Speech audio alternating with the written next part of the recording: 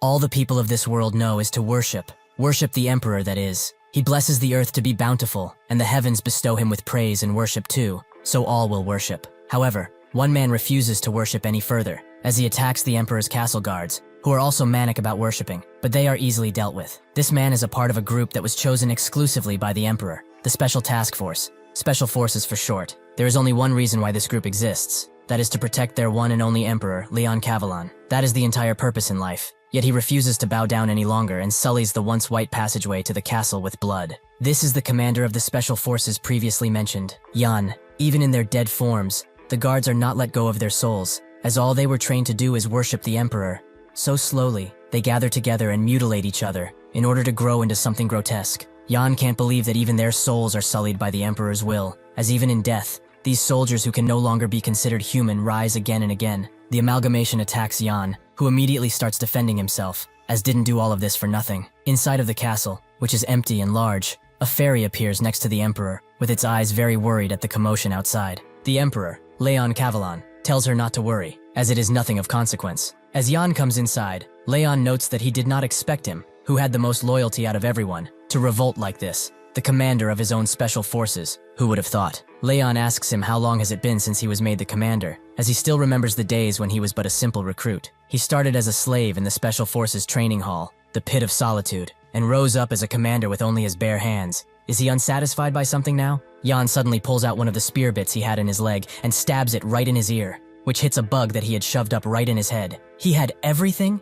That is not true at all. He actually lost everything, as he doesn't have a single memory of his loved ones or anything else. His entire life was given to him, and for what? As he speaks, Leon eats the fairy and pierces him with his flying sword, something which he could barely notice at this point. Leon notes that he does not know how he noticed the bug, but it's truly a shame, as he was one of the toys he liked playing around with very much. As Yan loses consciousness, he thinks that all that he did to get here was in vain, but that's when a figure of a woman appears in front of him, which tells him to wake up, as he will regain what he lost. Suddenly, Yan wakes up in a dimly lit cave, with him wondering how he still breathes, as he was stabbed directly in the heart. He looks up and spots that he is in the cave, and when he touches a wall, he notices that it's actually the Great Stone Sword, which is the symbol of the Special Forces Training Hall. One cannot count the number of people that died in front of this thing, even if they tried, as these deaths are completely ignored. That's when Yan notices that his body is also much smaller, and his clothes also resemble the ones he wore as a recruit. Did he perhaps? Suddenly, a man comes from behind him, and tells him to be quiet as he punches him straight into the sword. The man can't believe that he got distracted while they were fighting. How can he be so arrogant when he amounts to nothing? This is the Special Forces 12th recruit Roman. Yan starts to remember Roman, as they talked for quite a bit. He asks if they are in the middle of training, which makes Roman say that indeed they are, but it's more of an excuse for him to beat him to death, as nobody really cares if a low-ranking recruit like him dies. Yan can't just wrap his head around his regression, but he also can't deny the facts. As everything lines up, the sword, his small body, and the conversation he is currently having with Roman, he has really returned to the past. He does not care what for, or even why. What is important now is that he can start his vengeful path once again. The him from now will not make the same mistakes, and he will behead that damn emperor with his own 2 hands. He also tells Roman that he will not get a girlfriend even in his 40s. He gives up and focuses on combat. Roman gets mad at him for talking crap and charges in once again. Yan dodges and can't believe that he got hit by such a slow punch. He is utterly pathetic too. Seeing that he continues to ridicule him, Roman starts using the punching rampage ability to start wailing on him, which Yan doesn't find that bad, but he will give him one piece of advice that he should remember. After he closes up the distance between him and his opponent, he should hit him like this. Yan uses one high punch on him, which shocks Roman, as he shouldn't be able to use an intermediate level skill with his level. Yan attempts to go in further and show him what to do afterwards, but that's when a pendant falls near him, which catches his attention, so he lets Roman go to sleep peacefully, instead of tearing him a new one. As he opens the pendant, he spots that there's something inside, an old picture of him with a young woman and man. Even if he saw them for the first time, he instinctively knew that they were family. Memories, love, family, all of these words that he lost the meaning to started coming back to him all at the same time. This is not something he could obtain by even burning the imperial capital to the ground, or even by slaughtering all of the nightly creatures. What he truly wants is what he has in his hand right now. He opens his teary eyes and thinks of himself as stupid for almost going down the same dark road. He is not going to waste his life on something as ugly as revenge. He is going to escape this place and get the family that he lost back for good. The Special Forces group that directly reports to the Emperor is called the Special Task Force. They did the Emperor's bidding without remorse. They destroyed the Verna forces and killed the Grand Duke of the North without anyone noticing. The squad completed many of these ruthless missions in the history of the Empire, and he is not sinless too. as Yan was their commander, so he led them into battle at every opportunity given how strong he was. Now, however, he is barely strong enough to carry 2 barrels of wastewater, as his current job is the squad cleaner. The trainee soldiers continue to train under the sword's gaze, with over 1,000 of them currently being here to serve. In this place, only the strong are able to survive, so an average of 3 to 4 people die on the daily, but their empty spots will instantly be filled up, either by kidnapping or volunteers who have thrown their lives away. This training ground is at the Dragon's Den that is in the northwestern mountain range, with the inside being like a labyrinth that only people who live here for long enough can go through with ease. Additionally, each trainee is assigned a number, with the numbers being a show of their skill, which they can raise as they climb up the ranks. This is a pyramid system that treats someone based on their number. It's used so that the trainee soldiers are under complete control, as they tear each other apart in hopes of rising in rank. In such a gruesome system,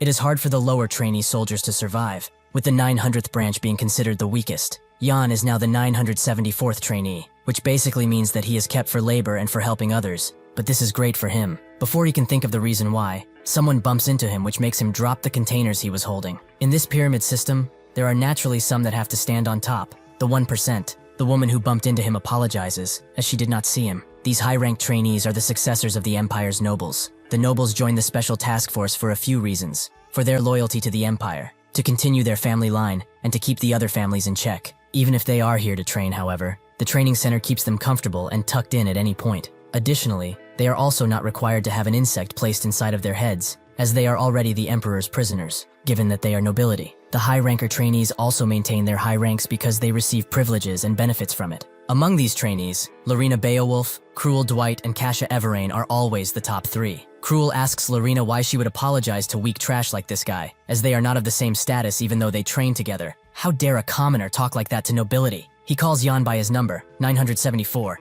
and tells him that he's the lowest of the low. He is trash that probably doesn't even understand him because of how dumb he is. Yan apologizes, as he should have paid more attention to who he was talking with. He sincerely apologizes. In response, Cruel throws his toothpick at him and says that apologizing is something only humans should do. Since he can't be considered as such, he should beg on the ground and lick his shoes while he's at it. In his head, Yan imagines how he could easily take this guy down, but he holds it in, while Kasha carries the boxes he had to their spot. They eventually leave with her noting that she did his job as an apology. Yan wipes the spit off of his face and thinks that this is perfect. If these bastards keep being satisfied with their current ranks, the more advantage he gains over them. As he continues his carrying job, he suddenly feels some killer instinct beyond a passageway, making him think that there's an ambush waiting for him. But who could it be? Roman, perhaps. He decides to fake ignorance and walk right in, but when he turns the corner, he meets face to face with Lorena Beowulf, who notes that she has been waiting for him. The top wanted criminal that the Imperial Knights have failed to arrest time and time again is the Blue Iron Arm Demon, Galder. He murdered his first person at the age of 11 and formed a robber group at the age of 20. In total,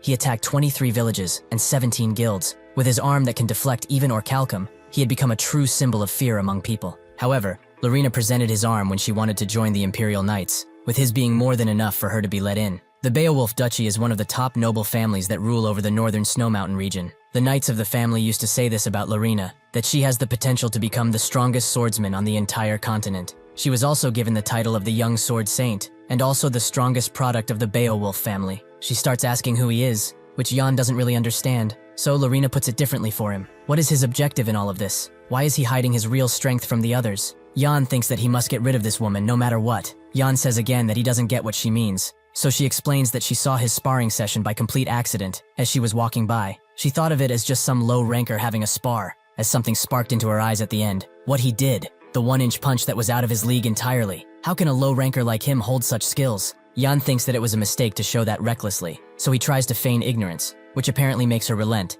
and tries to apologize to him for her actions. But as she tries to shake his hand, she moves her hand straight to his face, which Yan has plenty of time to dodge, but he simply doesn't want to, with the attack being transformed into a mighty slap. Yan starts to roll on the ground while asking her why she did that, with Lorena being quite surprised, as he was supposed to block that one. Yan screams at her that she isn't the person she's looking for, which she apologizes sincerely for now, as she didn't mean that. Yan has to act like a commoner who got beaten up by a mighty noble, in order to trigger Lorena's conscience, which will probably make her not suspect a single thing. She also insists on helping him out with the boxes, while also telling him to speak casually with her, since they are both trainees. He feels that she's pushing it now, but Lorena explains that it's not honorable for a high-ranked trainee to treat a lower-ranked like a dog. So when she becomes the lord of a territory, she wants to protect the assets of the slaves within that territory. Yan didn't expect for her to be so talkative, but eventually they arrive at the deposit room, and he thanks her for her help. As she leaves though, she notes that she might have been wrong, but he saw her attack the instant she sent it, as he was following her with his eyes. She sincerely hopes this is another mistake on her part. With that, she walks away, letting Jan think that this woman is as sharp as a knife. So since there is no way to get her to leave him alone,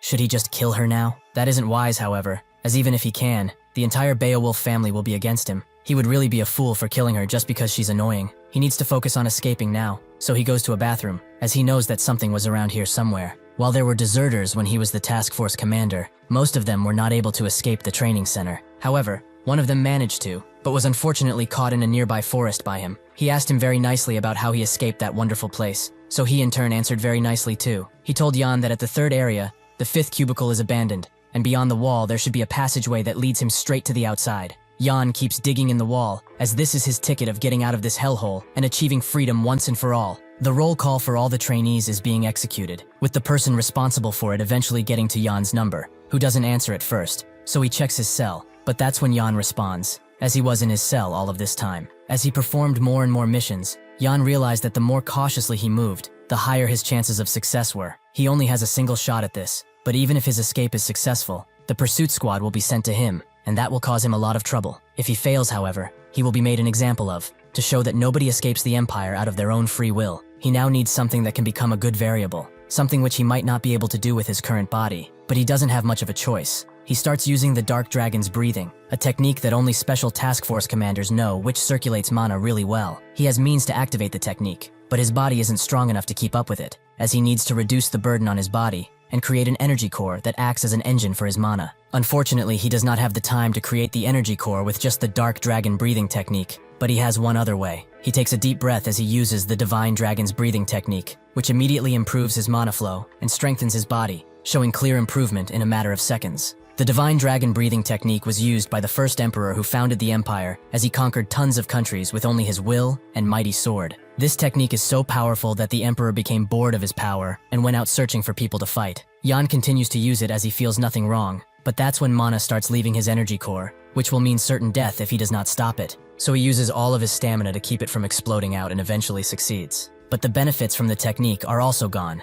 meaning that it's impossible to create an energy core with an incomplete technique like his. One day the emperor just taught him the secret technique. Even now he doesn't know why, perhaps as a test, but the scroll that he gave him only had instructions on how to absorb the mana, nothing about how to compress it too. Jan knows where the other scroll is, but he needs to focus on escaping before that begins.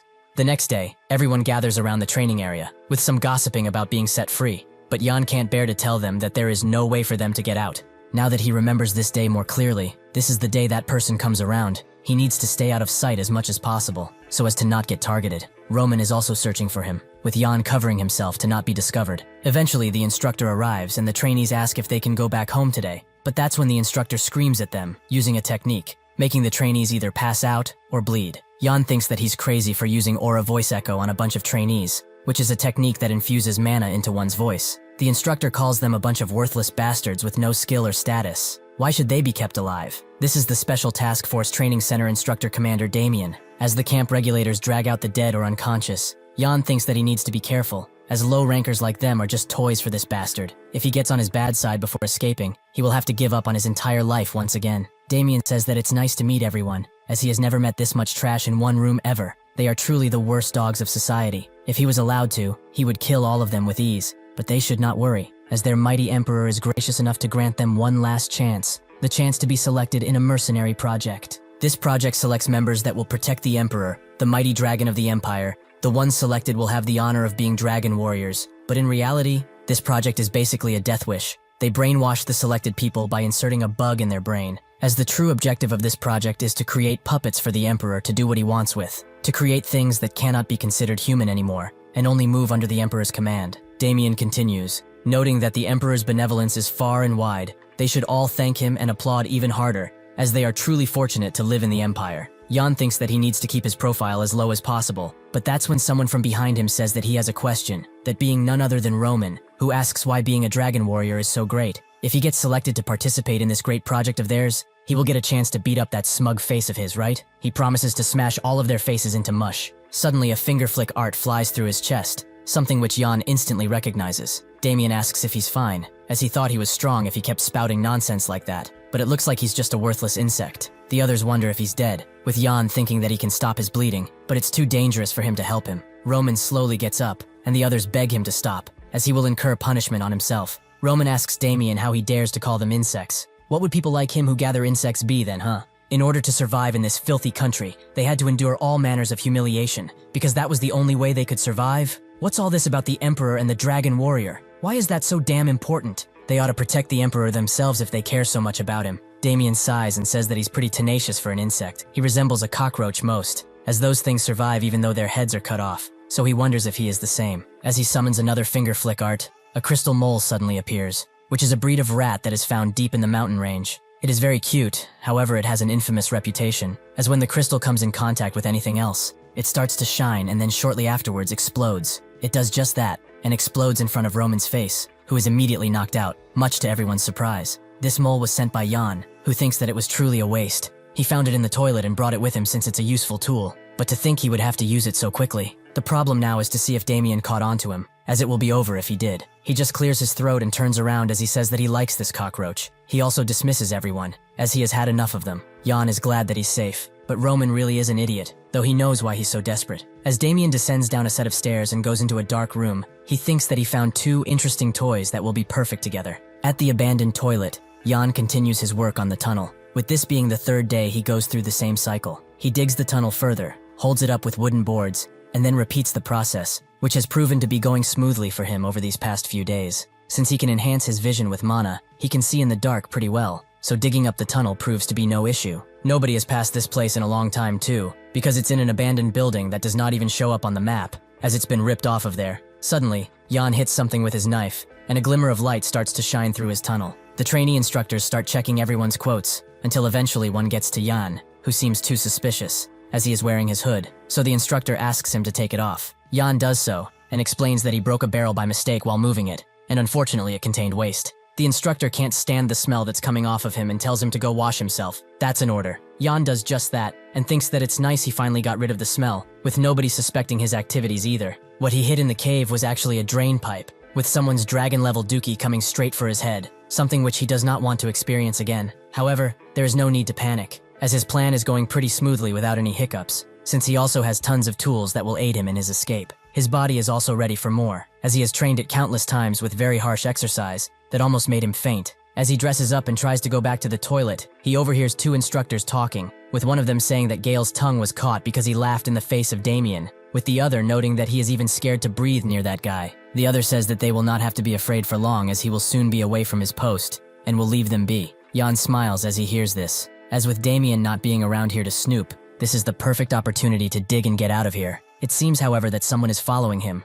or is waiting for him to do something. Jan eventually gets back to the abandoned toilet and gets ready for another digging session, but that's when he starts to hear footsteps, making him wonder who it might be. Lorena? Or perhaps Damien? Did they catch on to his plan? The person making all that noise finally reveals themselves, as it was Roman, who tells him to stop following him around, as he has no time to deal with him. Jan tells him to stop treating him like a stalker, and asks if it's fine for him to move with those injuries, with Roman saying that these types of injuries are nothing for someone like him, but he is spurting out blood like a faulty sink. He excuses this as having a bad pimple, so Jan excuses himself as he has some things to do. Roman agrees that he is busy, since he keeps digging up that dog hole of his. Now what would happen if he would tell one of the instructors? Does he want to entertain that idea now? As Roman continues to spout nonsense about telling the instructors, Jan has already thought of multiple ways to kill him, but the simplest would be to use Dark Chaos 16th form, as that would instantly cut half of his neck off before he could ever react. It would indeed be simpler to just do that and hide the body, but he can't. Roman asks why he's not saying anything. Is he perhaps too nervous? He understands if he is, as he will be executed if the instructors find out about his little plan, but he probably wasn't expecting to be caught by someone like him. Jan still doesn't say anything, which confuses him, so he asks him to at least beg, as he might keep this secret for him. Jan finally talks and says that he does not need to do that, since he won't say anything in the first place, making Roman yell that he will do it. He will go right now. Jan tells him again that he won't, since he hates the special forces much more than he ever will. Back when they had the gathering, he could not hold his anger in, even though he could have died right there and then. So with his strong willpower of wanting to return back to his home, is he really saying that he will tell the instructors about this? If they are being real, that's not happening, as he also wants to escape this place, probably more than anyone else. Isn't that right? Roman says that he is pretty amazing, as even when they last fought, he sensed it, although it was pretty vague. If he wished to at that moment, he could have killed him without any issues. After their squabble, though, he could easily find him out among the trainees, like he had a unique smell to him. Jan is very surprised that he basically called himself a stalker, but Roman says that it's not like that. Jan asks how he figured out he was digging anyway, so Roman explains that it was because of his footsteps. The training center is almost entirely made of granite, but he started seeing footsteps that contained other substances, like lime powder. Jan asks if he really figured who those footsteps belonged to only just from that, but Roman denies this, as he also looked through the work logs. Jan congratulates his sharpness. It seems like his appearance is rather deceiving. Roman wonders if this is a compliment, but lets it go and asks about the escape plan, more specifically where that tunnel will lead to, and what the probability of escaping is. Jan wonders if he is asking because he wants to escape together, but he cannot answer this since he needs some time to think about it. However, if he's unsure, he should stay in this place, as he is skilled and should be able to climb to better places in 10 years, let's say. Though if that were to happen, what would happen to those he is trying to protect? At this point, they can't even be sure that they will survive this whole ordeal, but would those he is trying to protect still be alive in those 10 years? Since there is no time to think, he needs to decide right now. If he joins the escape, they will no longer be here the day after tomorrow. Roman asks if he has a plan for after they escape,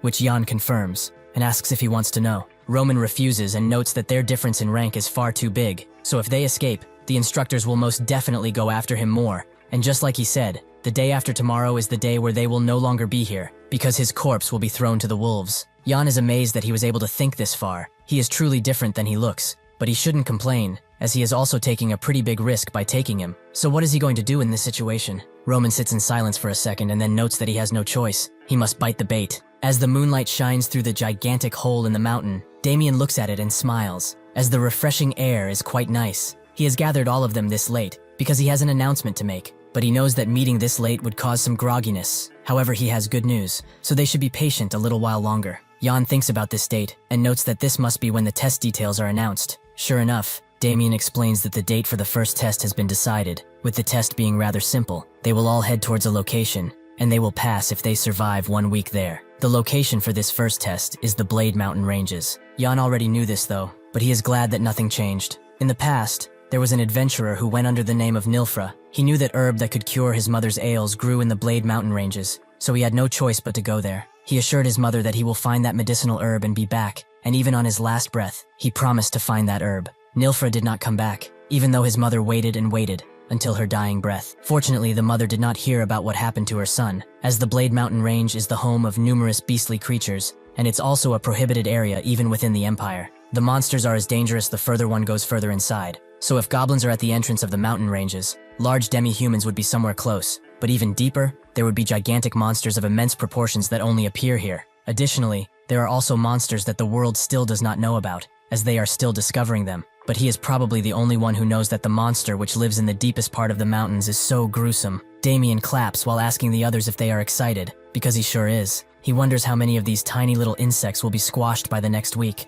Just thinking about it makes him filled with joy and childlike wonder. Suddenly, one of the instructors approaches and says that he has a message for him, which he hears out and immediately frowns at the idea, but agrees to go. Jan smiles, as he knows what this message is. Damien dismisses everyone as he turns around, since he has some business to attend to now, making Jan let his hood down and think that he looked upset, but he didn't expect for him to end the meeting so abruptly. Anyway, not many low-ranked trainees will survive the Blade Mountain Ranges without preparing, as that place is close to hell. But naturally, the high-ranked trainees will be protected, since they are nobility and all that. Suddenly, Lorena starts passing through them as someone announces her arrival, with Jan covering up his face, as he has forgotten about her. He hopes that she just walks past him, which she seems to be doing at first, but that's when she looks at him, and says that she will be eagerly waiting for him. Jan wonders if this is a warning, and if he's been caught. But one thing's for sure, this situation is much more complicated than expected. However, there is no need for him to think about this, since he will be gone out of this place soon enough. He goes to Roman and asks if he prepared what he asked for, which Roman confirms, making Jan tell him to go visit that great stone sword as much as he wants now, because tomorrow, he will not be able to see it. Jan already knows what the message Damien received is. It was a request for him to go to the palace and give a report on the test situation directly to the Emperor before it starts. Damien hates doing stuff like this in the palace itself, but since it's something ordered by the Emperor, he cannot refuse, so tonight is the perfect time to escape. Later that night, when one of the instructors goes through his roll call, he gets to Jan again, who doesn't answer, so the instructor tells him to not make him come all of the way there again. That's when Jan says that he is here from behind the darkness, and a pair of 2 nimble hands appear in the back of the instructor, who is instantly killed. This is the party they will escape with, as besides Jan and Roman, there are 2 more trainees with them. Jan tells the others to hide this body properly, as it's about time for the shift to change. Jake and Todd, the two trainees, agree and note that they should get out of this area quickly. It seems like Roman has picked these two to help and assures them that they are both competent enough. Still, Roman feels like Jan is using them as bait, so he asks if he's doing that, with Jan noting that he would have no reason to bring 2 more people if that really was his plan. Roman is pleased enough with this and says that these two won't be just weight on their backs. They are all prepared to lose their lives if it means escaping, which Jan gets, so he tells them to shut up, as if those who are sensitive to sound will wake up. Things will become difficult. Eventually they all arrive at a door that these two are here for. It cannot be opened by one single person, so this is when Jake and Todd come into play. In order for someone to go from the dorms to the abandoned area, they need to open these 2 doors. But to open them, 2 pressure plates must be pressed at the same time, and the switch outside must also be pulled. So first, 2 of them will step on the pressure plates, and after the other 2 cross, they will pull the switch and fix it in place. Then the other 2 will cross over. So escaping out of this place alone is close to impossible. Fortunately, they are not alone. Roman understands the plan and asks Jake if he's ready, as they will both be pressing on the plates and staying there. They do just that, making the door swing open, and Jan instantly goes inside, telling Roman and Jake to stay here while Todd will follow him. Roman asks how long they need to stay here for, with Jan saying that until he gives them the signal to let go. Some time passes, with the 2 showing no signs of coming back from where they went, but that's when the door suddenly shuts completely, making Roman think that this was Jan's intent from the start, to leave them behind as bait. He should have realized it the moment he chose someone like him. How can he be so foolish? That's when the door starts to slowly open, and a bloodied up Jan asks who said that he was going to be left behind. Roman immediately bombs him with questions. Where the blood came from, what happened inside, and more importantly, where Todd is. Jan tells him that they are both fine, so he should stop acting so damn worried. They were a little late because a variable he took care of before decided to wake up. He thought that he could calm the beast by feeding it food that contained sleeping pills, but that didn't work, so he had to take care of it. Roman is shocked to see that he actually took down a great wolf all by himself, but Jan isn't here to receive praise, so he notes that they should hurry, as they already are late. After this, their escape plan went as they planned. Using the passageway that was dug, they could crawl out and eventually arrive outside, which just happens to be somewhere in a mountain. Jan is the first to get out, as Roman is helped by the others. He does not feel anyone's presence just yet, meaning that they just found out about their escape, and they should be on the move now. Roman can't believe they escaped so easily. If it was like this, he would have done it sooner. Jan tells him that it's not, as they took too long to get out, but they still have a chance. Roman breathes in the fresh air, and notes that it's been a while. But are they done once they get out of here? Jan tells him to not relax just yet, as this is only the start. He looks at his pendant, and thinks that it really is the start of the journey to get everything that he lost back. Jan explains to everyone that they don't have much time, so they will listen now. The Atrion Forest, which is almost all made up of sequoia trees, is located near the front of the Empire's northern mountain ranges. Currently, they are in the center of said forest, so they need to run for 2 days straight in order to get out of here successfully. Roman asks if hiding wouldn't be better for them, as the trees are tall and they are small, but Jan says even though they could, there are tons of monsters around here. Additionally, the tracking hounds should be on their tail, so it's only a matter of time until they are found. What's more is that the pursuit squad probably has around 20 members, so if they get to them, it's over. In order for them to have a chance of escaping, they need to split up, as that will disperse the pursuit squad. If they all go different ways, they would have no choice but to split up, so they will all need to escape only 5 members of the pursuit squad each. Roman doesn't like this plan, as he will end up as bait since he is the highest rank here. Jan notes that this is his fault. Who asked him to train so hard and rise the ranks? If they all travel together, they will catch them, so they need to make sure that at least one of them gets away. With that, the plan is set. They will all run in different places, but Roman wants to know something. Among these pieces on the board he made, why is he the only one that has idiot plastered on him? Jan immediately brushes this question off and says that they should get going. But before they do that, Jake stops Jan and thanks him for letting them follow, as they wouldn't have had another chance to get out of that awful place. He will most definitely repay this kindness in the future. Jan thought that Jake was just a normal trainee at first, but seeing him now, it seems he also has a reason for escaping that place. Roman tells him that would be dumb. He never wants to see any of them again. Jan didn't expect for him to be this cold-hearted at the end, but Roman tells him that this is not what he means, as a situation where they meet again is a situation where they will get caught. He just wants everyone to get away safely. Jan can't believe that such wise words came out of this dumbass, but he is right, so they shall never meet again. With that, they all sprint in different directions, with Jan thinking that since his worries about the others are gone, he can get started. He uses the divine dragon breathing technique to use mobility arts and instantly climb one of the high trees, showing just how much forest he has to trek through. The only problem he has now is his body, as it's hard to maintain the breathing technique even though the technique is pretty efficient. However, he should be glad that he's able to improvise with body strengthening techniques, otherwise he wouldn't have a chance. He thinks about Roman and the others, wondering what he expected from children. He has become utterly pathetic. He is the commander of the Special Force, a man who is considered the absolute best in his field. so he will see just how great the special forces of the past truly are. Inside of the trainee facility, the instructors are waiting for the pursuit team to get back with some information, with one of them noting that they have to get them back before that crazy bastard of a commander instructor comes back. Unfortunately for him, Damien appears right behind him and says that he is already back. Damien gives him a stern look and tells him to relax, as things like this tend to happen. The instructor immediately starts apologizing for his harsh words, but Damien tells him it's nothing, as people even curse at the Emperor when nobody's around.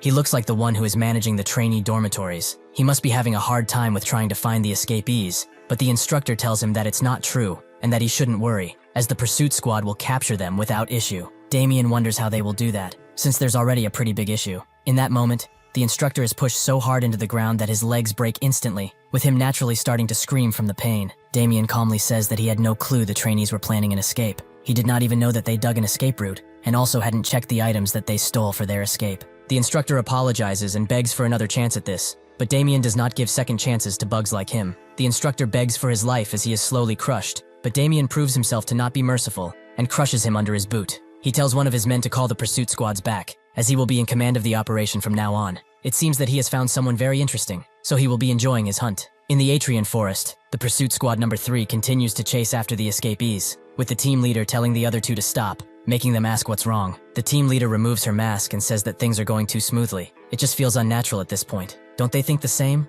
This is the squad 3 leader, Kelly. Jer says that the target is a low ranker. It's not normal for him to be so sloppy. Andre notes that she is way too suspicious of everything, as they have tracked the footprints from the cliff, discovered tracks and also torn cloth. The escapees are just in a rush to get away. She shouldn't doubt everything like this, as she will get dumped again if she ever finds another boyfriend. Kelly calls them a bunch of idiots, but is she really overthinking? Or is this uneasy feeling she's been having true? Anyway, she tells the others that it's fogging around the area, so they should catch them before they hide in the fog. Jer notes that this should be rather simple since they are dealing with a low ranker. The ones that are going after number 12 will have a much harder time. Andre says that even with his rank he is still a trainee, so it won't be long until they catch him. Jer tries to make conversation, so he asks Andre what number he was before, but he will not hear the answer, as he is swooped into the nearby tree by Jan. 2 members remain. Andre tries to answer, but he's stabbed straight in the neck as he turns around. 1 member remains. Kelly turns around and tells them to stop being so noisy, as this is not a picnic. They are actively on the hunt. When she turns around, however, she does not see any of them, with the sound she heard previously also being gone. Just what happened? Her uneasy feeling grows even larger, but she doesn't believe that she was taken down by such a low ranker. That's when a pair of hands appear behind her, but she uses a sneak attack to cut the tree behind her and start looking for the hopefully revealed attacker. Unfortunately for her, a wire appears right at her neck, and she is pulled upwards by it, with it starting to cut in her neck slowly but surely. She finally gets it. The footprints in the cloth were not tracks. They were bait set up by a hunter. As she draws her final breath, she cannot believe that such a low ranker took all of her team out, but she cannot do anything now, as her body fails her, and she goes limp. This marks the complete annihilation of Squad 3. Jan loots them, and finds a knife on Kelly that seems pretty sturdy, but he also believed that he would have a hard time. But this is easy as using body strengthening techniques help him a lot, though he needs to get out of the forest before the fog engulfs it, so he will spread the blood of the squad to make the hunting hounds come here. He will also be hiding his scent with a slime plant, which has poisonous fruits, but the leaves have a strong stench, so he will smear it on himself, and the hounds will not track him since they hate it. The most important thing is to hurry,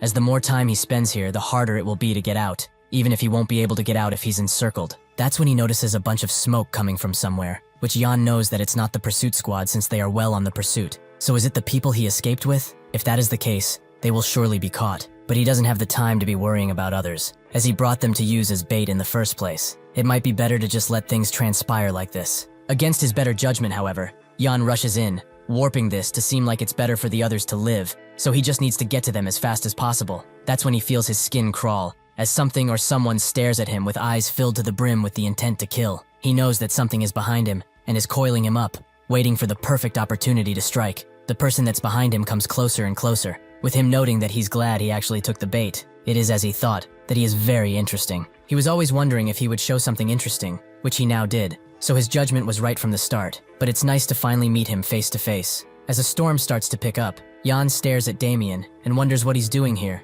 as he should have returned to the capital just like he was instructed. He almost got imprisoned too because of what he did. Did the future perhaps change? What action caused that? Was it one of his? He cannot think of anything that influenced this change. Perhaps it was just the tiny things he did that created a large crack and destroyed the original future. Damien asks him if he's going to throw another mole at him, or perhaps a lighting rat. Jan is surprised that he knew all of this time, but Damien notes that it was noticeable for someone like him. though he still threw it very quickly, which was truly impressive. He was confused by it at first, as he thought that this place contained only bugs, but he proved himself to be an interesting piece. Yan damns himself for interfering at the time. He did not know how it could change the future, but this is the worst case scenario. However, nothing is for certain, as this guy became a powerful swordsman, sure, but that happened in the future. In his current state, he just might have a chance. Damien notes that he is infinitely interesting, and claps as he knows that he's thinking of killing him. It has been too long since someone wanted to do that to him, so he should at least tell him what he wants to do. Normally people would run away from him, but he is leaving him speechless. How quaint. He apologizes for showing his unsightly attitude, but he will give him an opportunity now. He should try and kill, then he will give him the freedom he desires for. Damien also thinks that he is too interesting, as the moment he mentioned that Jan's face changed. He has never seen someone with such potential before. He took down a beast and killed an entire pursuit team on his own. Everything, including his decision-making skills and stamina. It's too different from the common trash that escaped with him. It is almost as if he was born to be molded and become someone in the special forces. If he keeps growing like this, he will grow into a real monster. Jan sighs and seems to be preparing something, but that's when he falls on his knees and asks for his help, something which leaves Damien very puzzled. Jan begins explaining that he has poor eyesight, so he hopes that he's speaking to the commander-instructor, but he has no real intentions of escape. He was dragged along with the others because they said that they would kill him if he refused. However, they abandoned him and went off by themselves. He thought that it was over for him until he met his grace. Damien asks if he really was dragged, which Jan adamantly confirms, as number 12 is the guy behind all of this. All he did was throw insults and be mean as possible. Damien wonders if this kid really thinks that he'll fall for something like this, with Jan still crying his eyes out. That's when Damien catches something that comes his way, a hidden weapon Jan used after trying to let his guard down. How disappointing of him. That's when another blade appears and grazes his cheek as he was barely able to dodge it. But now he knows that all of this was a physiological trick, with the expectation that he would dodge or deflect the first attack. As he turns around, Damien notices that Jan is gone, noting that this is what he wanted. But that's when Jan appears right above him and says that he was actually aiming for him. Damien turns around, but Jan uses Shadow Erase to attack him, which is completely deflected, and his leg also becomes injured. When he looks at Damien, he sees a bunch of black fog that is covering him, but he also feels that something big is coming. Sure enough, a bunch of razor-sharp attacks start approaching him at high speeds, while causing havoc everywhere. Jan notices that even after dodging and ducking, these things are still after him, so he must do something else. He covers his blade in white energy and uses the secret art Swallow Drop to completely get rid of the attacks, but this also breaks his dagger. Damien slowly gets out of his shadowy cocoon, and notes that he takes back what he said earlier about letting him go, as he cannot let such an interesting toy go. He could play with him for an entire lifetime, and it still wouldn't be enough. Jan thinks that he's a crazy, obsessed bastard, but that's when he notices something strange, the pattern that is on his shoulder. 22 hours before the escape, when the last roll call that Jan was a part of was made, all he thought about was getting out and going back to his family, but he did not know a single thing about them. The only thing he had is this damaged pendant, though he promised himself to find them and enjoy a peaceful life. But that's when the pendant started to crack, and seeing that there is something inside, he chipped at it until he revealed a pattern that was inside, making him wonder if it's family insignia or something. But what was the reason for it to be hidden like this? If this really is his family's insignia, however, it means that he's no commoner or slave. So naturally he thought that once he finds someone who knows of this, he would be able to find his dear family. But why does this lunatic have it on his body? Damien takes his shirt off while asking why he stopped so suddenly. Is he done or something? Jan wonders if this guy could be a part of his family, but that's not possible, as Damien has another identity, his true identity. Seeing that he's not doing anything, Damien decides to get even closer and say that he will attack from now on. But Jan immediately jumps into action and kicks him. Damien naturally blocked his attack, but he's impressed by the amount of force put in.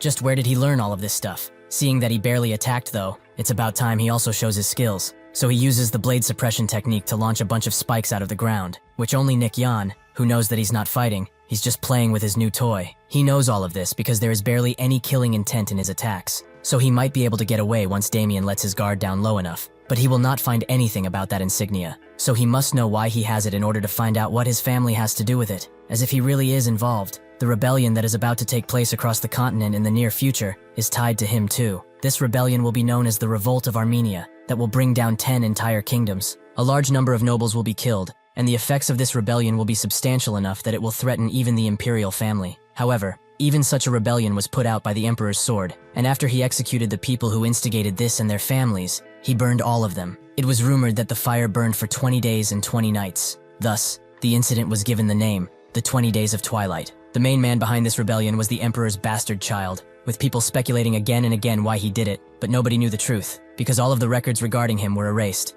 All those who remember him referred to him as was the Continental Swordsman and the commander-instructor of the Special Forces Training Center, Damien. He notes that he is really racking his brain right now. It seems like his thoughts are distracting him from the fight. Jan can only wonder if his family is related to this guy and the revolt. His family will no longer exist in the future. He must stop this from happening, no matter what. He has decided to no longer escape. He will stay in the Special Forces and gain his trust. He must make himself a treasure that cannot be replaced, though he needs something to bait him with now. Jan says that he is impressed with his skills. He never thought that his tracking skills would be so good. The Special Forces captain will surely be happy to see him work so hard. In that second, Jan doesn't even get to finish his sentence, as Damien grabs his head and slams him in a nearby tree so hard he crashes in a few more before stopping. Damien goes up to him and picks him up, noting that he was nice to him before, yet it seems that his mouth is arrogant. Does he not treasure his life? Jan notes that even his arrogant mouth can spew out something useful, which Damien wonders what it can be. Jan gives him an example, the weakness of the Special Forces captain, that can get rid of him. Damien asks how he knows such a thing, but Jan just says what he knows. Simons County, Unit Number 52. That is where he will find the weakness of the captain. Damien is shocked to hear about this, especially from this child's mouth. A few hours later, at the training center, Damien gets dressed back up, with his clothes being smaller than usual, as he lost his special suit in that squabble. But it couldn't have been helped. One of his men asks what to do with the 3 people he mentioned earlier, with Damien telling him to just throw them into the cavern once again, as he does not want to think about those insects now. As Damien tries to say something else, a man at the top of some stairs notes that he has been acting pretty busy, but here he is, looking like he has all of the time in the world. Perhaps he is just lazy? He can't figure it out, so he would be delighted with some enlightenment. Damien smiles and asks what brought the Special Forces captain here on such short notice. This elderly man is the Special Forces captain, Rodrigo Meyer. He asks how the training center is doing, with Damien confirming that it is perfect as usual, but Rodrigo doesn't believe him, as he heard otherwise. Damien asks if he's talking about the rumors that the standards of the average trainee soldier are better than the actual squad members, which Rodrigo denies. This is the first time he has heard something so preposterous. He came here to take a look, because the quality of the squad members that came from this training center were absolutely horrid. Does he care to explain? Damien asks how the squad members are at fault here. It is the in-charge who is unable to handle them that should be blamed here. Rodrigo thanks him for his advice, but Damien's man notices that they are both letting out killing aura and a lot of mana in the air, so much so that he could faint at any moment from the intense pressure. Rodrigo notes that he did not see him at the Imperial family morning meeting. Why is that? Damien notes that he has better things to do than attend these rather unpleasant formalities, but Rodrigo tells him that this is the important matter. As he is a citizen of the Empire, his first and foremost duty is to show respect to the Emperor. However, he knows why he's acting like this. It's because he has that blood flowing through him. Damien's eyes widen as he hears this, but Rodrigo continues, noting that he heard from someone that some trainees escaped. He can't even handle that. How pathetic, though he will take care of this incident for him, so he should be thankful. Damien explains that he is mistaken, as there are no escaped trainees. Rodrigo doesn't believe him, as he heard otherwise, but Damien notes that his ears must have grown dull from his age. The trainees were simply going out with the instructors to prepare for a test. Also, he saw a lot of bugs recently. Did he perhaps see them too? He is taking it upon himself to trample on all of them until they are completely squished, but it seems that their numbers keep increasing, so much so that it's getting troublesome. Even if it's annoying, he has found the insect's den, so he will be able to take care of the insects soon, so he will leave now, as he is rather busy. After walking for a bit, he notes that the indigestion he had has disappeared after seeing the captain taken aback like that. But what he told him is really true, right? His subordinate removes his mask and says that he does not need to worry, as he will see once he looks into it, that all of his information is true. Simons County Street 52 is one of the many neglected streets of the Empire, and where Jan lived before. It was a place that rarely saw travel, a street that wasn't good for children to live on, as they had nothing to do. However, someone special lived in that place, someone who he used to talk with all of the time. The Special Forces captain's daughter. Damien asks to confirm he played with the captain's daughter when he was of young age, right? Jan confirms it, and says that there were not many children around, so they all knew each other pretty well. Damien finds it to be a pretty huge coincidence that the girl he used to play with was the captain's daughter, which Jan agrees with. It was really a coincidence. Though he knows that Damien won't believe this half-baked like off the bat, he must make it believable enough first. This is a delicate situation, where both Rodrigo and Damien are in a disagreement, to put it lightly. Although he was searching everywhere to find the captain's weakness, he could not get the exact location. As proof of that is the reaction he showed when Jan told him about that location, so he will make use of his position now. Damien finds something strange. Even if he knows of his daughter's location, how would he know that she is his weakness? Jan explains that he heard this from her mouth, as when she had to live. She told him that there are some bad people after his father, and they want to take her in order to hurt him, so she will have to move soon. Sure enough, only a few days later, some people dressed in black came and escorted her out. He only knew after coming to this place that those people were a part of the Special Forces, and that her dad was the captain. Damien smiles, as it's very interesting seeing this situation all come together. But let's say he believes that he was friends with her. How was he also able to find out about how he has a disagreement with the captain? And how did he know to tell him about the location of his daughter? How do such incredible coincidences keep happening? Jan tells him that it might just be the goddess of luck that is on his side. But Damien is having none of it and throws his pen at him, grazing his cheek. All of this makes him think that he is the captain's spy. That would make more sense than anything else. Jan wipes his bloody cheek and notes that he understands why he would think so, because it is really impossible for everything to be a coincidence. But every piece of this complicated puzzle was collected by him with time, so that he could survive. The memories of when he was young, the captain and his hidden daughter, the hierarchy within the special forces, and lastly, him disagreeing with the captain. As he thought about how all of this would benefit him, he took a look at his memories and information, which pieced everything together in such a way that he would survive. So if he really was a spy like he believes, there is no need for him to risk his life and try to escape. All of this information was for him to use, in case his escape had failed, which it did. So that's why they are here now. Jan thinks that he will mix truths with lies and cause Damien to have expectations, and be disappointed at the same time. The scale within his heart will have a balance of trust and doubt, so in order to learn the scales towards him, he needs to add something more. He says that he also knows where his daughter went, making the scales lean. Damien gets up and thinks that perhaps the goddess of luck really is on his side. Jan is glad that it worked and says that surely he can be considered his mascot of luck. But Damien tells him not to push it, and also says that he will ignore what happened today. He can go back, but he better watch what he tells the others. Jan thinks that he has overcome this particular crisis, and even though Damien surely doesn't believe everything he said, he will warm to him eventually. With that, Jan excuses himself and leaves, letting Damien look at his file and see that he is ranked 974. Something very wrong, but that's when he notices something else, which makes him smile, as he didn't expect. 1 week later, in the Blade Mountain Ranges, the Special Forces' first trainee soldier exam begins. This place is a restricted area for a reason, as this is where all types of monsters are, a very dangerous place even for experienced people. One of these low-ranked monsters, a swamp goblin, charges in a bunch of trainees, who manage to defend themselves against its charge. They are all glad that this test seems to be easier than they anticipated, with them killing most of the monsters in the vicinity. So the week they will have to survive here seems more like a vacation than anything else. The group leader tells them to calm the hell down, as they also have a requirement to pass the test: collect demonic crystals that grow in monsters. Even if they do survive, their scores will be determined by the amount of crystals they have. So if they get a lot, they will be able to rank even higher, and maybe even surpass the 4 great families. The leader tells them to cool their heads now, and advance slowly. As if they keep their guard up, they will all make it. That's when a beast comes behind him, and snaps his neck. Trainee 320, Nain, has been disqualified. The others are stricken with fear as they see what is in front of them, but the monster starts shaking the lifeless corpse around as a toy. This is a gold ogre, a mutated version of an ogre that can hide its presence with mana before approaching its prey. He starts to shake the body around, killing everyone near him in the process, disqualifying all of the party at once. Damien watches all of this and can only laugh, but he tells everyone else that the first team of 30 has been wiped out. They should be careful when they are inside, as cleaning up their corpses is very troublesome for them. They should proceed quickly though, as every 5 minutes, they will be sending 50 trainees through the warp gate. Jan is also a part of this group, as he couldn't dodge this test, but he is at least glad that Damien looks happy, probably because he already has trusted troops searching around the area he told him about, which will not get them much, as there are only traces of her at most. If he wants to get even closer to him, he must get a score that is amazing. Though to make something like that true, he needs to do something with this body, as there is a limit to how much he can grow with his unrefined divine dragon breathing technique. He doesn't think that going to the demonic realm is really a bad thing, as there are 2 treasures which nobody knows about yet in there. If he gets them, he will grow much faster. That's when something happens that makes Damien instantly bow, as they need to pay respects to the ruler of the Kavalon Empire,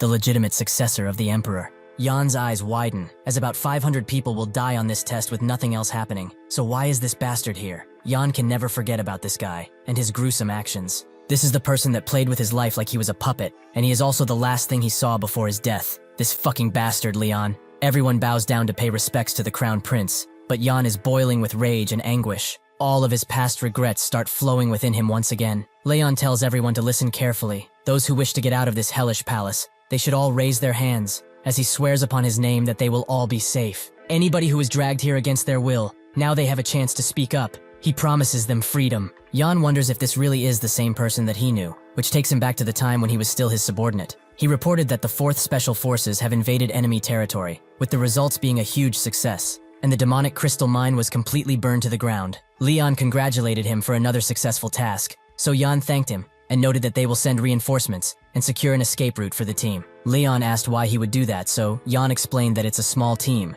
which means that escaping for them is currently impossible, so they must send some others to help them out. Leon then told him to just leave them there, so that they can sacrifice their beings to take down just a few more enemies. Jan contested this, as they cannot just abandon soldiers who have fought tooth and nail for the Empire. Leon explained to him that the world is like a game of chess. Slaves, citizens, soldiers, and nobles. All of them exist for the sake of one, the king. For the sake of one single piece, hundreds and thousands shall be sacrificed. That is the ideal world. They should be grateful that they have a chance to die for him. What greater honor is there other than this? This is why Jan despises him with a passion. He is an ugly being that holds no remorse. Still, now, he tells everyone, even the children of the nobles, to go back to their families and live peacefully, unless they want to go up against him when he ascends to the throne. The others wonder if he's serious, but he wouldn't just joke about something like this. Jan can't believe that he's acting this way, as he seems like a totally different person. Just what is going on with him? Damien comes to Leon's side and tells him that the trainees are just shocked by his sudden words. But this allows Leon to ask him why they conduct such an unethical project on the citizens of the Empire. Damien explains that the Special Forces exist solely so that they can protect the Empire and the Emperor. Leon screams at him. How can he say such preposterous things?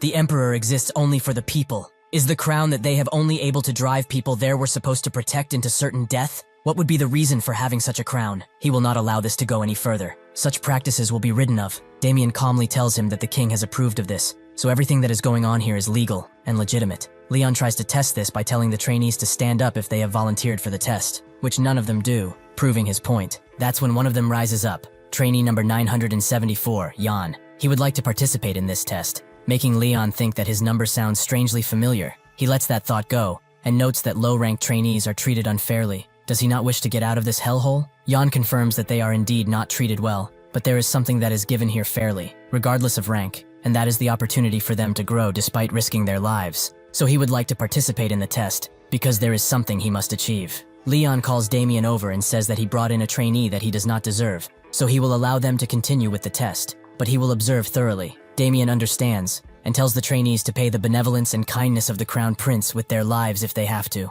Alas, the test continues, with everyone getting ready to go through the warp gate. The instructors explain that once they enter the gate, they will be assigned to a random location. Also, occasionally bodies would get disintegrated because of errors, but they shouldn't worry about that. The first one to go through is Jan, who knows that in his past life Leon did not come here. He was completely different too, just what happened for him to turn into a monster. Eventually Jan makes it to the mountain ranges with all of his limbs still intact, but it's unfortunate he wound up in the middle of nowhere. Anyway, he must now look for a weapon, but he is distracted by the smell of this place, as it has been a while since he last fled it. This is something prominent throughout the valley, as it all smells like sulfur and rusted iron, or blood. That's when a goblin attacks him from behind with a pretty wide attack. Somewhere else, a party is attacked by a cockatoo griffin, which proves to be their match, as all they can do is slowly retreat. But that's when the griffin is cut completely in two, as Lorena uses the Stardust ability to save the others. The group leader thanks her, as if it wasn't for her intervention, they would have all died. Lorena notices that all of them are pretty injured, and asks if their team is only made up of low-ranked trainees,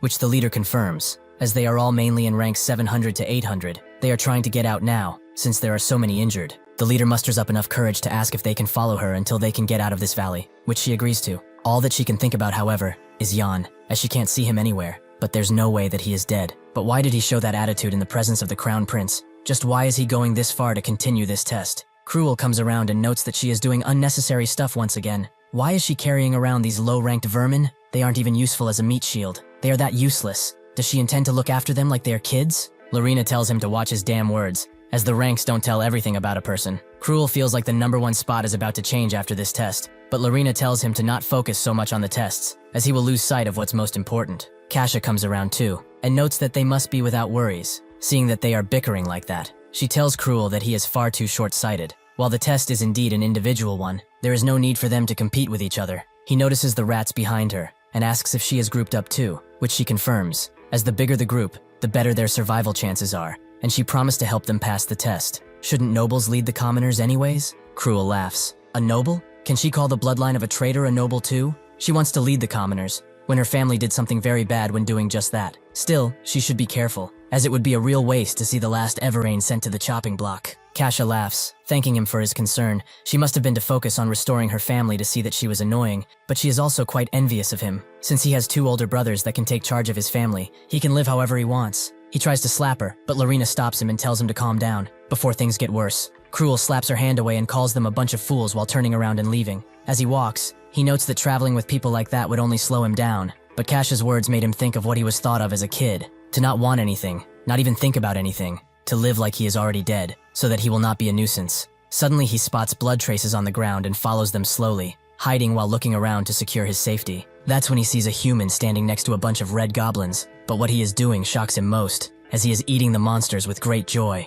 The 2 items Jan needs can be found here, in the Blade Mountain ranges. He must obtain them in order to make his plan work, but his thinking is rudely interrupted by a red goblin, which he easily takes care of by ripping the heart out of its chest and burning 2 to a crisp. That's not the end of it, as more of them show up, but Jan thinks that he is actually lucky, as what he was looking after came right to his doorstep. With that, he begins fighting the red goblins, who are also adamant to kill him. Magic crystals are just deemed as a byproduct of monster hunting now. They are just used as accessories for magic items. But one day, something happened that changed their value dramatically. One professor, Isaac, published his thesis in the academy, that humans can absorb the traits and mana of a monster by using these magic crystals. Depending on the monster, one would receive different things: stamina from orcs, regeneration and strength from ogres, and so on. Naturally, the academic world was opposed to his thesis, as besides being ugly, it is also gruesome. The headmaster asked him to prove his thesis, as if he can't he will be expelled, but sure enough, his thesis was proven, which made mana users in the entire continent excited.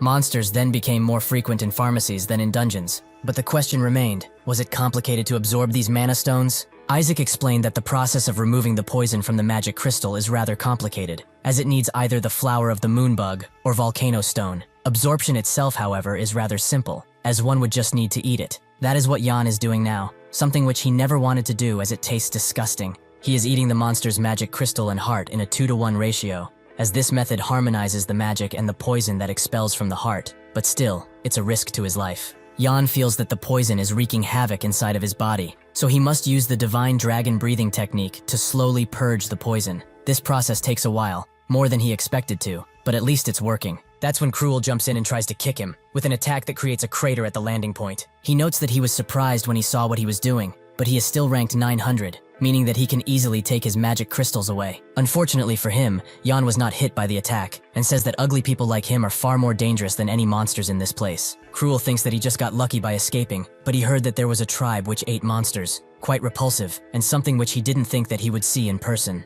He would love to beat him into the ground, but he will show him kindness and sincerity. If he gives up all of his magic crystals to him, he will show him how merciful a noble can be. Jan says that he doesn't have any, which is true, as he ate them all. But naturally, Cruel doesn't believe that and calls him a stupid barbarian who cannot fathom the mercy he is showing him. But fine, if he wants to act this way, he better be ready to fight, as nobody is here to save him. Jan says that he is right. There really is nobody here, huh? As Cruel tries to make him hand over the crystals again, Jan punches him straight in the gut, with an attack that he can't even see coming. Way back when at the Dwight estate, Cruel only had one thought in his head, one idea to drive his ideals, that he must become the master of this place. He was only 12 when he began to understand how the world truly is, and it made him feel like it would be only natural for him to be the successor of this family. But unfortunately, he was stuck with 2 trash cans above him, 2 elder brothers that were too scared of him actually succeeding the family. Because of this, he was thrown into the jaws of the Special Forces Training Center, under the pretense that he was just training. To this day, he cannot believe that it was their influence that made him go here. He shall never forgive them, as he, Cruel Dwight, is the true son of the Dwight family, and its successor. As he keeps monologuing in his head, Jan strikes him in the gut and calms him down a bit. The Valley of Snakes is a single path that leads only below the cliff. It is called that because the path seems like it's slithering just like a snake. As no living creatures dare to approach this area, nobody knows where the end is. Cruel curses and curses at Jan. As he is not a luggage boy, he is the successor of the Dwight family. Jan tugs on his leash and tells him to talk slower and walk faster. He does not wish to hear about his eternal yapping. If he really is the great young master of the family, can he stop whining? Cruel tells him that he is tired. Why doesn't he pull it too? Jan notes that he literally made him do this. But this is an easier punishment, considering that he tried to kill him. Cruel also just doesn't get why he is dragging around goblin corpses, and so many at that. Jan tells him to stop complaining so much already. It's easier for him anyway since he can use mana. Cruel tries one last trick and says that one can get punished by the Empire if they force a noble into manual labor. But as a response, he gets a rock thrown at his face, and Jan says that he thought nobles are immune to pain, but it was his mistake it seems. Cruel fixes his nose and wonders who this guy even is, as he thought that he lost only because he let his guard down. But after the first attack, this guy just kept humiliating him with slaps, and eventually they got into this situation. Jan tells him that even if he did something wrong, he would get hit a lot less if he would just apologize. Can he get that through his noble head? Cruel still feels like there is no way he would have lost, as he couldn't gather enough mana before, but once he recovers his mana, he will rip this guy in two. Jan feels his killing intent and notes that he must have misunderstood him. Perhaps he spoke too roughly. Does he want another crash course to clear his head? Cruel immediately folds and says that they could meet from time to time and become pals. But Jan tells him to cut it out, as he can feel what he's thinking. Jan thinks about now, though, as he's pretty strange. He has traces of bloodlust all over him, and heading in all directions. He only knows of one thing with this type of energy. Just like how there is black magic that uses darkness among the world of magic, there are also demonic martial arts that also use the power of darkness. One can obtain more power a lot quicker and without much training, but it slowly breaks their mana and body as the use continues. Eventually, the user will become devoured by the darkness and fall into utter madness. In his previous life, Cruel had the nickname of Bloodstar, as he was notorious for his misdeeds that he committed only to succeed the family. Jan wonders if what he's feeling off of him is demonic martial arts, but it cannot be, as he has no way to learn them yet. Cruel asks him to release the leash at least, as he has no way to run since there is only one way, and he is not an animal either. Why would two dudes use a leash on each other? What will the other guys think about them?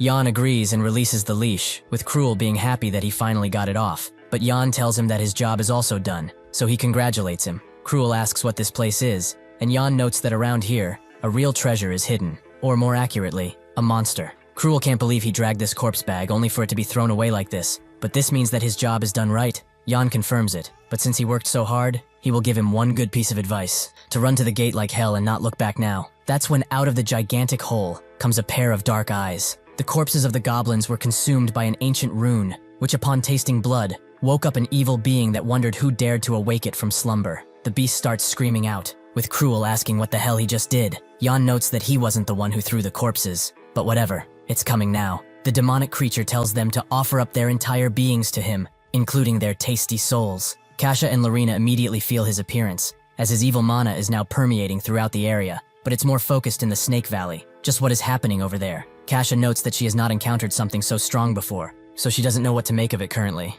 Kasia asks how strong that mana really is, but Lorien thinks that they should change their plans and get to the gate. She speaks to the others, telling them that they will be returning to the gate as quickly as possible. They shall dispose of any baggage and throw away anything that would slow them down, like magic crystals. Seeing that she decided this, they all get ready to depart, with Kasia wondering why the sudden change, of course. Lorena notes that when she asked how strong that mana was, she didn't answer because she couldn't believe it, but it is at least the same as the Patriarch. Kasia can't believe it either, as the Patriarch's abilities are almost unmatched. He is within the top 5 of the Empire, the guard god of the North. How can he be on par with Duke Beowulf? This means that even if the instructors come around, they won't be able to do anything. Will they even be able to get out? At the instructor's post, one of them notices something flying around, but that's when the beast says that this is not enough, and convulses their bodies to consume them, but it's still not enough. Roman and the others try to defend themselves, but they are completely engulfed in flames, and their souls are consumed. The others try to run, but even they are swiftly taken care of. Lorena and the others run away from the mountain, almost nearing the gate and getting out.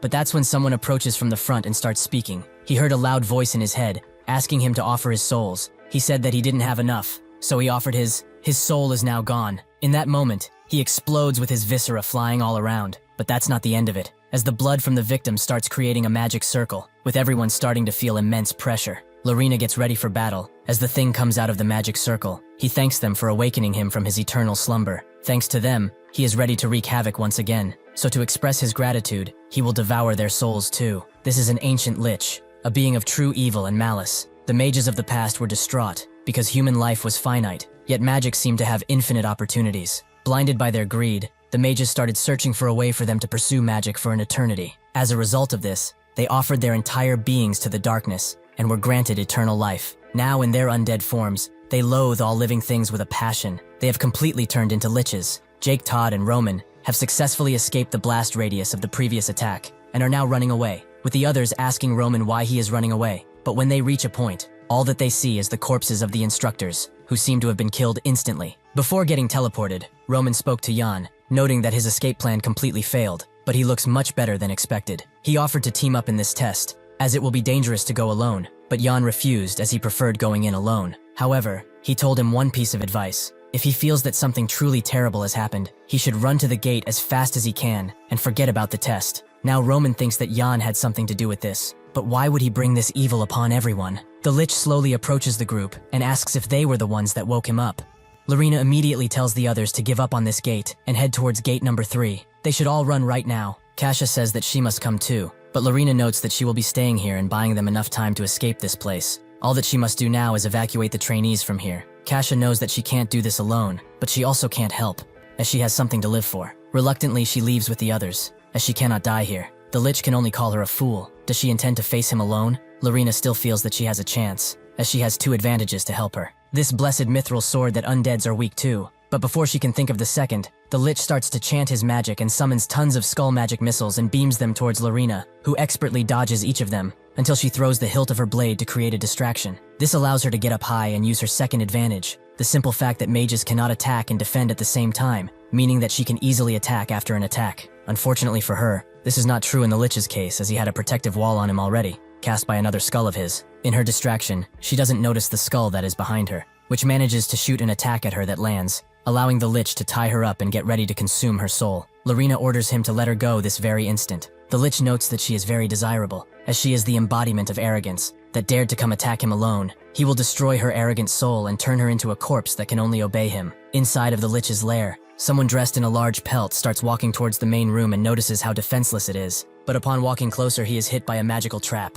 Advanced flame magic, Flare Tempest. Fortunately for him, he is able to get out, but still, he did not expect to receive such an intense welcome right off the bat. Jan is very glad that he brought this volcanic armadillo leather with him, which is why he was able to endure the flame explosion. Jan knows, however, that there are a total of 492 traps, with 30 moving traps among them. He used the goblins to lure the Lich out of his lair, and will now get his treasure while he is gone. Although he had a plan for every possible scenario, this is actually pretty simple. Naturally, it is this simple if he knew everything about the lair already, which he got to know about when he was captain. After he returned from an assassination task, he received a report about the ancient Lich that was hiding in the Blade Mountain ranges. The trainees that were mobilized there were almost all slay, with only 100 out of 1,000 making it out. This was a huge loss that placed the special forces in a dire state. After this debacle, they were able to locate the Lich from the incident, and when they found the lair, they assessed that it was likely built in the ancient times, as it was filled with mysterious treasures. These included grimoires that would make one a sage if they read them,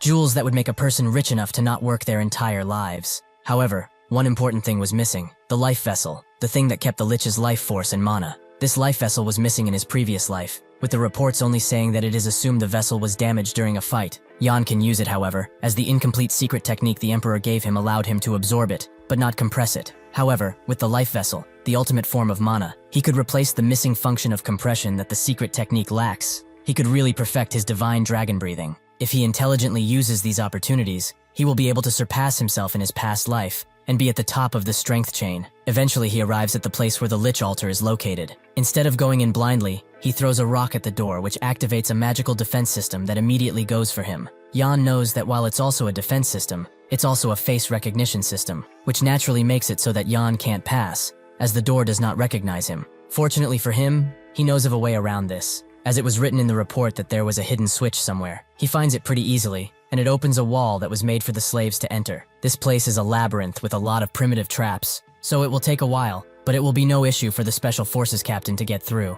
He also has plenty of time to do anything, because he knows that she will buy him a lot of time. Lorena starts dissing the Lich, saying that he acts and smells just like a depraved old man, but this only makes the Lich laugh, as he cannot wait to see how her soul will contort. Perhaps he will rip her head off and use it as livestock, or perhaps dismember that body of hers and plant it into an orc, or even better, turn her into a zombie and make her eat her friends. Will she still be as confident then? Well, he has had enough talking. It's time for them to get to business. He lunges his tentacles forwards and presumably strikes the defenseless Lorena. However, she caught the tentacles between her teeth and notes that even if he acts like this, he tastes like cow dung. The Lich has had enough of her arrogance, so he prepares a dark break in order to completely annihilate her entire existence, as he does not need a soul like hers. Suddenly, however, he stops and looks straight to his lair, as he feels that the altar door has been broken. How did someone get inside? He now thinks that this girl was just bait. Was this her plan this entire time? Lorena doesn't know what he's talking about, but the Lich uses gravity waves to put her into the ground and leave the area through a gate, as he must protect his altar at all costs. Lorena slowly gets up, but can only wonder why he disappeared. At the altar, the Lich arrives with a vengeance. As he looks for the perpetrator, he cannot believe that somebody went through the defense barrier that he prepared for 1,000 years. Who the hell can it be? The Mages Guild? The Imperial Army, perhaps? That's when he notices some of his elixirs on the ground, all emptied out. These are extra elixirs, the best potions that he refined over these years, that can reconstruct mana and body. He has prepared them for the sake of being revived as a human, but now his efforts have been for naught. That's when Jan notes that they taste pretty nice, with the Lich turning around and asking how he got past the barrier, but Jan tells him to chill, as they should have a drink together since he has some company over. He is this drunk because excessive mana consumption leads to a drunken state of sorts, and given how Jan likes the taste, he drank quite a few. The Lich notices that he is not from the Mages Guild or the Empire's army, so the only thing he can be is a drunken brat. Jan tells him that since he rushed back so soon, he must have been having a great time. Did he get in his way? The Lich tells him to shut it, as after he kills him, he will go outside and kill the rest. But did he really think that he wouldn't notice his lair being invaded? Jan scoffs. He wouldn't have known at all if he used the secret passageway. But the Lich tells him to stop lying. Why would he break the main gate then? Jan thinks of Lorena, and says that he just felt like it, that's all. He also found some books and some ancient documents around too. Did he gather all of these while being shut in for 1,000 years? The Lich laughs and tells him exactly how he gathered everything. His true name is Momon, the man who became a mighty Lich for 1,000 years solely for revenge. In all these years, all he did was prepare and prepare, yet a mere brat like him dares to intervene? For the sake of revenge against the bastard who betrayed him and took away everything he loved, he became the thing he hated most, an undead. However, thanks to him, his plans are for nothing. Jan apologizes while taking another sip of his favorite drink, but the Lich has had enough, as he will vaporize his blood and consume it to quench his thirst. As the attack approaches Jan, he tells the Lich to stop, who does so instantly. The Lich cannot believe that he is being controlled, but he knows exactly why. This bastard consumed his life vessel. The reason Jan consumed his life vessel is to create a mana heart. But how did he know to use a mana heart in the first place? The Lich continues his relentless attacks as Jan tries to leave the area, but the Lich will simply not give up, noting that someone as weak as him should be this fast at least. Jan says that these aren't exactly standing still conditions. Additionally, he has his life vessel inside of him. If he kills him, he will dissipate too. The Lich reveals that he does not plan on killing him, as he will revive himself using his mortal body. Since he consumed the work he did for an entire millennia, he will take over his body. That should be a fair trade considering what he got. The body which has his life vessel and his elixirs, he will use it for himself. Jan is shocked that he wants to do such a thing, as he certainly doesn't swing that way. Having had enough of his tireless jokes, the Lich uses parallel calculation magic, a hexastorm, to completely surround Jan with magic circles, something which he thinks of like a challenge to overcome. So he uses his divine dragon breathing to activate his mana heart. The magic circles all unleash a mighty beam, something which completely destroys the walkway that Jan was standing in. The Lich hopes that he didn't completely annihilate that bastard's body, but that's when Jan appears behind him and says that his worries are unfounded. The Lich tries to blast him again, but Jan uses a dark dragon art to move even faster, and eventually gets out of the tomb room. Jan feels like endless mana is circulating through him via his mana heart. It's as if his entire body is breathing. The heart and the mana crystals he consumed from the monsters, the elixirs and the life vessel he got from the Lich, every single one of them have made him much stronger. With all of these things, he will return to his prime soon enough, and perhaps even surpass himself and climb even higher. Eventually, Jan reaches a dead end, but he could have sworn that there was a door here. The Lich comes around and says that he is now his little plaything, as he activated his trap and shut all of the doors. Jan thinks that with this, he has to kill the ancient Lich, but something like that might not even be possible, as he has no way of fighting now since he used all of his tools and weapons. Thinking that he finally has him, the Lich uses a summoning technique to summon a dragon skull. Jan, however, does not need to fight, as he has someone else to fight for him, a person that defies common sense all around, the Crown Prince, Leon. He explains that he arrived as fast as possible because he heard that something happened during training, but he did not expect for a Lich to appear. Hundreds of trainees have either gone missing or died because of his evil actions, trainees that were also his precious citizens, yet they died before they could become what they wanted to be. He will never be forgiven for something like this. The Lich remains silent, allowing Jan to greet the prince, who asks what he is doing here, as this isn't a place for a trainee to be in.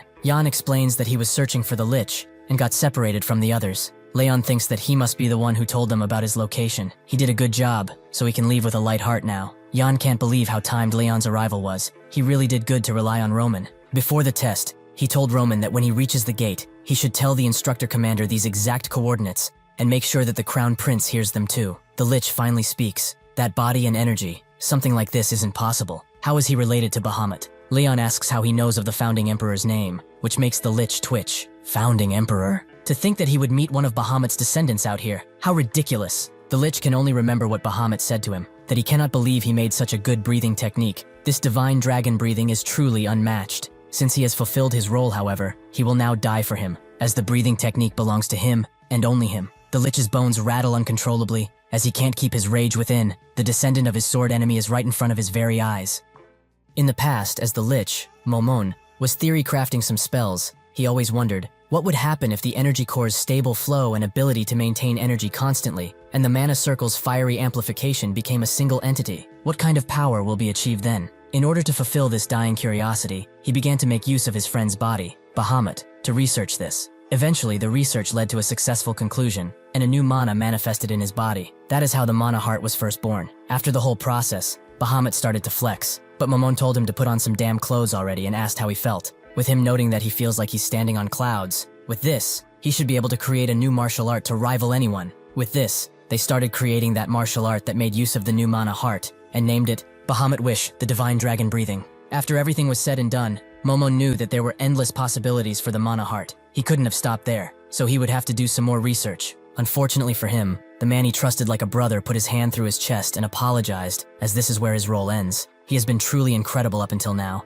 not just for creating this amazing mana heart, but the divine dragon breathing couldn't have been possible without him either. However now, he must die, as he knows far too much to be kept alive. Every bit of his research belongs to him now. It always did. It always will. With that, because of the foolish will of a single man, the only person in the entire continent who could elevate everyone's lives for the better was left for dead and rotted away until there were only bones remaining. Still, he kept his soul alive with the small amount of mana he had within him, and with just one thought in his mind, he was able to revive himself from the dead. That thought was revenge. To enact punishment on those who wronged him, he would show them all what it meant to fight a man that doesn't have a thing to lose. Momon blasts through another door as Leon continues to follow him, so he starts using a hexastorm to slow him down. But Leon uses the secret art of the dragon's breathing, Golden Crescent, to destroy his mana circles. Even in death, Bahamut still seems to torture Momon with his crude abilities. Leon tells him not to mention the name of the founding emperor if he wishes to live even a second longer. With that, they start trading blows once again, but Momon doesn't even have time to activate his mana circles, so he tells his undead minions to grab Leon and hold him down. He is not too scared about this, as no mere sorcery will hold him back. He slams his sword deep into the ground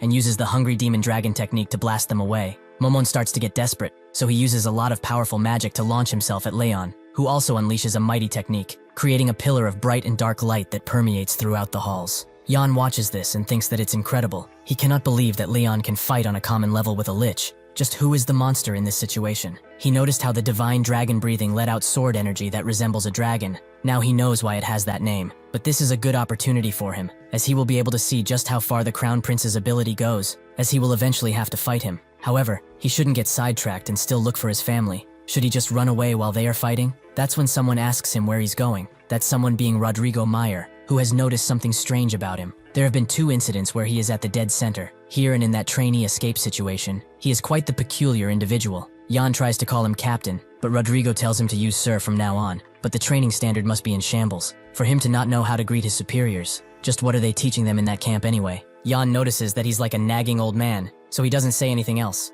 Although the instructor commander fully covered up the incident where they escaped, that was only after the incident had been reported already, so Rodrigo naturally read it. There were a total of 4 escapees, from 10 up to 900 in terms of numbers. 3 of the higher-ranked trainees were captured pretty easily in the nearby forest. But Pursuit Squad 3, that was after the final trainee, had been discovered later, as they were all killed and the trainee was seemingly gone. This can only mean one thing, that he is the last trainee to escape. He also heard that the instructor commander personally joined the hunt for him. A mere low-ranked trainee like him was able to survive a pursuit squad and the wrath of the instructor commander, even a lich, this time around. Should he consider all of this luck? He really does not wish to. Jan explains that it's not just pure luck, it is super lucky luck, meaning that he must have done a lot of good deeds in his past life. He stops joking around and explains that he was threatened by the rest of the trainees to become a porter for them. When he was offered as a sacrifice for the lich while they ran away, the Crown Prince suddenly appeared and rescued him. Rodrigo finds it funny that he puts all of that on luck. Does he really expect him to believe something like that? Jan notes that he was truthful. Is he just going to punish him because he was lucky? Rodrigo can't believe that this brat has the gall to talk this way, to have such bravery despite being number 974.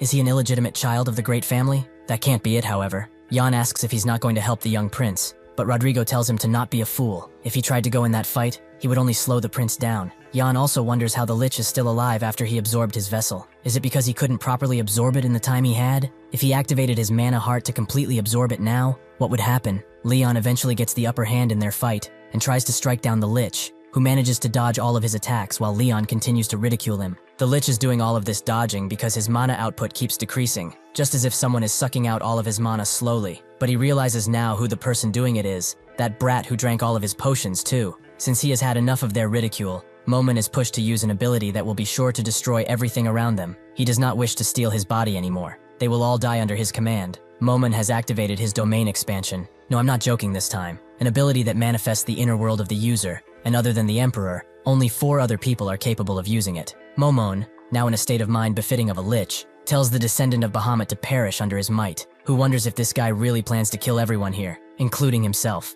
Jan can't allow such a thing to happen, so he uses his mana heart to fully absorb the lich's life vessel, something that he immediately feels, and starts to waver. Seeing an opportunity, Leon takes it and slashes the lich with his ultimate technique, but unfortunately for him, the sword breaks upon contact. Momon tells him that his efforts are futile, but while he is in his domain expansion, he is essentially immortal. Leon does not stop, however, and tells the dragon sword to come forth and obey. With his new dragon sword, he cuts Momon in half fully, ending the fight right now. Momon does not wish to give up. The target of his revenge is right in front of him. Everything he did is now going down the drain. Everything that he has prepared for the last 1,000 years. Who thought that he would be defeated by a mere human spawn? In his last moments, he talks with Bahamut, as he would have been willing to give up even his life for him. But why? Why did he betray him? These words seem to shock Leon, but he's just glad that it's over, as this was a truly terrifying enemy. What he used was really a domain expansion. If he would have been able to really fully awaken it, there would be nothing standing here. He is far too weak for the real world, it seems.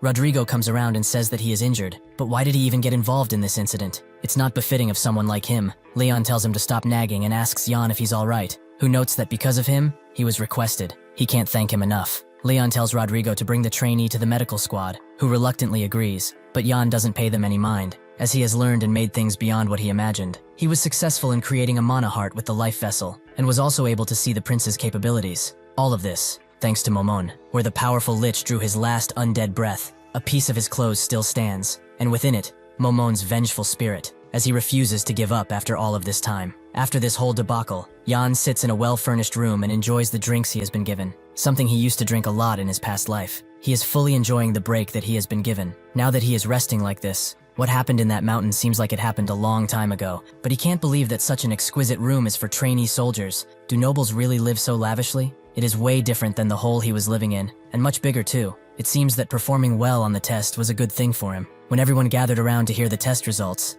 the instructor congratulated them for surviving while the crown prince dealt with the danger. But it's time to announce the results. Most importantly, the top 10, who will get accommodations according to their results. Additionally, those who did amazing will also have access to the upper floors of the Imperial Vault, which is a place that holds many weapons, treasures, and technique manuals that have existed since the Empire's foundation days. Ranks 1 through 10 can go up to the 3rd floor, rank 100s and above can go to the 2nd floor, and the rest will be stuck on the 1st floor. With that, they started to announce the rankings, with Roman being rank 5, Dwight being rank 4, Kasha being ranked 3, and Lorena ranked 2. The others were surprised that someone performed better than Lorena, as they thought that she would be first. But she thought that these rankings were all meaningless anyway. Rank 1 is a facade, as she was entirely powerless in front of a true monster. She must get stronger, no matter what. Dwight called her pathetic. She acted all big and mighty like she could protect everyone, but she couldn't even secure the number 1 spot. He heard from a little bird that she tried to stop the lich. What an honorable noble. Additionally, he also gathered from someone a strange rumor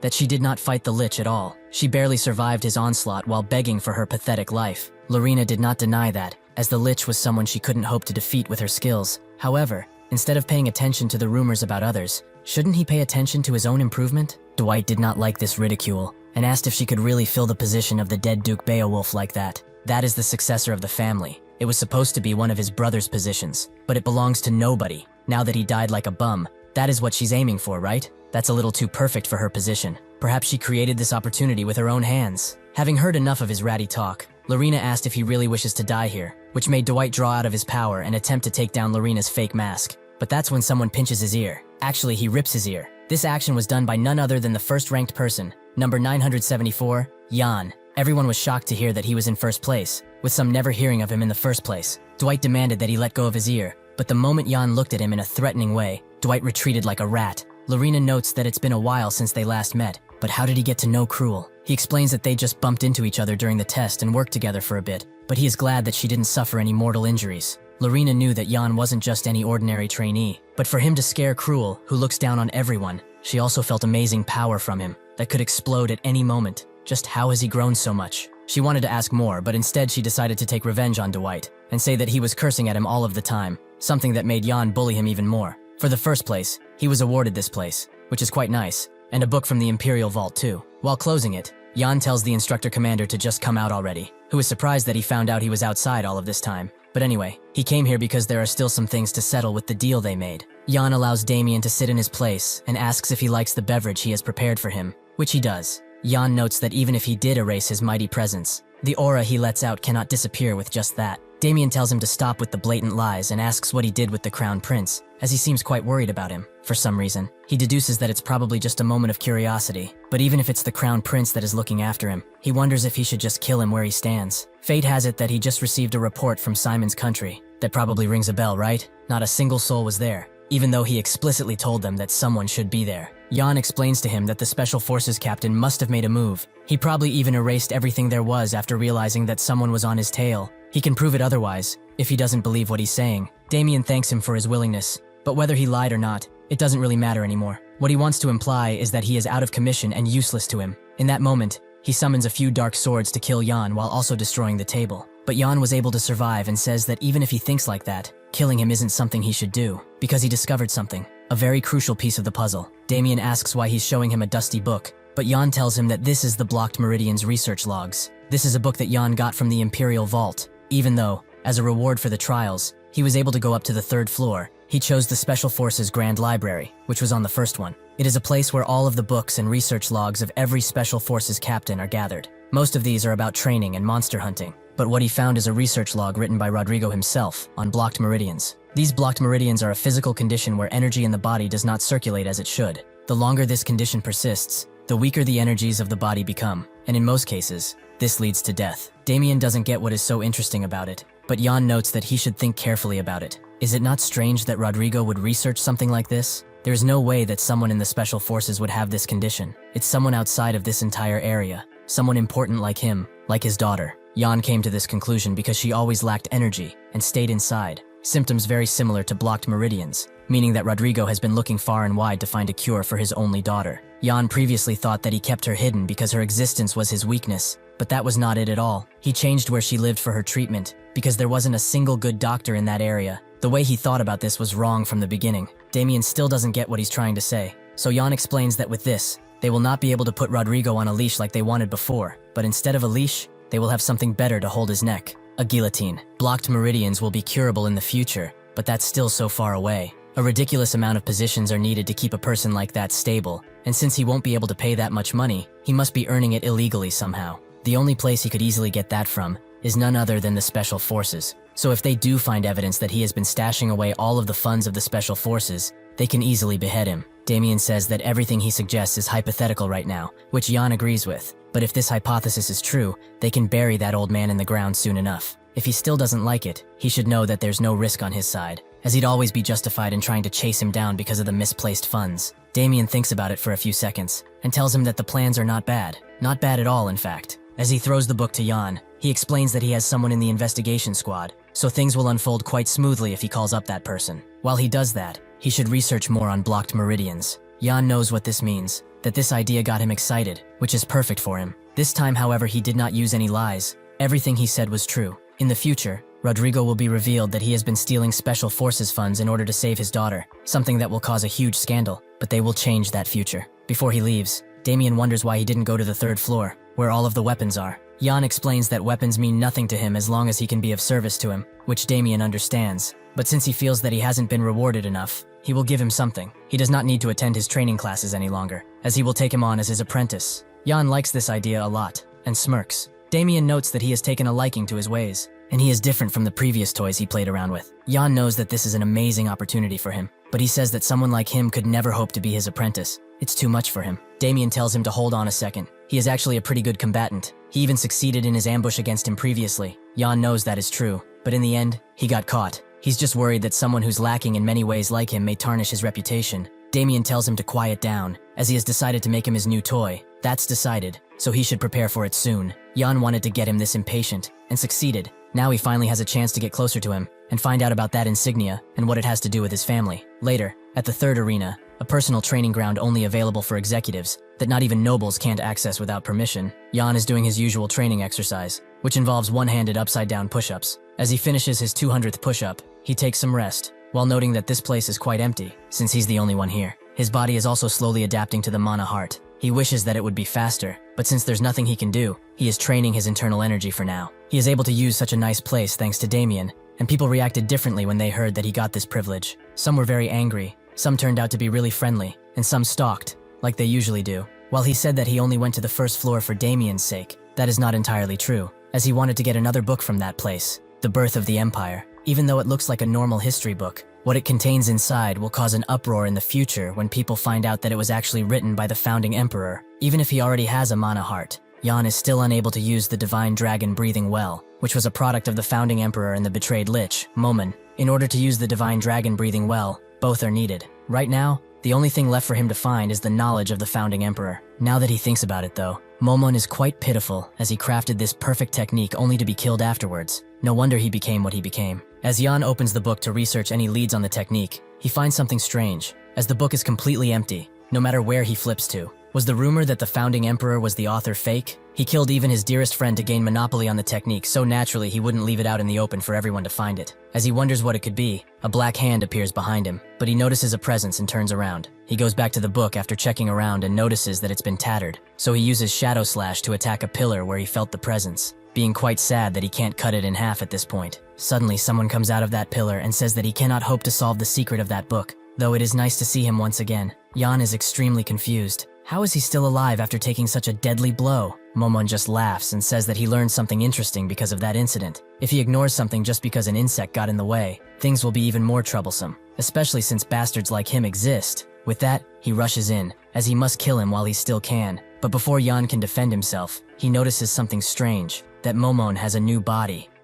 Jan is surprised to see Momon's new appearance, but he won't be fooled by it, as he knows that she is still a lich. She desperately tries to attack him, but she just goes through him every time, almost like a ghost. That's when an idea pops up in his head. Perhaps during the process of the life vessel transforming into a man's heart, Momon became part of his consciousness? Even if she can't deal any damage, she is still pretty damn annoying. He tells her that she should have died properly. Why does she continue to haunt him like a sad ghost? And what's with her appearance anyway? Momon laughs and says that this is great. She always lived like a corpse, but to think she would go back to her original look before she turned into an evil lich. All of this is thanks to Jan's mana heart. Though she is in this powerless form, she still promises to kill everyone around here, including him and this entire country. She will make sure that all of them do not go unpunished for the betrayal of their forefather. Jan looks like he's about to say something serious, but that's when he notices that she is becoming smaller, which she says is for absolute mana efficiency. He wonders if revenge is possible in her new form, as she looks like a doll or one of those advertisements for plastic surgery. She notes that this is how everyone looks once you look deep enough, but this is all his fault in the first place. She is getting mana from his mana heart,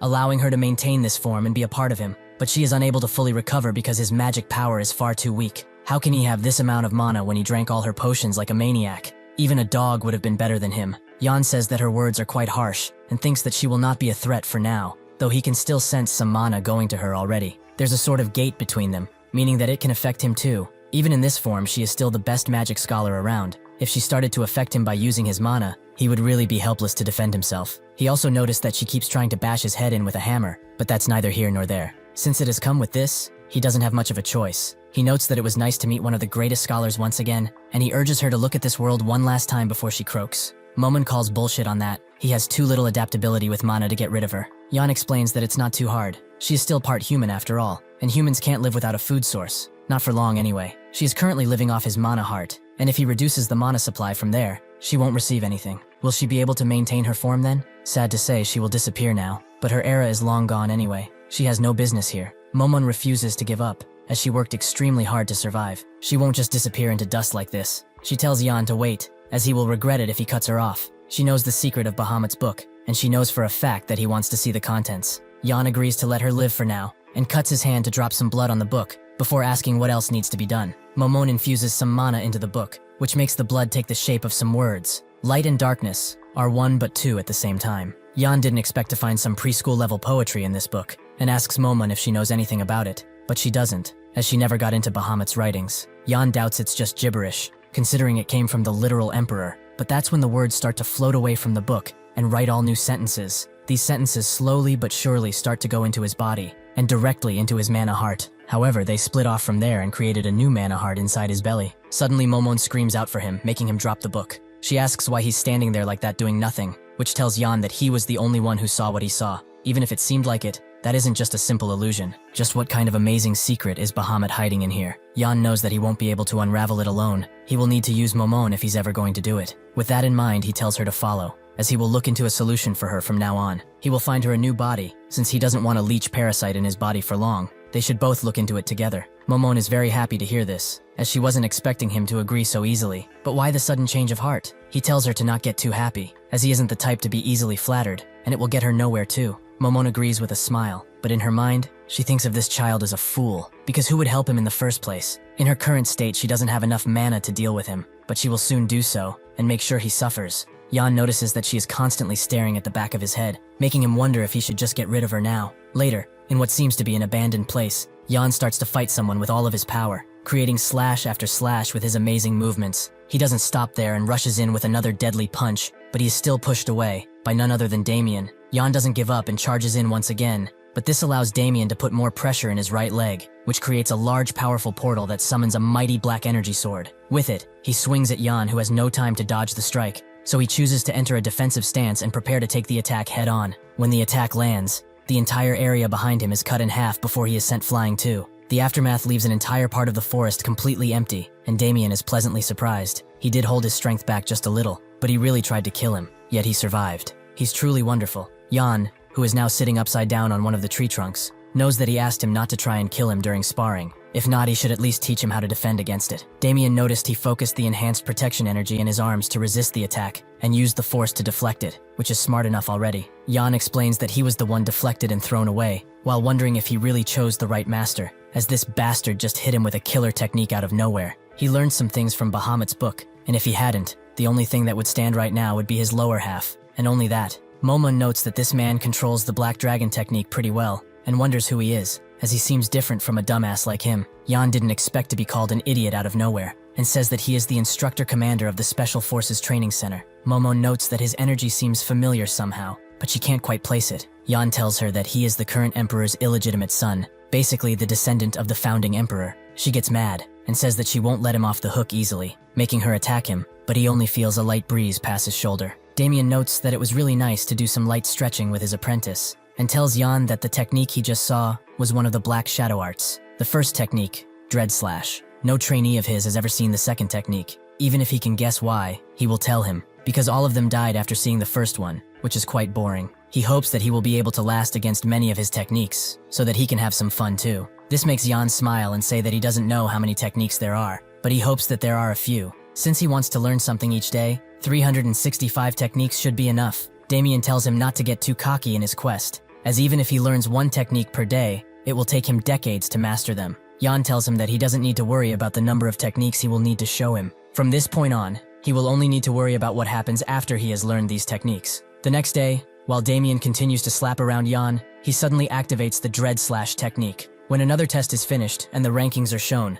Jan is once again one step in front of Lorena, with everyone around him recognizing him as being more powerful. Lorena couldn't accept this, and after the first test, he also just disappeared. He doesn't present himself to train with them, but still gets number 1 despite it. Just what kind of training has he been doing all alone? She continued to train and train, but once again she was in second place in the next test. She started to push herself even further, but nothing she was doing seemed to work. She even fought a long cat, which is an A-rank monster, and defeated it effortlessly with her amazing speed. She swore to herself that she would not lose against him, and would prove herself the next time they met. 2 years pass, and in the third arena, people are gathered for the last test, which is to fight with an instructor. It is an important occurrence in everyone's lives as it decides who joins the special forces depending on how they perform. Lorena knows that this is all just a formality in reality, because most high-ranking soldiers have already far surpassed their instructors. Since a year ago, there hasn't been a single instructor who is able to match her in any way. She didn't want to participate at first, but it's mandatory if one wants to join the special forces, so all trainee soldiers must attend. Jan will most likely have to appear to her too,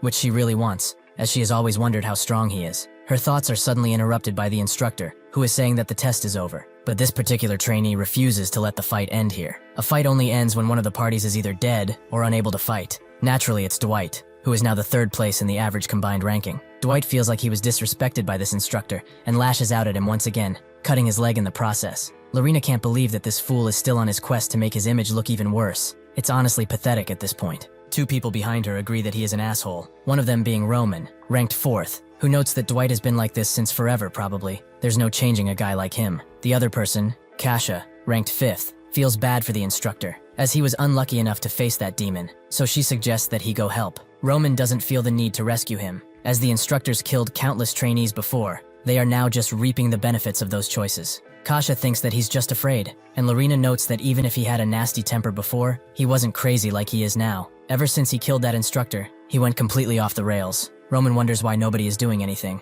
and Kasha teases him once again, making Lorena think that they really do get along pretty well. But they are graduating soon, and nobody wants to get into a scandal with the Dwight family. The instructor's blade eventually breaks, and he is at the mercy of this lunatic, who goes straight for his throat. But that's when someone summons some ice spikes below him, forcing him to get out of the way. He knows only one person able to summon such an attack, and sure enough, Lorena appears, noting that she doesn't want to cause a fight between them. But this animalistic behavior of his is just too unsightly. He shouldn't be afraid though. She will make sure that there will be no scandal by not allowing him to make a single move. Dwight just laughs, as he really wanted to teach her a lesson before getting out of this hellhole. But to think that such an opportunity would arise, he promises to make sure that she will be the last test of his successful life. The fighting begins in earnest, creating large balls of light every time they hit each other's weapons. Lorena says that it's not too late to ask for a sword, but Dwight refuses, as he will enjoy mauling her with his bare hands. They continue to trade blows, and on the sidelines Roman says that the battle seems to be decided already. Kasha asked how, as they seemed pretty equal to her. He explained that even if by only a little, Lorena is winning.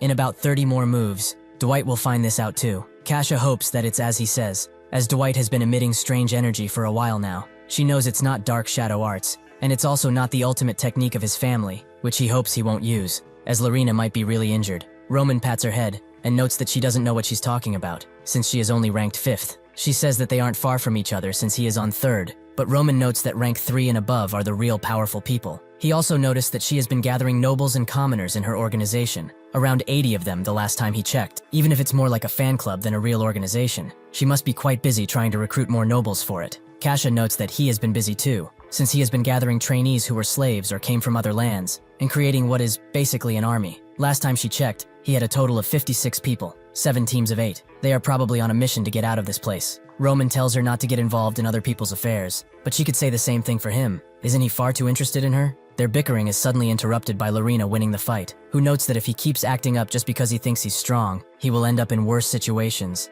and if he learns what humble means, humiliation like this won't happen again. Suddenly, a voice starts to speak inside of Dwight, asking if he's going to lose again. Poor little Dwight. He is always losing and letting people trample over him all of the time. He will forever be the loser of his family, who has nothing to his name, and he will remain like this unless he kills everyone, as then there will be nobody to take from him anymore. He should remember once again that everything was once his. The mansion, the position of successor, and even his father's love. He has become a pitiful existence, but it can all be fixed by killing everyone who takes from him. He will gain back everything, be it the mansion, the successor position, or even his father's undying love. This voice slowly but surely corrupts Dwight's mind, and he completely loses it. He laughs and wonders if Lorena has the same resolve as he does. The resolve to kill somebody. She notices that he keeps pushing his neck into her blade, which makes her take it away and ask if he has really gone crazy. But this is what Dwight was waiting for, as this leaves her open for a slashing attack that she has no hope of countering. He doesn't stop there, however, as he moves in even faster for another one. But that's when something appears that completely stops his advance. That being a black wolf. Someone tells it to come back, and everyone instantly recognizes who it is. Jan has come back from his training. Dwight can't believe his luck. First he got to teach Lorena a lesson, and now he gets to teach him too. Jan gives Lorena his wolf and tells her to rest, with Dwight noting that a dirty mutt like that is fit for him. But these are only little circus tricks. He learned nothing these 2 years. Jan says that he has not changed a bit in the past 2 years. Momon finds the man in front of her pretty interesting, as demonic energy has slowly eaten away at him. Since it has progressed so much, it would be best to deal with him now, as soon he becomes a demonic human. Dwight charges in and asks what he's mumbling about, with Jan noting that he was just worrying about his future, though he will say that he shall regret his actions. Suddenly, someone demands silence. He appears out of nowhere after 2 long years and has gotten even more arrogant. They should wrap things up for him to make the final announcement. Everyone is surprised to see Damien, who urges them to move swiftly. It would be a pity to die on the last day. They all get into formation, and Damien congratulates them for surviving this far. This batch started with 1,000 trainees, but now only 200 remain, a decent and fair result. Their strength and skills take 50% of the final evaluation, while mana estimation takes the other 50%. The final results depend on what he has mentioned. They are not trainees anymore, so they have earned the right to be called something else besides their trainee numbers. They have gotten the right to be Knights of the Empire. They should be proud of this achievement. The Empire Knights are people who are able to control mana. There are 10 ranks to measure how strong the Knights of the Empire are. Rank 10 is a knight who has learned the usage of mana. Rank 9 is a knight who has an energy core or circle. Rank 8 is a knight who is able to resonate with his sword's name. Rank 7 is a knight who is able to manifest his energy. Rank 6 is a knight who is able to imbue his energy. Rank 5 is a knight who is able to use Sword Blast. And rank 4 is a knight who can use Enhanced Sword Aura. Since it's time to wrap things up, the result of the evaluation will be announced from the top. First in evaluation is Yan, and his rank is. After this, at the Special Forces upper rank accommodations, Yan walks the halls and says that it's been some time since he has had any decent accommodation. Momon asks what knight rank even is, which surprises Yan, as he thought that she knew. So he explains that it's a given rank to the knights like circles are for magic. Most of the trainees end up rank 7 to 8, and even if it doesn't seem high, they are at a level where taking out demi-human monsters is not out of the question. The 4 elites are all ranked 6th. There are few people within the training center who can defeat these guys. To become rank 6 at their age means that they are elites among even the elites. Lorena comes around and says that he has changed in the past 2 years. His hair has also grown quite a lot. Yan notes that she has become shorter, which she doesn't comment about, but wants to talk about the fight she had with Dwight. Yan tells her not to worry about it, and that she should seek some professional medical help for that injury. She suddenly says that what he did back there was unnecessary. Did he actually think she would lose? He shouldn't be so cocky just because he got rank 5, as a rank is still that, a rank. The Empire Knight rank 5 are the people who are on the verge of Enhanced Sword Aura. This is the dream of all knights. Although there are some rank 5s within the Empire, the only person who has achieved such prestige at such a young age is the current Crown Prince, Leon. Before leaving, Lorena also says that his hair is ugly. She knows that what she did was rather shameless, but she just didn't want to say that he was better than her own brother. How childish of her. Momon didn't expect this rank 5 of theirs to be so important, but why did he hide his strength? If he hadn't, he would have gotten much more than rank 5. Yan says that it's all part of his plan. This is enough to get people gathering around him like moths to a flame. Damien walks the halls with an instructor, and notes that the others must be discouraged because of Yan, to think that he would exceed all expectations. He also never taught him anything about summoning a black wolf. He learned all of that on his own. The instructor apologizes if he sounds rude, but perhaps he has been favoring a single trainee too much, and if he is let go, perhaps he will cause disruption. Damien calls him by his full title, Senior Instructor Zach, and says that he must have become quite fearless since he has become Senior Instructor. Does he now hold the right to tell him what his personal opinion is? Zach asks for forgiveness, which Damien leaves and subsequently leaves. Zach is happy to see him go, and notes that it's hard to trust the reasoning of the old instructor commander. Perhaps it is time to deal with Yan once and for all. In his chambers, Yan is taking a well-deserved rest, until Momon starts looming over him, noting that she will take his body right now, as she has been gathering her strength and waiting years for an opportunity like this. Did this fool really think that he had given up? She uses her Mindbreaker ability to take over his body bit by bit, and when she is done, she will have what she wants. She suddenly feels something behind her, and Yan tells his wolf to calm down. She's not worth killing just yet. Momon explains her behavior as simply checking his mana, but Yan doesn't buy it, and remembers that he told her the last time this happened, that he would turn her into dust if it happened again. As they squabble, someone knocks at his door, so Yan goes to see who it is. An instructor comes into the room and says that the instructor commander is looking for him, so he will follow him to the meeting place. Yan does as he is told, until they arrive at the Special Forces Freedom Shopping Street, down a pretty dark alleyway. Seeing all of this, Yan starts questioning the instructor. Why is the instructor commander looking for him, and why so late at night? Why in a place like this? Doesn't it seem very informal to him? The instructor suddenly stops and draws a hidden weapon because he has had enough of his questions. But Yan instantly moves behind him and uses a 1-inch punch, revealing that his attacker is the senior instructor Zach. Yan tells him to relax on the killing intent next time, as he could feel his intentions the moment they faced them. But they were probably not trained for such things yet, so it's not their fault. Yan notices a crimson-like energy coming off of the sword. The only ones able to do this are a special sort of people. Yan asks if the instructor commander knows about what he is doing, because as he knows, he can be pretty punishing to the people who dare to disobey him. Zach calls him a bastard and notes that he must think he's hot stuff just because he got rank 5. He hates his time, bastards who become arrogant just because they got some results on a test. So he will see just how arrogant he can be when he is faced with multiple enemies. Yan smiles and says that he won't be able to defeat him with so many people, but unfortunately, he ate his word, as he was indeed defeated. Momon asks what he's doing, but Yan tells him to shut it. Yan asks why he is doing this. He would like to know the reason so he can reflect on it in the afterlife. Zach explains that this goes back 2 years ago. He led some trainees and escaped the special forces. A lot of instructors were then mobilized to capture them, but everyone was killed by him. His brother was among the people he killed. He probably doesn't even remember what he looks like. The squad leader of the 3rd Pursuit Squad. That was his brother. He will not forget how he found his brother because of him. He couldn't have just killed him easily. He made him suffer. He has been waiting a long while to watch this day. He will have his head and appease his brother's soul. He will go to the afterlife and beg his brother for forgiveness.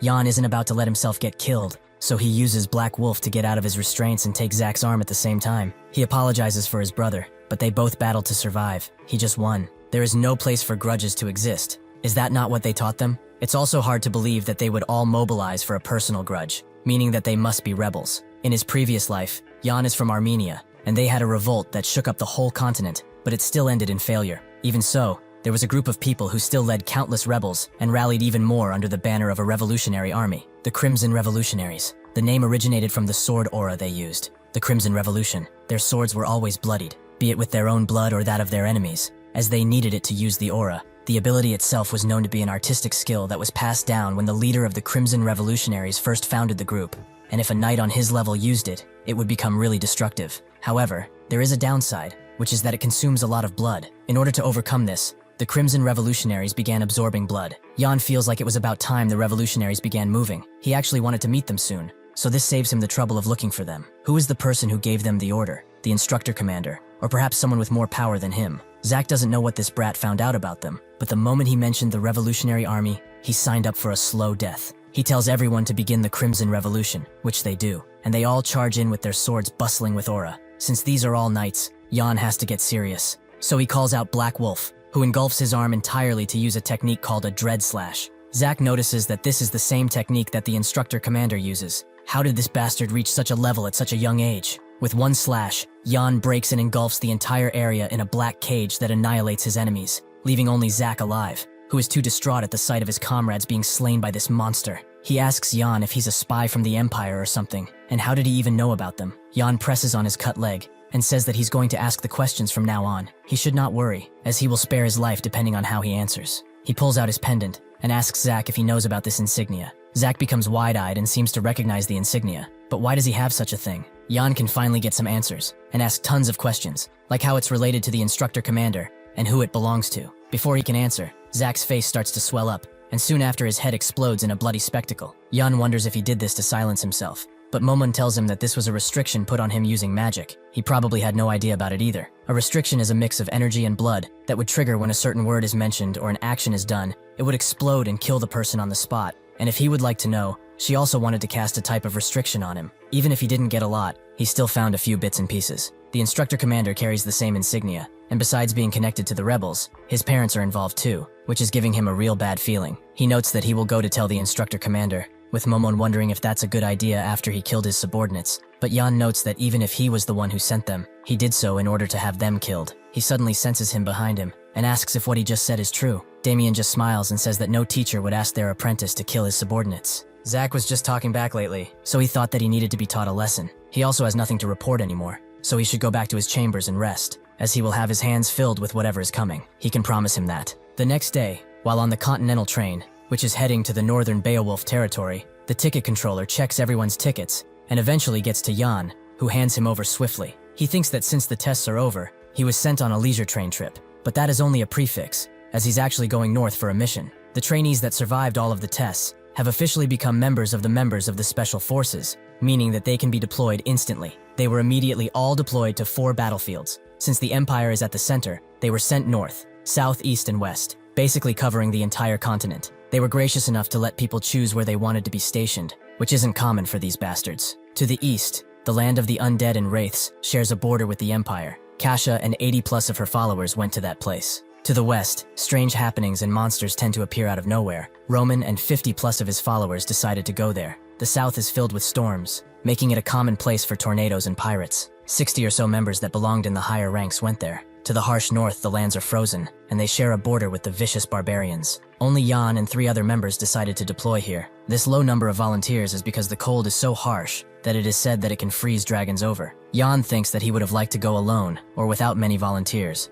and this goes double with the group he has. There's Dwight, Lorena himself, and a random 8th ranked girl, Cheryl. Dwight asks Lorena why she chose to follow him. Does she want revenge for what he did? Lorena just ignores him, which makes him even angrier. But that's when Cheryl tells him to shut that mongrel mouth of his. This is probably what Lorena is thinking right now. Dwight is shocked to hear those words coming from her mouth, but then wonders why she's acting like Lorena's maid all of a sudden. Cheryl decides to introduce herself and explain that she has been working with Lorena ever since that incident in the Blade Mountain Rangers. After she saved her life on that awful day, she decided to follow her everywhere. Nobody is as dedicated as she is to her. That's why she knows that she's thinking of shutting up that mouth of his right now. Dwight immediately starts screaming at her, which Jan abhors. He really won't have a pleasant train ride. Dwight thinks that he really does not care for Lorena anymore. The reason he decided to go north is because of this bastard. He will kill him whenever he gets the chance. He hated him since they first fought, and he always humiliated him in some way after that. In the training center, he couldn't do anything, but now that they are out, he can finally have his way. Suddenly, he is broken out of his rage by Jan asking how many hits he wants. He better answer now. He certainly doesn't want him to decide, isn't that right? Dwight asks if he can be hit only once, which Jan denies. So he starts hitting him again and again,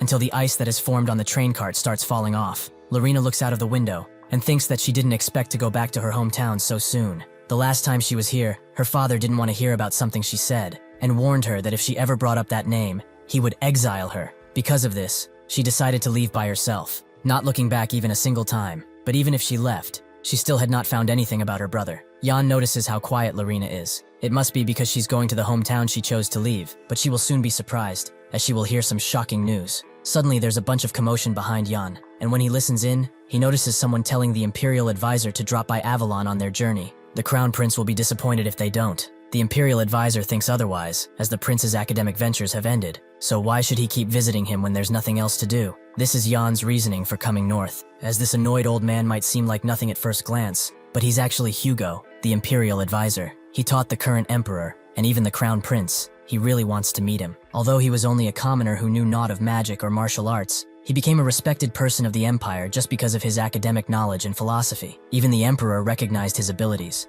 Thus, he was bestowed the title of Count, even if he was a commoner. In his past life, his last moments really showed that he was befitting of the title. Through his ripped-out eyes, he cried out to the Emperor about what he was doing wrong and how he could do it better. He advised him for 3 days and nights, which was rewarded by the Emperor with a swift death. That will only happen in the far future. Now there's not even a reason to think about that. Someone else comes to Hugo, apologizing for the last employee's rash way of acting. They have prepared a private room as an apology. Would he like to go there? Hugo accepts, but while going to said private room, the man in the blue coat starts speaking in sign language behind him, something that Jan catches and can decipher. The train will soon pass by a tunnel, and when that happens, he will personally assassinate this old man. Jan is glad to see that what he has been waiting for is finally being realized. Hugo is someone who is not loyal to the Emperor, but to the Empire itself. He is someone who would gladly sacrifice himself if it were for the sake of the common people. As a result, the Revolutionary Army deemed him an annoyance, so they decided to kidnap him. The sign language they are using is also only used in the Revolutionary Army, but Jan knows it. Suddenly, the conductor announces that they will soon make a stop in a tunnel due to an issue.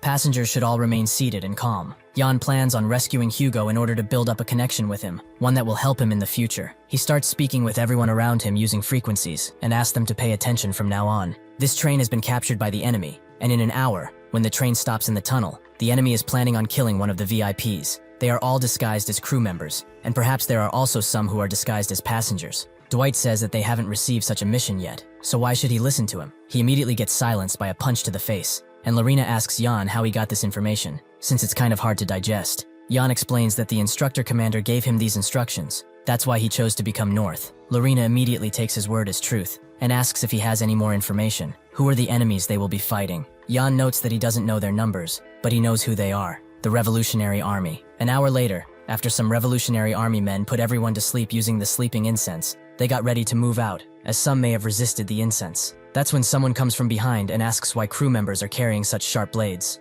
Before they can fully turn around, one of them gets struck down by Lorena, and the others notice that his wounds are freezing over. Combined with the cold energy of the sword, this woman must be a Beowulf. Lorena notes that based on their reactions, Jan's words were proven true, and one of the soldiers notes that they didn't expect a little lion of the Beowulf family to be here as well. He really can't believe their luck. For a low-ranking Beowulf to fall into their waiting hands, they will kill her, and then maybe gain a promotion, or collect the bounty that's on her head. Lorena gets serious and asks them, do they know what the Revolutionary Army did to her family? The reason her brother suddenly disappeared was because he left to join the special forces to find them, but now that they have dared to show themselves, she can't help but be quite grateful. One of them charges up his bloody sword and asks if she has any idea what her family has done. While they were living it up in lavish mansions, his family survived by eating the rotten trash they threw out. Who does she think caused such a thing? Huh? Lorena tells him that the Beowulf family walks the path of absolutes in order to protect the North and the Empire as a whole. If they dare to make an enemy of them, that means that they are evil, which must be cleansed. With one strike, she breaks all of the windows and takes down her would-be attackers. The other soldiers from the carriage behind them hear the commotion and rush to see what is going on, but they are stopped by Dwight, who notes that he has been looking for someone to unleash his rage on. They are the perfect fit for his games. After Dwight is finished with them, he notes that the sword he took from the Imperial Vault really suits him.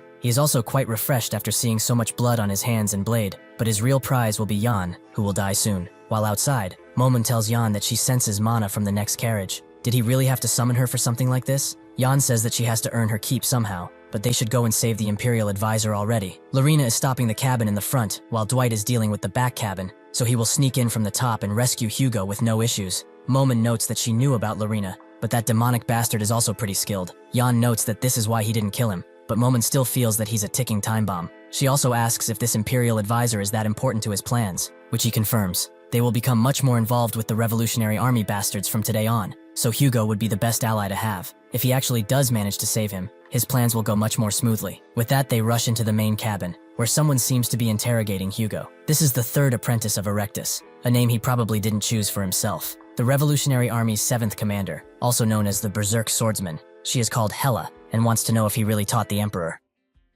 Hela asks Hugo, if he's so clever, can he speak in ancient tongues or dragon language at least? Hugo confirms that he can somewhat, and Hela urges him to bark like a dog then, as that is also a tongue, one that fits him quite well. Hugo seems quite annoyed by her awful request, but he suddenly starts barking, telling her that she is very beautiful in dog speak. Jan confirms that only 2 people are in the cabin, and then hears Hela urging Hugo to speak like a cat, which he does. This makes Momon wonder if they should rescue that guy, with even Jan being quite freaked out, but his skills are what they want. This is also what makes him a scary figure. If for the Empire, he can throw away his pride like it's nothing, and utilitarian until the end. Hela finds him incredible, as all of the other scholars she met were stuck-up pricks. Hugo thanks her for the kind words, but this isn't enough to make Hela budge. Work is work after all. It's sad that she was having a great time, but it seems she has to get rid of some snooping rats. Her sword blast destroys the roof of the cabin entirely, leaving nothing behind. She notes that she prefers the fresh air like this, but still, there are far too many rats in here. Suddenly she hears a few squeaks behind her, and she barely has time to dodge Jan's incoming strike. He asks Hugo if he's alright. Hugo congratulates him for using his distraction to enter the room,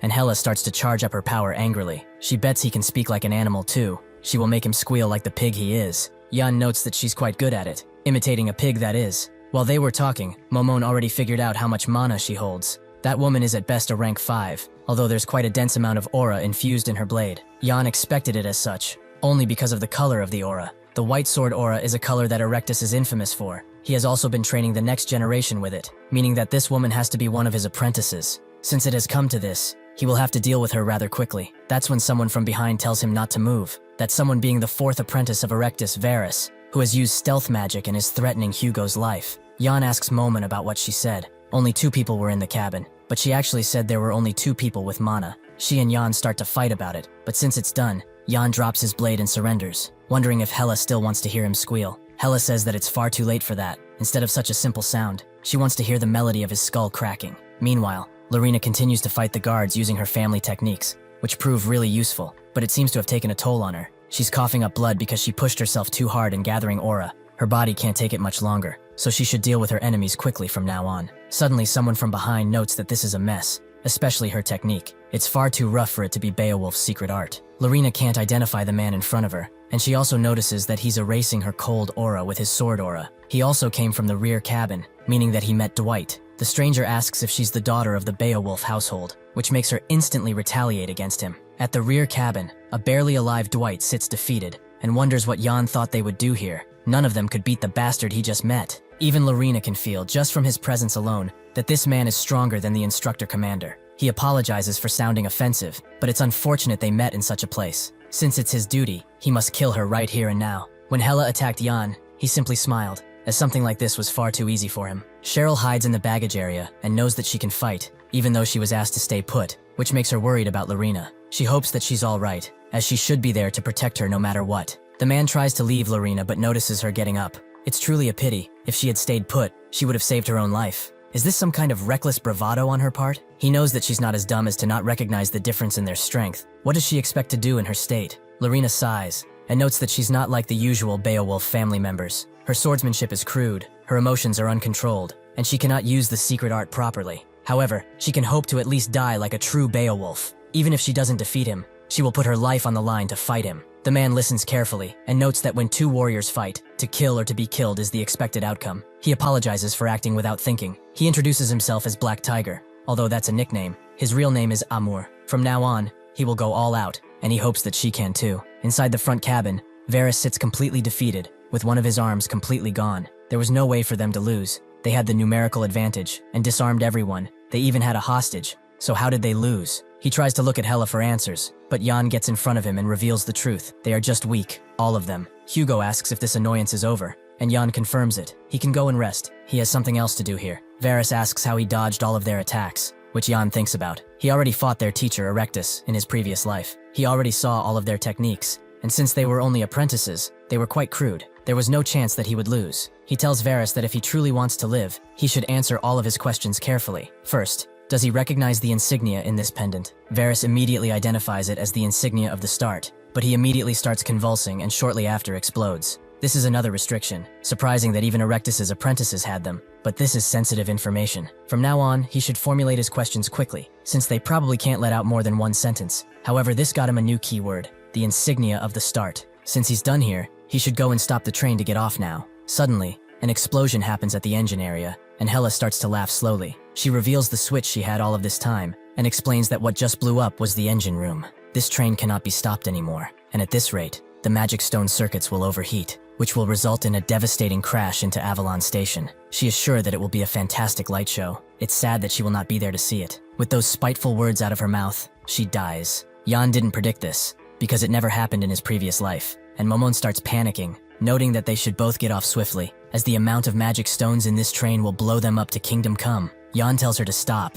Even if this is an unexpected outcome, that bastard should take care of this pretty easily. Someone appears in front of the train tracks. That someone being the 7th Knight of the Royal Knights, Kyle. He was sent to rescue the Imperial Advisor, but he cannot just let a runaway train do as it wishes. He is in a truly bad situation here. The Royal Knights are the strongest knights that protect the Emperor and capital. Only monsters that are ranked 3 and above are allowed to join, and each knight's prowess is equal to that of a natural disaster. Since he can't do anything else, he points his sword at the train and unleashes the final form of the Imperial sword on it, creating an amazingly flashy attack that envelops the entire train. Jan expected something, but definitely not this. After the train completely derails and crashes everywhere, Kyle looks at the aftermath and can't believe that the Revolutionary Army would do something like this. Hugo, who is safe and sound, notes that he's the one who did this. Is he stupid? Kyle is very glad to see him safe and asks if he's ill anywhere. Hugo confirms as such that it's a damn miracle any of them survived whatever the hell he did. He almost got vaporized along with the damn train. Kyle says that it's just a misunderstanding. He knew that he could count on a lady from Beowulf to keep him safe and sound. Just as he expected, she changed the trajectory of the train, which allowed a few cabins to be damaged, and allowed them to leave safely. Lorena tries to tell him that the person who did that was not her, but Dwight stops her, and notes that they are members of the Special Forces. They are equipped for such tasks after all. Kyle didn't expect for other gems of the Special Forces to be here, with Dwight noting that he's the #1 around these parts, making Cheryl quite confused. Lorena lets the matter go for now, and notes that there was someone peculiar among the ambushers, that person being the Black Tiger, Amur. He is a special rank assassin with his unique sword that has an energy that feels like a tiger. That's how he got his name. Perhaps the Revolutionary Army hired him, and since it's been 10 years since he reached rank 3, he must be even more powerful now. Lorena explains that she fought him, but she was too weak, and after the train flipped, he disappeared, only leaving her with these words: "They will meet again, daughter of the Beowulf." Kyle is surprised that he was here, but finds it more incredible that she fought against him. Truly amazing. Hugo ignores their conversation and looks behind him, expecting to see someone soon. Somewhere else, Jan bandages his body while Momon sticks to him. She told him to run away. Why is he acting like his body belongs only to him? Jan tells her to stop saying strange stuff, and he thinks that this situation isn't great. Things that did not happen in his previous life are occurring back to back. The ambush of the Black Tiger, Kyle's attack, and the train explosion. Why are so many unknown events happening at once? Originally, nobody volunteered to go north, and the situation changed because he went south. Did this cause the Black Tiger to appear here? His actions are unfortunately chained like a domino effect. He can't know just how far they will fall. Hugo suddenly appears, as he has been wanting to talk with him for a while now. As they walk, Hugo says that he should have stayed at the capital, as now he feels bad. Most of his injuries happened because of him. He also injured his hand because he threw the train off track. That's also on him. Jan agrees, which surprises Hugo, but he owes him a debt, so he should have this, his personal token. With this, he can prove that he is his representative. It will be useful, he can assure him. This is what Jan wanted, but still wonders if this is hush money to make him forget he started making animal sounds. With that, Hugo takes his leave, and Jan is finally glad to get the thing he came for, although it took much more effort. Momon asks if it's really that useful, and Jan says that it is, even if it's just paper. Now, it's time for him to move on to his next destination, to the land of the brutal cold. Somewhere in a city down an alley, a merchant asks Jan if he wants to repair his sword.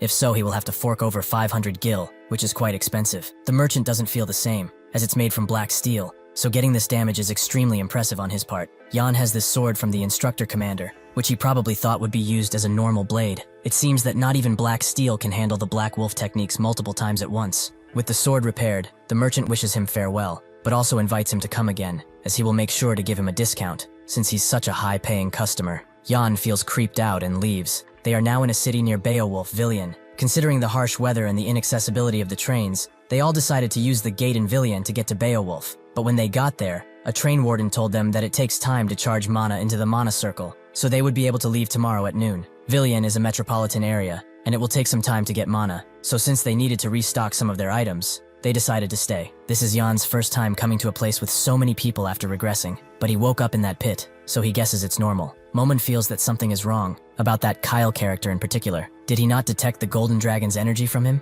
Jan asks what she's talking about, and Momon starts to explain to him the power he has, after calling him a dumbass, of course. A mana heart can have 6 types of powers: black, red, blue, green, metal, and earth. The Golden Dragon is the strongest among the metals. Jan feels like it's just elemental power, nothing that impressive to him. Momon screams at him that if it were so easy, everyone would be the founding emperor by now. The only thing that can manifest the dragon's energy is the dragon breathing and the mana heart. If he's going to look down on a mana heart so much, he will wind up dead sooner or later. Jan agrees with her. The only ones Momon detected the same type of energy out of were the instructor commander and the crown prince, which was expected since they have Bahamut's blood in them. How are the royal knights related to this, though? He will have to investigate. Suddenly, he is approached by Lorena and Shirley, who seem to have gone shopping. Lorena asks if he's going back to their rooms, which Jan denies. He just came from repairing his sword and still has some shopping to do. Cheryl says that they are doing the same, which confuses Jan, as they seem to have done a lot of miscellaneous shopping. Lorena notes that she only bought food for herself, which is quite a lot for her, but this gives Cheryl an idea.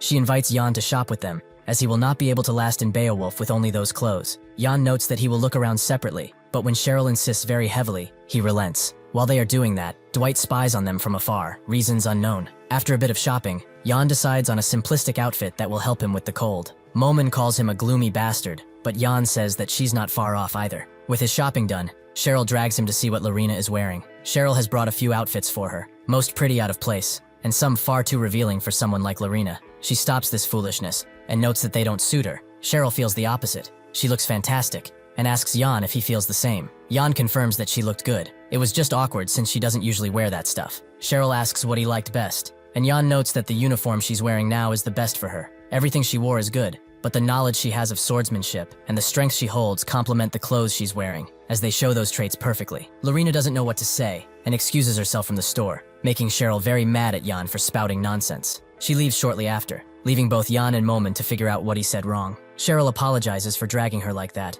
and notes that Jan is a complete moron. Lorena notes that she doesn't care what others think of her, but the extreme blush on her face and her fast heart rate say otherwise. Before she fully disappears, Jan calls Lorena out and says that they will meet tomorrow in front of the gate at noon, so she shouldn't be late. Lorena doesn't respond, instead thinking that he shouldn't say those things, or someone will misunderstand. Jan wonders why she didn't answer. Did she not hear him? Momon tells him that she would have ignored him too, because of how embarrassing he is. With his uniform bought, Jan notes that they should go and see that person at once. At the Shining Moon, which is a bar located in the commercial district, near the Transportation Bureau. Everyone comes here because of the affordable prices and pretty tasty food, so both locals and mercs love it. The one enjoying himself the least here is Dwight, the only thing on his mind being Jan, and how he can ever hope to defeat him. That guy's a monster, and not even in his sleep does he have openings. He can also pretty much see that he has yet to use his real abilities. Why would someone hide their strength, especially him, who can prove a lot of things with it? Suddenly, he hears a bunch of drunks bickering about who will pay. Their incessant talking that's echoing throughout the hall is annoying Dwight. It gets to a point where he screams at them. Can they not see that Dwight is currently enjoying food and drink? Do they really have no sense of manners? Or do they have a death wish? They better keep their mouths shut while he is enjoying his damn meal. Suddenly, someone close to Dwight says that he would like to see the difference between him and these so-called peasants. Dwight prepares to rip into him, but then sees that it's Jan, who wants to be shown how high-class nobles enjoy their accommodations. Dwight excuses himself by saying that it's the fault of the peasants, as they have no common etiquette at least. Jan asks if it wouldn't be better for him to not draw so much attention to himself, as he has also suffered from it in the past. He should remember, he made it all of the way here because of that so-called class difference between people. If he gets out of the class, perhaps he can become much stronger than he is now. Dwight asks what he's talking about, and that's when a gigantic man appears and says that he must be from the outside. He accidentally overheard them, and it seems like he's looking for ways to be stronger. Would he like him to teach the secret for that? This is the captain of the Thunderhorn mercenaries, Billy. Dwight commands him to take his dirty hand off. But Billy continues. Training in weights for 8 hours daily will turn the puniest boy into the hardiest man, and if he joins their guild, he will provide him with protein supplements as a gift. Dwight has had enough of his talking and socks him pretty good in the chin, making Billy fall down while Dwight laughs. He was talking about muscles all of this time, but he dared to get knocked out in one simple hit. The other Thunderhorn mercenaries look at him with a certain expression at first. Dwight thinking that they are all about to jump him, but that's the only way they would have a chance, so he tells them to come. Instead of attacking, they are all amazed by the fact that he knocked down their boss with his skinny figure. He truly has innate talent for muscles for such a skinny fellow. Everyone starts praising him because of what he did, and he doesn't know why it's happening, but he also doesn't care, as it feels great. The whole bar begins celebrating, and they drink hard liquor and have arm wrestling competitions all night. Even if this isn't his crowd, Dwight feels at home here, and is actually accepted amongst the muscle men and common drunks. Deep in the night, Jan has to drag him to their hotel, while promising to kill him if he dares to vomit on his new clothes. Dwight asks where his brother Billy is, and Jan asks why he's a brother now, when he was just a peasant in the past. Dwight tells him that Billy is a fine person. He has suffered a lot, but they were all a bunch of fools. Everyone began praising and hanging out with him just because he did the same. It's kind of strange to be warmly welcomed, especially since they all only met today. Does he also not think of it as pretty strange? Even commoners he only met today can treat him well. So why has his blood family never treated him well even once? He never heard praise from them. He didn't see an ounce of trust in him from them, not even once. Momon asks if he put something in his last drink, which Jan is confused about, but he realizes what she's talking about. The thing he put in was a crystal powder used for purifying demonic energy, and considering how Dwight was less aggressive today, the powder is effective. Momon knows that the powder is pretty damn expensive. He probably spent too much money on it. But why? Is he seeing Dwight as a friend? To help him in his time of need or something? Jan feels like he isn't helping him. He is simply recalling something from his past. Whenever he is seeing a human controlled slowly by evil and turned against his own will, it eats him up from the inside. Now that he looks at him though, they should hurry up and into bed because he's about to puke. The next day, at the Duke Beowulf Castle, the portal spell is cast, while a bunch of heavy armored Beowulf knights await beside it. A moment passes before Jan and the group arrive inside of the castle, with some being amazed by the architecture, while others abhor the dreadful cold that's creeping in. Jan thinks about the mission they need to execute here, that being to work with the Beowulf household and subjugate the barbarians in the area. Because of this harsh environment all around them, they are always fighting the barbarians for livable land, so it's inevitable that they would require more manpower. However, the bigger problem here would be that these knights are extremely proud, to the point where they would never accept outside help. Before they leave, Lorena tells everyone to stop, as she has something to say. From here on out, they will be seeing a lot of things that they probably never expected, so they should be prepared for everything. A butler comes inside the room and immediately asks if they are from the Special Forces. He introduces himself as the chief household butler, Hans, and would like for them to go back at once. The North hasn't and never will request reinforcements, and has also not agreed to have guests. This is Count Hans Meringer. He is a former knight captain of this household, and after retiring, decided to work as a butler. He is at least rank 3 or above, so with his skills, he would be able to become the knight captain of any other country. That begs the question, why is someone like him a mere butler in this place? Lorena steps forward and says that it's been some time since they last met, but these people are with her, and they are all on an official mission from the Special Forces. He should try and be more respectful from now on. Hans frowns, as it's been years since she has left all by herself. That was extremely mean of her, and she did a lot of other numerous things like join the Special Forces with nobody's insight. Does she even know how worried he was? Jan was prepared because of Lorena's words, but that is really something he didn't expect. Hans also notices a scar on her cheek, making him wonder how that old Special Forces captain could let such a thing happen, and thinks makes Lorena embarrassed. This is why she didn't want to come home. The knights are also raising flags with her face on them proudly, as they have all been waiting for her to return. Only that way were they able to survive. Lorena tells them to stop and apologizes, as perhaps her words were too harsh. She puts on a more gentle tone and tells Hans that his hair has grown old and white these past few years. Is he not feeling well anywhere? Seeing her worried for him, Hans begins crying even harder. But after a while he tells everyone to come inside, as the head chef will cook something for them. While they are all walking towards the dining room, Hans tells Lorena that the patriarch will return from his hunt soon, and when he gets back, she should really share a meal with him. Lorena gets more serious, and tells him to never bring that man up in front of her ever again, as she will finish the mission before he gets here,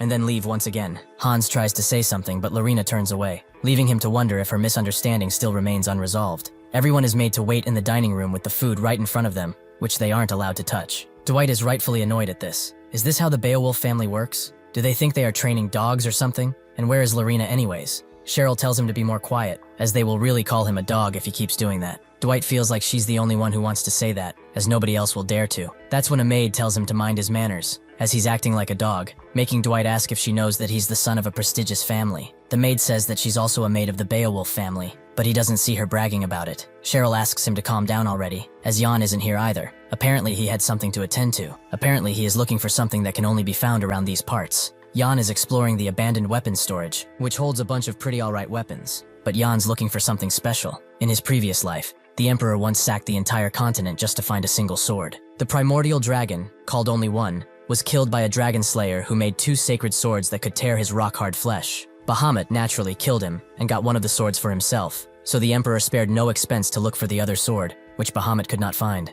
He put out rewards that could make anyone extremely rich, and mobilized search parties throughout the continent. Just when he was about to give up, he managed to find it, and said this: the sword that even Bahamut could not find, the sword that could not be found no matter how hard everyone looked, was hiding in the corner of a dusty storage room like this. This is the dragon sword, Astalon. Its brother's sword is called Nagling, which pierced through him, but now he's sure with this sword, he will not lose, even against the Emperor. The moment Jan tries to touch the sword, he hears a strange voice coming from the sword, and when he grabs it, it starts glowing, the sword being louder than before. He is not qualified to wield it. After the bright light fades, Jan can't believe that the sword rejected him. Does it prefer gathering dust around here? He definitely heard the sword's voice, telling him that he's not qualified. Momon finds it fascinating, and Jan asks if she knows anything about this. She takes a closer look, and sees that it's not an ego weapon, which has an ego as the name entails, but a weapon that chooses its own master. There are times when a weapon can have some divinity, and in such cases, the sword has the ability to choose its own master. To make things up, the sword considered him a brat,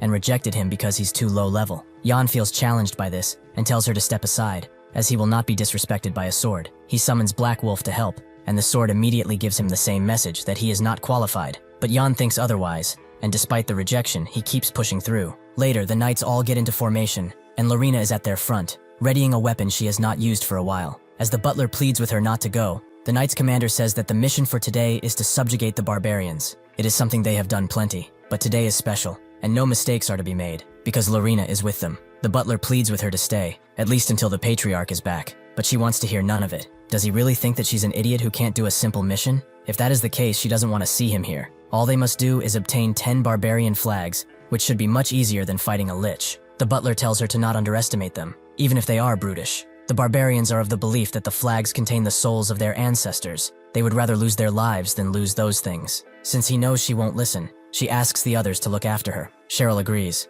and Dwight as usual is repulsed, but doesn't disagree entirely. Cheryl thanks Hans for the clothes. They would have frozen without them. Lorena notes that he's considerate as ever, but Hans focuses more on her uniform, as she's wearing the team uniform. Lorena looks around and wonders where Jan is, just in time for him to appear and apologize for being late. His errand had some difficulties, more than expected. Everyone's surprised by how tattered he is, with Dwight laughing at his condition until he gets beaten up. Even Momon mocks him for trying. He should just give up on that sword, as persistent men aren't that popular. Jan feels like he has plenty of time to conquer the sword, although he must find a way to actually achieve that. Lorena comes by and wants to tell him something. This is her first mission as a special force member, so that's why she's wearing the uniform, among it being comfortable and such. Jan doesn't know where that came from, but he says that it does look good on her. He meant for combat, but she gets flustered and immediately begins the mission, with the knights eager to prove themselves in front of her. Dwight feels like everyone's making a fuss over some barbarians, which Jan expected, as nobles would not know how fearsome a barbarian can be, only because the Beowulfs did such a good job protecting the region. However,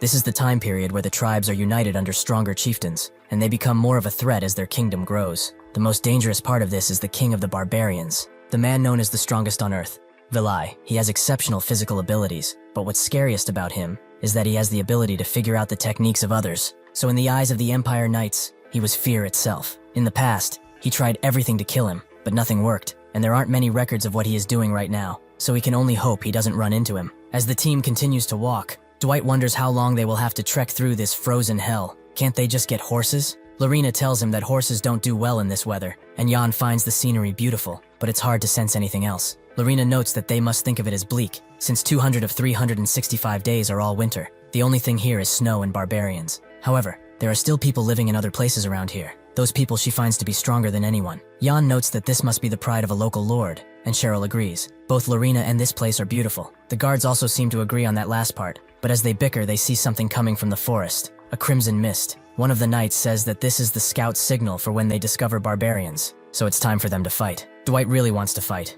with team leader Savo agreeing that it's time, but he better prepare, as he will see something cruel soon. Dwight feels like he's bluffing. He saw different monsters and even a lich, Nothing could faze him anymore. It's true that the Special Forces members face countless monsters and undergo rigorous training with their lives on the line, so being confident is not without its merits. But what this team saw was a whole different type of cruelty. The tribe they are in now can hardly be called a base, and in there, a one-sided slaughter is taking place. Dwight and Cheryl look in horror, as Lorena averts her gaze. Cheryl is in complete shock. Wasn't a knight supposed to follow the code of a knight and protect the weak while serving their lord? These are not knights. They are demons. They are barbarians. Dwight surprisingly blocks her gaze, as this isn't something she should see. Jan notices this act, and combined with the fact that he didn't go crazy when he saw blood, it means that his demonic energy is controllable, although only a little. Everyone is rightfully shocked, but this is how ethnic groups fight. This is not like a war between countries, where armies fight. It's a war of pure bloodshed, where everyone must be killed, women and children too. Lorena must have known about this already, but hearing about it and seeing it now must be entirely different. Moving forward, she will have to carry this weight, but will she be able to handle it? In the hands of their dead mother, a baby cries out, making Dwight and Cheryl wonder if they are supposed to intervene, but a knight finds him first. He is lucky, as he does not need to live as a barbarian. Despite Cheryl telling him to stop, that's when Lorena gets in front of the blade and stops it. She tells the knight that this is enough. They have killed everyone who could hold a weapon, so all they have to do is take the flag and get out. Killing this child would be a sin. She has decided so. Jan thinks that she's brave, but the knights all heard what she said. They believe it to be a simple joke. She was always such a kidder, but if it isn't, they will have to do something about it. Lorena always had a tough resolve. Since she grew up with the sword in her hand, she knew what the war with the barbarians was really like. She was resolved for anything. However, the sight of the barbarian woman, who was not dressed for this climate, and the baby, who was covered in high-grade fur, awakened something within her. Thus, she made a move and told the knights that she would take responsibility for the child. Voss asks what she's doing. Even if a single barbarian survived, they have the potential to bring about a great catastrophe on their people and territory. Lorena refuses to listen to him. That way of thinking is far too extreme. Even if a barbarian, this baby has no sin, no crime he can be charged with. Cheryl asks how they can disobey their own master like this. Voss tells her to stay out of this. They are guests after all. Are they intending to get in the way of the Beowulf knights in their own territory? Cheryl notes that they are not true knights. They are on a mission to kill an innocent baby. Have they no self-respect? Even Dwight doesn't like this. If he lets a baby die, he will have constant nightmares, along with his reputation being tarnished. Voss lifts up his helm and tells Lorena to stop messing around. He cannot believe that she is protecting one of those beasts. Does she know what that even means? Jan expected something like this. Conflicts are happening everywhere in the world, and these Knights of Beowulf don't seem the persuasive type, because they are not doing things out of emotion or profit. What they are doing here is taking revenge. They saw too much blood be spilled by the barbarians. Suddenly, he feels a rush of energy coming in, and the others soon notice too. Sure enough, above everyone, the chieftain arrives, who immediately crushes the ground below him and with pure energy, begins to radiate an amazing light. After he calms down, one of the knights damns the scouts for not doing their jobs. Nobody expected the chieftain to attack. He suddenly grabs his tiny head and asks if they slaughtered them. Did they murder his family and tribe? This is Chieftain Kabur, one of the 20 barbarian chieftains. Since they have done a sin that cannot be redeemed, he will send all of them to hell personally, but he will do it slowly and painfully. Lorena jumps in order to save the knight, but even if she strikes, the blade's tip breaks as soon as it reaches Kabur's head, which suddenly begins to glow. With that warning, Lorena swiftly backs away, but Kabur still punches around like a madman and is slowly catching up to her. Before he can, however,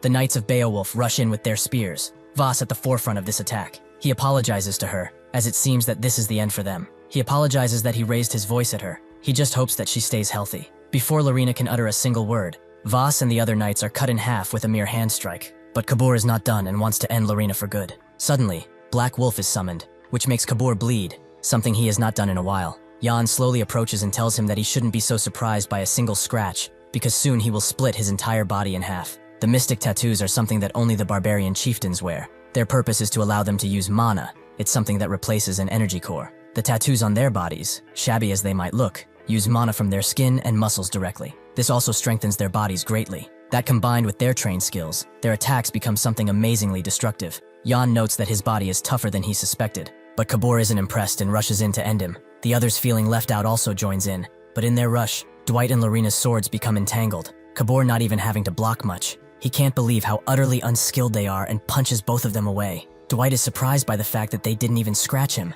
Is this guy even human? Lorena noticed that the knights are all in a state of confusion due to his appearance. They must be the ones who will deal with him. Cheryl comes back, having relocated the baby somewhere safe, but Dwight suddenly announces that if Lorena hadn't interfered, he should have sliced that guy up. He demands that next time, she be the supporter, as he will attack. Lorena doesn't like that idea. He should be the supporter. Dwight asks if she has forgotten how hard he beat her during their last training, but Lorena doesn't care. Would he like to see how badly he will lose in a real fight? Having had enough of their bickering, Jan tells them to calm down. Acting like fools in front of the enemy is extremely unwise. They continue to bicker, the two of them asking if he thinks he can defeat that guy all by himself. Just as Jan is trying to warn them that the chieftain can attack at any time, he actually does, forcing them to jump away. He doesn't stop there, however, making Dwight and Lorena charge in once again. Jan sees their way of fighting and thinks that they cannot defeat him like this. Both Lorena and Dwight are strong, but since they are trying to attack in their own way and not together, they have created dissonance, just like on a music sheet. Cheryl joins in too, Jan warning her that joining in would be useless,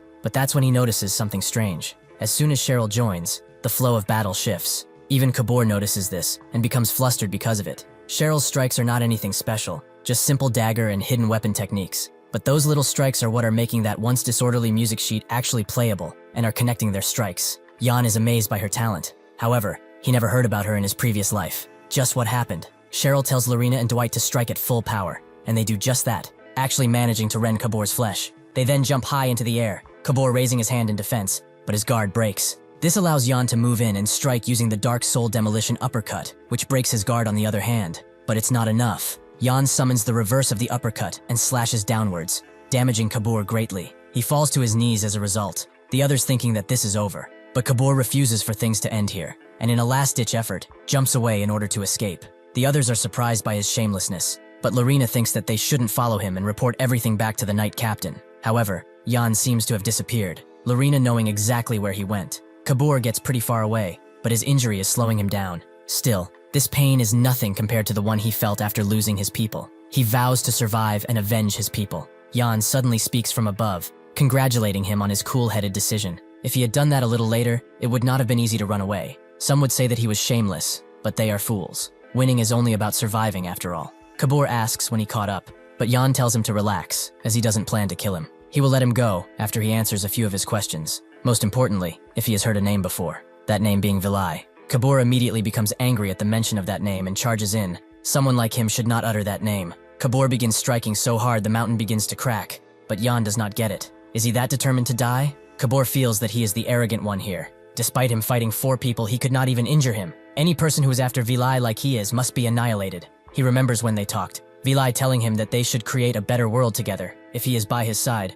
perhaps that is possible. Jan understands, and suddenly begins casting magic, which Kabor notices, but Jan has already activated the stone wall spell. Kabor is annoyed by his little party trick, and cuts the spikes apart, allowing him to grab Jan and prepare a mighty strike. That's when Jan's hidden protector appears, Momon. With a single strike, she goes even through Kabor, and ends the fight. She begins boasting. She believes that this proves he needs her. She already told him that his magic would become weak if he lacked imagination. She feels embarrassed to even call him her apprentice. Jan tells her to shut up, but she doesn't care either way, as it's been a long time since she cast a destructive spell. It feels great. Kabor apologizes to Vilai. He is not able to keep the vow that he made under that setting sun, so he should create a better world with someone else now. Momon begins mocking Jan for almost losing to some lousy barbarian, but Jan wouldn't think of him as that. He was actually pretty strong. Kabor, with a heavy breath, asks why all of them go so far to kill his people. All they have done is struggle while trying to survive in this harsh land. Are they just trying to completely exterminate them? Jan tells him that Beowulf is also struggling in its own way, to survive against a strong foe like he is. Kabor is amused. Is he calling him strong when he won? Is he just joking? Jan means it. He is a proud and strong warrior. If that is so, Kabor would like a favor from him, taking away a child of his tribe. That child is the last proof that this tribe ever existed, so he would like it to be shown mercy. Jan is amazed that he is still worried about others when he is dying, but he should not worry. The person who took the child is a kind soul. She will not let him live as a slave. Kabor suddenly hands him the symbol of a chieftain. It will become a token of their promise. The bone necklace is something important to the chieftains. To receive this means that Jan has inherited his will. There is no need for him to keep the promise of a dying man, but he does not want to ignore his promise either. In his last moments, Kabor smiles, hoping that the world becomes better. Jan prays that he will be born in a good place in his next life. He deserves that much. That night, at the Beowulf Castle, the knights are holding a celebration because of their victory, which included the killing of a chieftain. This was not done by a single person. It was done by everyone who shed blood for this land. They should raise their mugs and drink until they cannot get up tomorrow.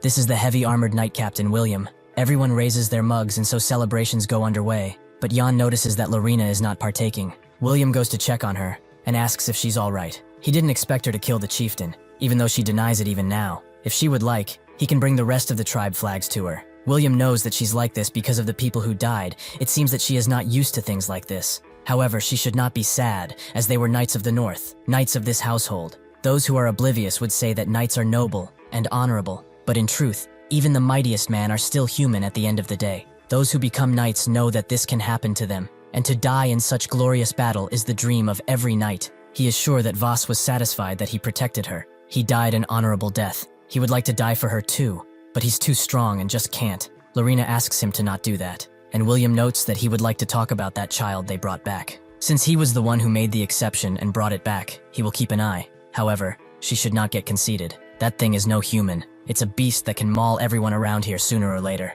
Lorena screams at him, as he has gone too far with his words. William tells her that he hasn't. His words are only true. That beast is dangerous. Internal unrest is something much scarier than any enemy. If she does not do anything about it, this could become a threat to their household in the future, one that can destroy them. Lorena says that she will take responsibility, but the Beowulf house is strong. It will not fall at the hands of a single human. William seems to remember something dark because of her words, and grits his teeth in response. She should not throw that word around like it's something easily done. Even if their territory holds strong, human lives are still fragile. Will she be able to take responsibility for the anguish of the bereft families that will be left behind? This is his advice to her. He only hopes that she can keep it in mind. Lorena doesn't understand. He was always a merciful person. Why is he so cruel just because that child is of the barbarians? She pouts since she gets no response, but Hans comes around and asks if William has said something to her. Lorena notes that he was just mad that she brought that child back, making Hans angry. How dare that bastard show disdain in front of her? Should he go and show him how to respect his betters?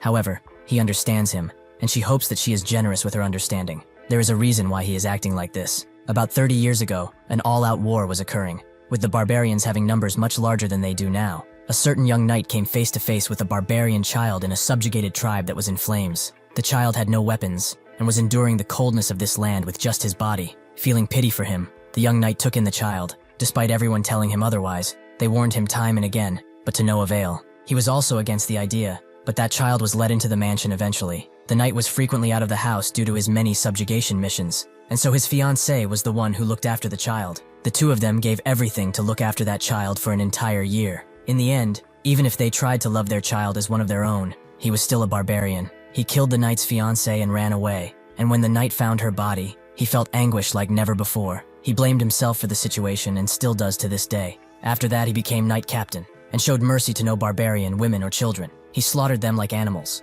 Lorena asks if he's talking about who she thinks he is, and Hans confirms it. The young knight was William, who turned his anguish into anger that still boils within him. Lorena feels sad now. She said all of those things despite not knowing his past. Hans tells her that it's not just William. The other knights have also lost family because of the barbarians. Lorena doesn't know what to say, but Hans tells her to not blame herself. Jan listens into this conversation. The knight captain will not give this up, so he must do something if he wants to keep his promise to Kabur. Hans notes that this is not the end of the story, as now someone is trying to unite the barbarians, and that person is none other than Vilai, commander chieftain of the barbarians, and also the barbarian child William took in. Jan is shocked to hear this. He tried to find things out about that guy, but to no avail. To think that he is related to this territory, they probably covered everything up. That is why he could not find a single thing. This is unexpected, but will help him track down Vilai. Hans understands how she feels. She is kind after all, but she should step back and let him handle this from now on. Lorena refuses, as the others will not show mercy to that child, but Hans asks what other option they have. Jan gets out of his cover,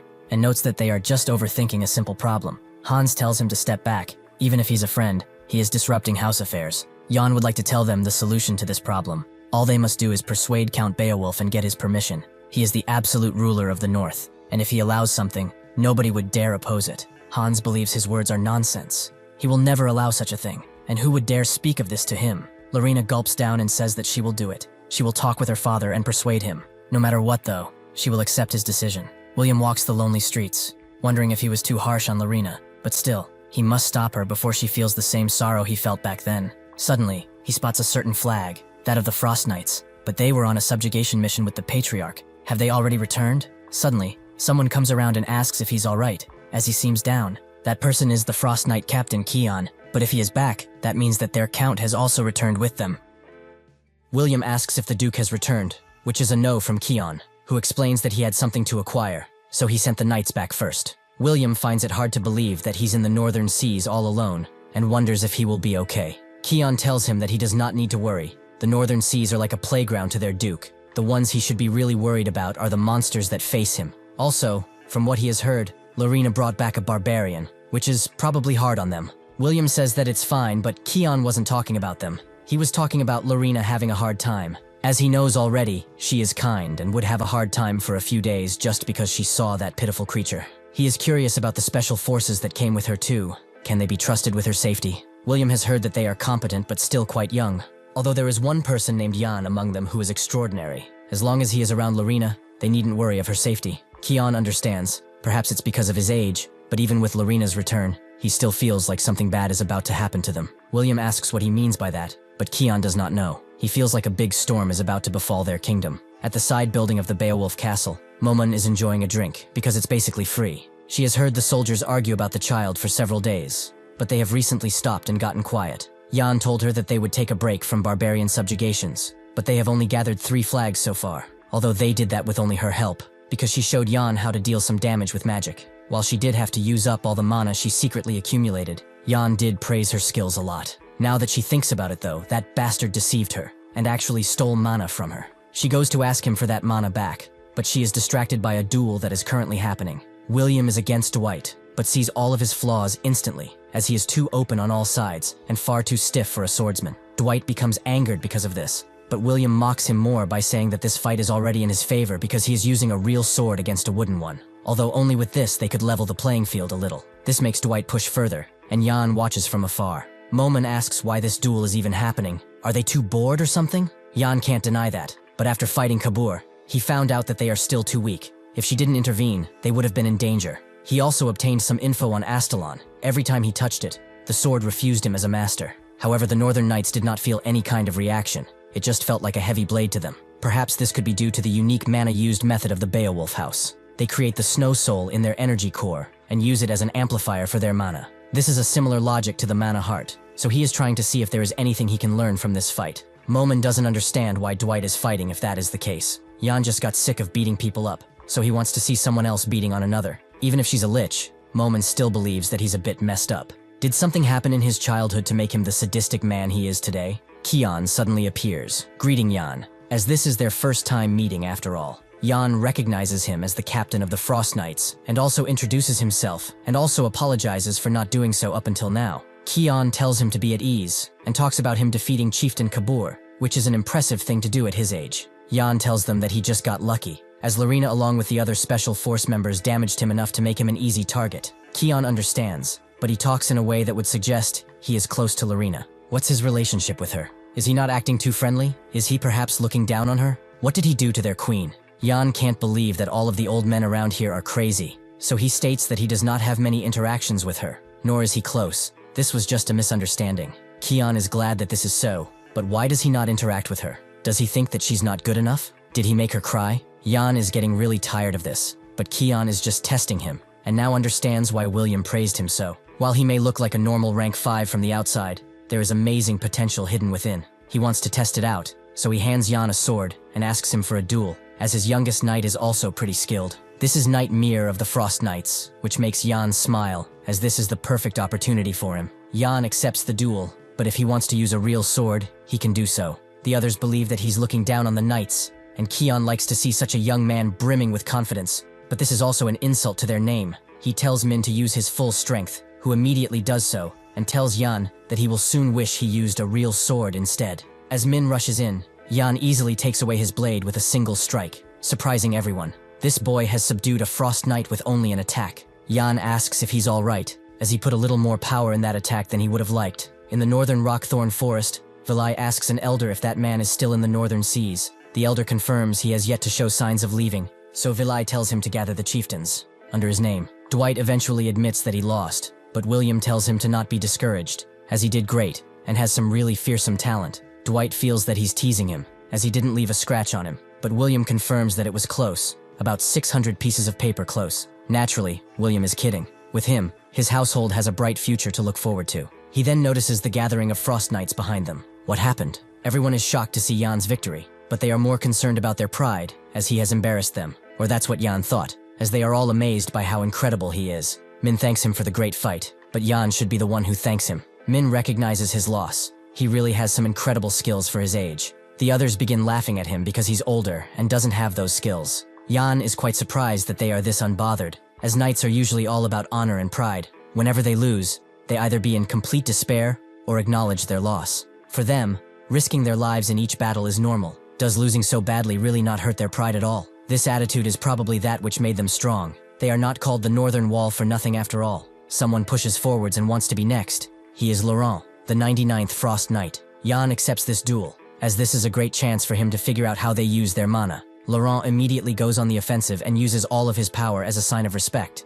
But Yan can finally see his mana, which makes the trajectory of his sword be seen. Laurent suddenly uses the first form of the Frost Knights, the Ice Sword Dance, which is a fast move. If that is the case, Yan uses his abilities to go even faster and get behind Laurent. He notices him, however, and strikes, only to discover that this was an afterimage. Yan was actually close and won the battle with a simple strike. Laurent knows what happened. He used his clothes as bait, which was an ingenious move on his part. He admits that he has lost and that he is an incredible fighter, making everyone start to try and have a fight with him. William asks Keon what he thinks of Yan, who now understands the praise he has been receiving. William says that Cruel is not that bad as well, but Yan is next level. That snake instructor commander created him, who he thought at first was only about political games in the capital. Perhaps Yan is wasted under him, which Keon agrees with. He would grow much more if he joined their household, but at the same time, he cannot let him stay around Lorena, since he might have ulterior motives. William agrees with that too, but since everyone is tired, they should stop here and continue tomorrow morning. Outside, someone gives out the charge command, and a large horn can be heard. William recognizes it as their emergency horn. But what is happening? Suddenly someone comes inside and tells everyone to ready up their armors and swords swiftly. This is actually Han, who explains that they are in a state of emergency. Their territory is being attacked. They all ask who is attacking them, just as their main gate is punctured, allowing their enemies to enter. Han tells them that their strongest enemy is here, the commander chieftain, Vilai. Yan is shocked to hear this, as this was not supposed to happen until much later. History has changed once again. The soldiers gather up at the walls, and they can all see that the third castle walls have already been decimated, meaning that the barbarians are advancing at an alarming rate. William asks a soldier to report, who says that the third knights are currently defending the second castle walls. They have judged that it is possible to defend at the third castle walls. Those walls have been broken and the residents evacuated, so the knights move to the second walls. But their enemies have great numbers, so this is not looking good. If he wants a number, he estimates that there are around 30,000 barbarians right now. William wonders how they did not see this gigantic army come when they had rangers, but the knight also reports that they are all dead. They were targeted right before the attack. With that, William orders Keon and the Frost Knights to head towards the first castle walls in order to help with evacuation, while he and the armored knights help the second castle wall defense. At the same time, Yan damns it all, as history has changed once again. And to make things even worse, it's going in the direction he least wanted it to. He can only wonder what happened for this to happen. Perhaps it's because he came to this place. In the past, as long as the suppression force known as the Beowulf was around, Vilai chose not to invade. So did he come up with some ways to deal with them? With his decision to come here, the things that have changed are only Lorena and the others, right? That's when Yan finally gets it. A barbarian reports to Vilai that they are advancing towards the second castle walls as they speak, with Vilai telling him to stand by for now. They only need to let those who are fast on their feet advance, as they must take them all down slowly and get their target. Yan knows what he is after. He wants to take Lorena hostage. At the second wall, the third White Knight Knights are desperately trying to stop the barbarians from entering the castle, but try as they might, the barbarians have come here with a clear goal. Through their brotherhood, they all feel their shared anger. They have come here to avenge those who have fallen at the hands of these monsters. They will win this battle, and they will become the true masters of the North. Somewhere else, Cheryl and Lorena are sticking together, but both of them are shocked about this sudden attack, which they were completely unprepared for. Since some barbarians are getting quite close to the children's hideout, Lorena tells Cheryl to relocate them somewhere else, while she maintains this position. Cheryl is not happy about leaving her alone, but it is true that it's easier to run if they are solo, so she leaves while promising to return quickly. Just as she is left alone, a barbarian sneaks up behind her, but he can't even speak, as he feels a sharp pain from behind. Lorena wonders why he's not speaking, but Yan has actually cut him in half. Glad that he found her, he suddenly grabs her arm, which she's quite flustered about, and asks where they are going. Yan tells her that they are going to the castle, as she is the target of the enemy. Vilai is after her specifically, because she is the Duke's weakness. He intended to capture him by using her, and he barely stopped that from happening now. But this is not the end just yet. If they get caught out here, their situation will be hopeless. Even if he has to give his life, she must escape. Suddenly, the castle begins to crack, and the steeple from above comes right down on Yan and Lorena. Yan does not have time to save them both, so he lets go of Lorena and pushes her, before the steeple crashes down on him. Lorena has survived, but her foot has been pretty damaged, so she can no longer walk. She can't believe that a human could actually do such a thing and calls out for Jan, but there is no answer. Vilai apologizes for the sudden introduction, but he really does not know any other greetings. Lorena instantly recognizes him, which he did not expect, but this only means that they have nothing to talk about. Lorena can feel the pressure he's exuding. It's the first time in her life she's feeling so intimidated by another human, other than her father. With her leg injured, there's no chance for her to win, so she must put an end to this within an instant. Vilai notices that she's charging up her mana. Perhaps she intends to end this fight instantly, right? Lorena couldn't even see when he closed the distance between them, or not even feel it. As they say, he is far too powerful.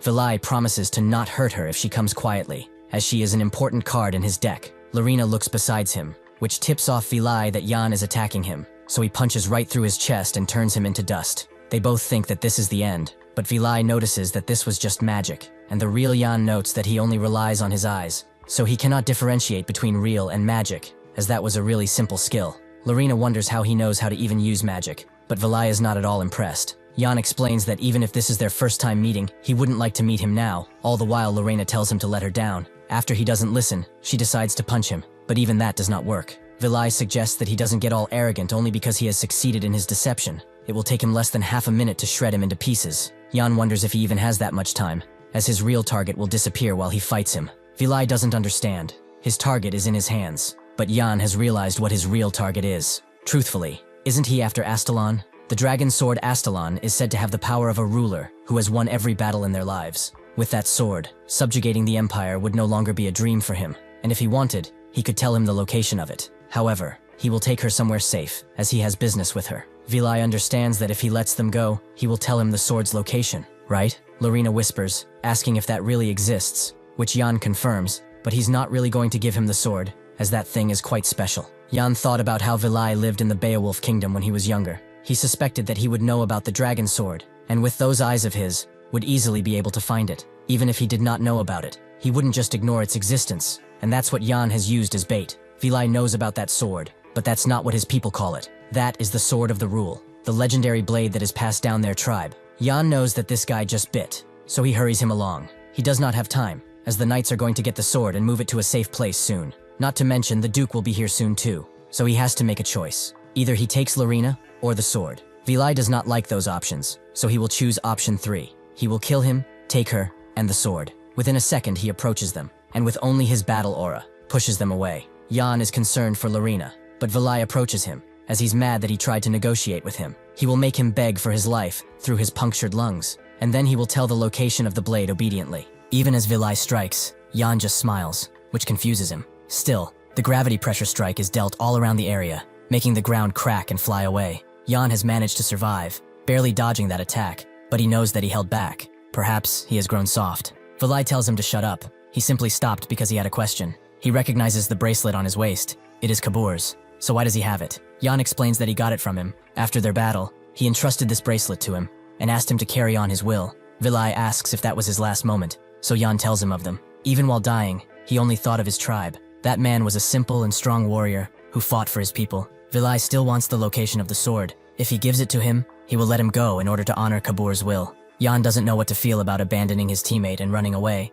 but Vilai tells him that he does not need to die here. He knows that he cannot hope to defeat him, and he's not even of Beowulf either. Why does he fight in a land that he has no stocks in? Jan hadn't thought of that, and after a while of negotiating, things calmed down. Lorena is still unconscious, and Vilai approaches her. He has been itching to get his hands on her, as the Duke's reaction will be priceless. He wonders what kind of face he will make when he sees his daughter, but that's when the clone begins to speak. Jan tells him that he trusts those eyes of his way too much. That is why he keeps being deceived. He shouldn't worry though. The location of the sword is real, so he should hurry up. Vilai is enraged beyond his wits, but he cannot follow now. That is what Jan is hoping too, as he will probably for the sword and not them. Momon asks if he saw how her exquisite magic fooled that gorilla again. She deserves Paris, right? Jan does congratulate her, but she wonders if he took that bracelet on purpose. Jan says that he knew it would be good against Vilai, and it certainly did help. The only thing he has to do now is wake up Lorena, as he needs her to awaken the sword. Momon asks if he hasn't given up the sword, but Jan really hasn't. He wouldn't just give it to someone after all the things he went through for it. Even if Vilai finds it, he will not be able to get past the sword's defense magic so easily. The Beowulf weapon vault is blasted open by Vilai, who hopes that Jan has not lied about this too. Sure enough, he finds the sword among the other blades. With his blade, he will be able to combat even the Duke. He tries to grab it, but he is not qualified, so he gets punished. Vilai is impressed by the fact that a mere sword dares to not obey. He will make sure to train it well. He tries again, but the sword continues to deny him, so he begins putting a lot more force. This makes the sword calm down too, meaning that he will have control of it soon. But that's when Han attacks from above, sword at the ready. Vilai did not expect to be interrupted, but he blocked his blade with only his hard fist. Jan remembers Lorena mentioning something about a shelter underneath the tower where Mana is hidden, and suggests she go there and wait until this is all over. She refuses as she wants to fight with them, but Jan asks, what will she do when her leg is injured? Lorena feels the pain but says that this is nothing. She cannot hide and watch while everyone is fighting and her territory becomes filled with blood. Jan tells her that she's always cold-hearted, but when it comes to family matters, she can't seem to control herself. Does she think that her role as princess is to go and fight? She should not worry, as she is still needed to defeat Vilai. Lorena asks what she needs to do, so Jan inches closer and asks her for the most precious thing inside of her right now. With that, they can defeat Vilai. She doesn't get it at first, but then her mind comes up with something. Momon asks if he got dropped as a kid. How can he say it like that and expect her to understand? Jan gets it, so he explains that what he wanted to say is that he needs her to teach him the steps of the Snow Soul. He does not have time to go into details, but that is the only way to get rid of Vilai. Lorena asks if he's gone insane. The steps to the Snow Soul are a secret technique passed down only to those within the family. He cannot tell it to anyone, even him, as that's the rule of their household. It has been for centuries. The fighting at the weapon vault continues in earnest. Han belittling Vilai for trying to steal while his subordinates are dying. Vilai asks if he understands the gravity of his actions, but Han doesn't get him. He is just here to kill the rat that is sneaking around their house. He uses the 12th form of Snow Soul, the white flower, which creates a bunch of petals that all have sword aura, making them deadly. Vilai didn't expect him to be so strong, however. He will not be able to stop him with just that. He uses his battle aura to cut through the petals, and so they begin close-quarter combat again. The sword is left alone at the top of the vault, but Jan soon arrives, hoping that he has enough time. He's glad that Han came as he asked, although he would probably not last long. Momon tells him that once the sword reacts, Vilai will notice, which Jan knows. But by the time he notices, this whole thing will be over. The sword reacts negatively again, but Jan now has the power to confront it. When Lorena spoke of her rules, he asked what's more important to her, the people of this kingdom or their rules. She had to decide now, either lose the people or her petty rules. She must go against their rules if she wants to protect everyone. Lorena remembers people telling her to not mention that person, because he is someone who broke the rules. But he is right. It would be right for her to do her best, so she will entrust everything she has to him. He grabbed his hand and pressed it on her chest, allowing him to feel her mana, and also letting her teach him. Ice is the perfection of silence, and once he has achieved that stillness, even within a snowstorm, he will be able to let his soul bloom. Jan is practicing that even now, but this time he is seeing the steps of the Snow Soul just like back then. With this power entering his body, he is able to achieve his goal and grab Astalon for himself. While Jan is admiring the sword, Han is being pushed back, as he has realized that Vilai is slowly starting to understand his sword techniques and counter them. But how much mana and stamina does he have anyway? Is this the true strength of the Commander Chieftain? Vilai is also impressed that he lasted so long, especially since he used some life force. However, this is as far as an old knight like him goes. Before he can say anything else, a light emanates behind him. Vilai knowing that it comes from the Sword of Rulers, meaning that bastard got it. He only spared his life because of Kabur, but not anymore. Han sees his turn back as an opportunity and attempts to strike him down. He should not have gotten distracted during their fight. Vilai simply grabs his sword, as there is no fight here. It ended a long time ago. He breaks his sword and goes in for the kill, as it's because of him that he was not able to get the sword. However, he is suddenly bound down by a bunch of ice magic. Vilai knowing that there should be nobody here with that skill. So who did this? Jan comes around, guessing that the situation would come to this. Vilai has now confirmed that he was the one who did all of this. How dare he lay his hands on his sword? Jan can't believe how much power Astalon has. He was wise to think that the Snow Soul would enhance ice magic too. After adding on to that the power of this blade, his ice magic has amplified quite a lot. Vilai does not get why he is able to wield that special blade, and why his body has 3 mana holes. Just what has he done in all this time? Jan is quite surprised that he saw through it so quickly. But he does have God's eye, so it's not like it's impossible. Vilai decides to smile. If that is the true power of the Sword of Rulers, then it is great, as it's a sword that truly fits a king like him. If the sword has dared to select him, then he has no other choice but to take that sword from his decaying corpse. Using Battle Aura, he charges in with his Black Sun, but Jan only uses the Frost Knight basic sword technique, a slow oblique slash. This simple attack is enough to cut the area around and cause Vilai a pretty deep injury, but even with this he does not give up, and still charges in with his attack. The earth cracks as it goes to Jan. Vilai examines his injury, as it's been a while since he received one. Perhaps it was because of the Sword of Rulers, as it was able to tear through his hard muscles and his strongest aura. Jan barely blocks this attack, and Vilai finally understands that the blade has the ability to cut through mana. That sword is something truly befitting of him then.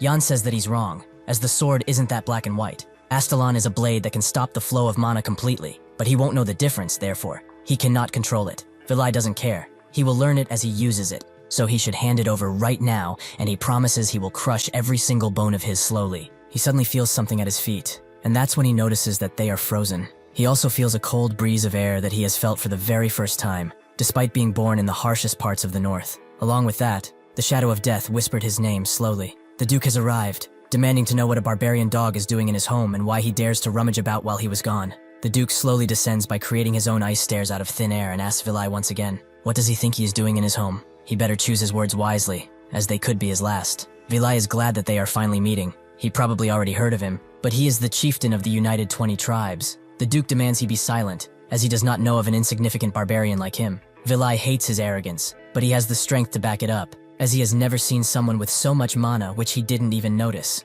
Perhaps this was the plan of that brat, for him not to notice the Duke approaching. Vilai decides to swiftly break out of his ice binds and charge in, as they would have to fight one day anyway, and it seems that the time is now. The Duke feels appalled. Someone as tiny as him should not be mentioning his mighty name. Vilai thinks that he has him, and charges in even faster, but that's when the Duke expands his domain, using the final form of the Snow Soul, Eternal Frost. The barbarians that have been terrorizing his realm are all frozen in an instant, right in front of the soldiers, who know that their Duke is back. The Duke asks Han if he's fine, which he is. He's only amazed by his power, as it's incredible. This is the true might of Eternal Frost. Han is not impressed by his display. He has grown old to struggle against such a barbarian. The domain expansion of the Duke, Eternal Frost, makes all of the enemies in its range freeze while harming no one the Duke considers an ally. This is the leader of the Beowulf household, who protects the north and holds the line. Bacchus Beowulf. He asks Han if all of this happened while he was gone, which makes Han feel ashamed. But Bacchus doesn't care, as Larina and their people are safe. Han tells him that there was someone who helped greatly. He calls out Jan to present himself, but he is already gone, making Bacchus think that he's quite sneaky. Despite all that he has faced, Vilai is not done. He breaks free with his aura, and summons another ball attack. Bacchus asks what he can do if he can just freeze him, but Vilai is not aiming for him anymore, as he plans to take his entire kingdom away. He hurls the ball at the tower in which the people have retreated in. He will use this as a distraction to get away, but that's when Jan appears and cuts the aura ball into two, annoyed by the fact that he's still kicking. The ball still explodes, leaving Jan with some damage, but he is mostly tired at this point. On top of using this new magic combined with the new sword, he had to fight that beast while protecting Larina too. He used up everything in his body. This time, he gave it his all, and he deserves a little rest. He knows that there are capable people out there, and he will leave the rest to them. Suddenly, Larina appears, holding out his hand for him to grab. Jan is kind of annoyed that he does not have a chance to rest, but this feeling is not bad either. After this, the news of the barbarian invasion spreads quickly throughout the empire. Everyone hears of Jan's spoils too, and the era, even though quite slowly, is starting to move. The next day, Larina goes to the Beowulf graves and visits her mother. It's been a while since they talked. She just hopes that she's not mad because she has not been here for a while. She hopes that she's well, wherever she is. She was actually really busy. She's been training way too much, but even so, she hopes that she will still look after her. She's realized that the world is a really huge place. There was someone as strong as her brother. He was really incredible on that day. She has decided to keep trying. She will keep looking for her brother, and also for the bastards who dared to take her life. After all this talk, she decides to go, because a disturbance has appeared next to her. Bacchus tells her to stop, but she insists that she must go, as she's late as it is for training. Bacchus suddenly hands her something, an ice crystal, which will help her with the Snow Soul once she absorbs it. Larina refuses this gift, but then Bacchus asks if she does not have something she wanted to ask of him. She wanted him to protect that barbarian child, right? If she wants to trade, then she has to give something in return. Larina knows what he's hinting at, and grabs the ice crystal, hoping that he will keep his promise. He suggests that instead of wasting her time playing around as the Special Forces, she should make sure that her Snow Soul is trained, as her cold energy has gotten duller and duller. Additionally, she should come and visit more often. Han would certainly love it. Larina stops, and says that he's as strong as expected. Considering how mighty he is, nothing will be able to threaten this place, not even the barbarians. He truly is the savior of the people. So then, why could he not protect his wife? Even with all his power, he could not protect the ones important to him. So she does not want to return to a place where her mom and brother are missing from. Bacchus lets out a deep sigh as she leaves, and asks Helena what he must do. She was much wiser than him, and Larina still hates him for what happened with her brother. On the day that the Revolutionary Army rat sneaked into the castle, he saw something truly shocking. The one leading them, the one who dared to cut his own blood, was her brother, who did not look remorseful at all. Would Larina be able to handle it if she knew this truth? Think of her last words. And for Larina, he culled his rage and exiled him, but he still wonders if that was the correct decision. He does not know what will happen if Lorena does find him, but he only hopes she will be safe. Bacchus detects someone behind him and notes that he's quite late. Jan tells him that he looked deep in thought and did not want to bother him,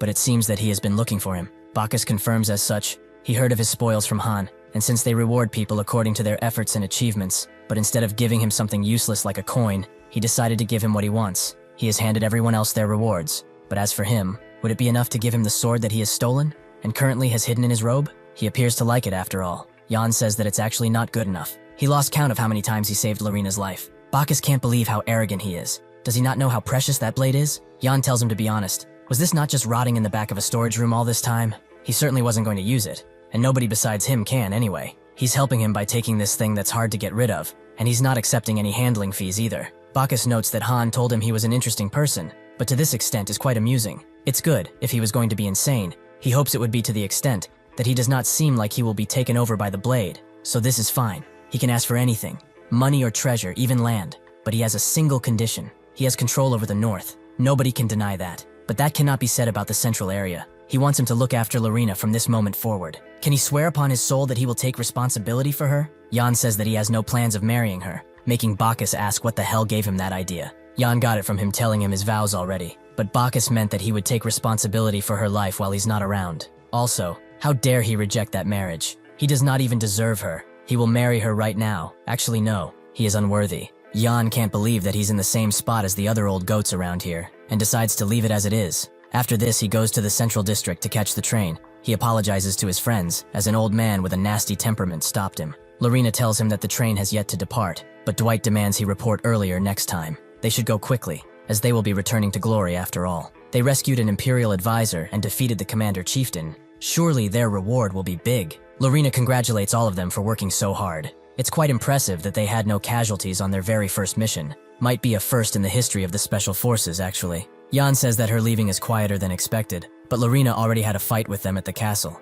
and left it at that. The train is about to come in, allowing Jan to think about what happened. This trip was a successful one. He was able to get the advisor's invitation, and even Astalon as a bonus. Besides that, the Duke gave him a hefty sum of gold, and some items worth much more than that gold. Suddenly a crow lands on his shoulder as he thinks, which he recognizes. After a bit, he tells Lorena to wait. They will probably need to go without him first, as there's something he forgot. The instructor commander asked him to visit some to buy their special strawberry cookies, making Dwight believe that he's acting like his dog. After the train leaves, Jan can sigh with relief, as he must go to the real errand now. He didn't expect to see the instructor's commander, Black Shadow, but just what kind of order has he given him to go through this much trouble? After reading the paper, Jan crushes it into dust, as this will be quite a tall order. After a while, Momon eventually wakes up, glad to finally be resurrected. Jan thinks that he did everything on his own, but if she had not been there, he would have died over a dozen times. She used all of her mana to save him, and thus went to sleep, but she was able to regain much more than usual, meaning that she can finally take care of that muscle barbarian. Jan can't believe that she's still talking about that. The fight with Vilai is already over. They already left the territory too, although she slept the whole day, so she wouldn't be able to know. Momon can't believe how ungrateful he is. He should at least thank her for saving him so much. Jan does just that, and explains that they are now in Soma, which is a side right next to Beowulf with much warmer weather. Momon asks what he's doing here all alone, but Jan doesn't have time to chat, so he tells her that they are just going to work. On the way, he explains what happened with Vilai, who ran away after the Duke came. Now he's here under the orders of the commander-instructor. Well, it was only one order. That was to wait for his childhood friend in Soma. Momon is surprised that someone like him has a friend, and although Jan would like to say something, she's right. Jan knows that this childhood friend is the lie that he told the commander-instructor on the day he escaped. It's the daughter of the Special Forces captain. This order would be to kidnap her, but her appearance right now does not feel right. He wonders how the instructor commander would even react if he realized this was a lie. Either he would destroy him, or let it go like it was nothing. What is certain would be that he has the upper hand since he gets to contact her earlier than the instructor commander, but he must confirm her identity in the first place. Momon sees that he's being catcalled by a bunch of women who want to have drinks with him at the bar, where they probably work. Momon didn't expect him to come to such a place, but he is a young man after all, and has his needs. Jan has no clue what she's talking about, but Momon decides to teach him about a technique to get all the girls. First, he hunts 1 wolf and 3 rabbits, and then he stuffs it in the woman's bag. If he does so, he will become the best ladies' man. Jan asks if she's gone insane. They are no longer at the founding of the Empire, and that's not why they are here anyway. If he remembers correctly, this is the place they must go to. Momon can see that it's called the Hobbiton Tavern, but the name is way too simple. And when they get inside, the bartender tells him that they don't sell a thing if he wants to eat. He should go someplace else. Momon can't believe how rude he is to a customer and tells Yan to go as there's nothing to see here. He tells the bartender that it's fine, as he would still like to order 2 glasses of whiskey mixed with wine and an added olive on top. The bartender apologized. He did not know he was a VIP. He goes out back and opens a secret passage, inviting Yan inside. As they go down the hidden stairs, Momon asks what this is and what he's trying to do. Perhaps it's an underground club. Yan tells her to stop thinking about weird stuff. This is a place that only sells information. They disguise themselves as a tavern, but they actually sell info about Soma's back alley. Right now they only have info on Soma, but soon their network will speak throughout the continent, and they will be known as the Beggar's Den. Who he is about to meet right now is none other than the future leader of that Beggar's Den, Bella. She has never seen him before, so why has he come here? Yan explains that he has someone he must find, but he only knows her name. Can they find her? Bella confirms they can and asks what her name is, so Yan says that it's Bella. She gets flustered as she hears this and asks how he knows her name. Just who is he? Yan is surprised that she still gets flustered. She really can't hide her emotions. He notes that many would like to know her name, although he might be the first. Bella tells him that curiosity is not great, as there's a saying, it kills the cat. She presses a hidden button on her table, making the ceiling crack and letting a bunch of arrows go through, which seemingly hit Yan.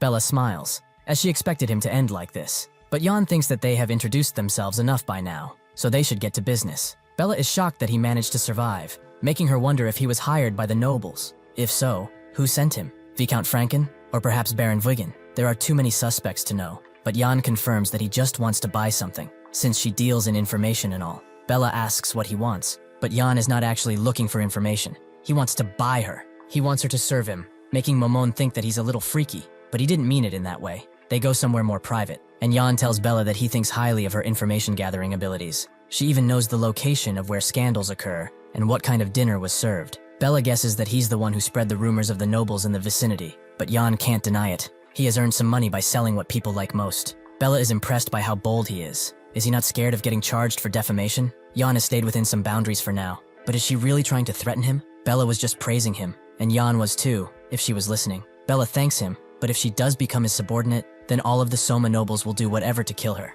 because they are scared she will reveal their secrets. However, there is a way around this. The situation might be different if he pays her enough to take on those risks, but she's not sure if he's capable of that. Yan asks how much she will cost while reaching into his pocket, but she doesn't think it's an amount that can be stored in there. Yan pulls out a satchel filled with gold coins and guesses that it's around this mark. She is surprised to see gold coins of the highest purity, and Yan says that those are issued by the Central, meaning they are worth a lot more than normal gold coins. Bella still thinks that it's not enough, so Yan suggests they play a game, with his and her futures on the line. He's going to propose how much he will offer to buy her, and her price will keep ascending until she says stop. If he can guess how much she thinks she's worth, then all that money will be hers, however. If she goes beyond what he thinks she's worth, then she gets nothing. She loses all the money, and she will be handed to the nobles too. Bella doesn't know what to say about this, but Yan begins putting satchel after satchel of gold coins on her table until he reaches 400 gold coins. Bella is conflicted. With that much, she can feed 400 people for over a year. She wonders if she should stop now, but seeing Yan pull out more, she's forced to make a choice. Bella immediately tells him to stop, but Yan didn't expect her to fold so fast. He was going to go for 1,000, but now they just need solid proof to show who owns her. Bella hopes he doesn't want something weird, but Yan just wants her to sign this contract. With it signed, he's looking forward to working with her. After he leaves, Bella wonders what just happened. Money fell into her hands like it was nothing. Yan made her sign and noted that he will contact her again once he needs her, so she should read the contract, as it's pretty important. Bella refuses to do such a thing. Why would she work for someone she knows nothing about? That bastard is the epitome of danger, and with these many gold coins, she can live like a noble in the other kingdoms.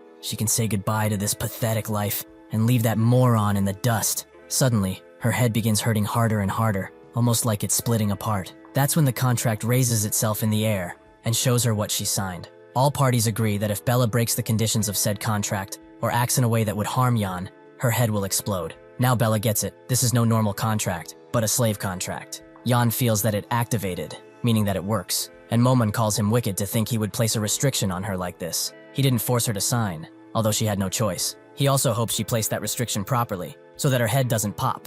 But Momon doesn't like to be doubted, especially since she's proud of her self-destruction magic. Also, she noticed that he took the money out of a dimensional pouch. Where did he acquire it? Yan tells her that Duke Beowulf gave it to him as a present, or, at least to leave him alone. Momon asks if they're going back now, but Yan notes that there's still much work to do. Somewhere else, in a secluded place, the Empire soldiers are in a lonely house, where a lonely girl sits, biding her time. In the Verdine forest, Jan is tracking some wagon tracks, and judging by their condition, he estimates them to be 3 days old. This means that they have tracked them properly, and they are close now. Momon comes out and asks how much longer. Does he intend to just walk around like this for years? Have they not arrived at the train station? It seems that she has forgotten. So Jan tells her that they are carrying out a mission assigned by the instructor commander, which she remembers, to find some girl, right? Jan notes that it's not just some girl, but the daughter of the Special Forces commander. He didn't expect the instructor commander to assign such a mission so suddenly, though. Momon finds it funny that he, a Special Forces member, is kidnapping the commander's daughter.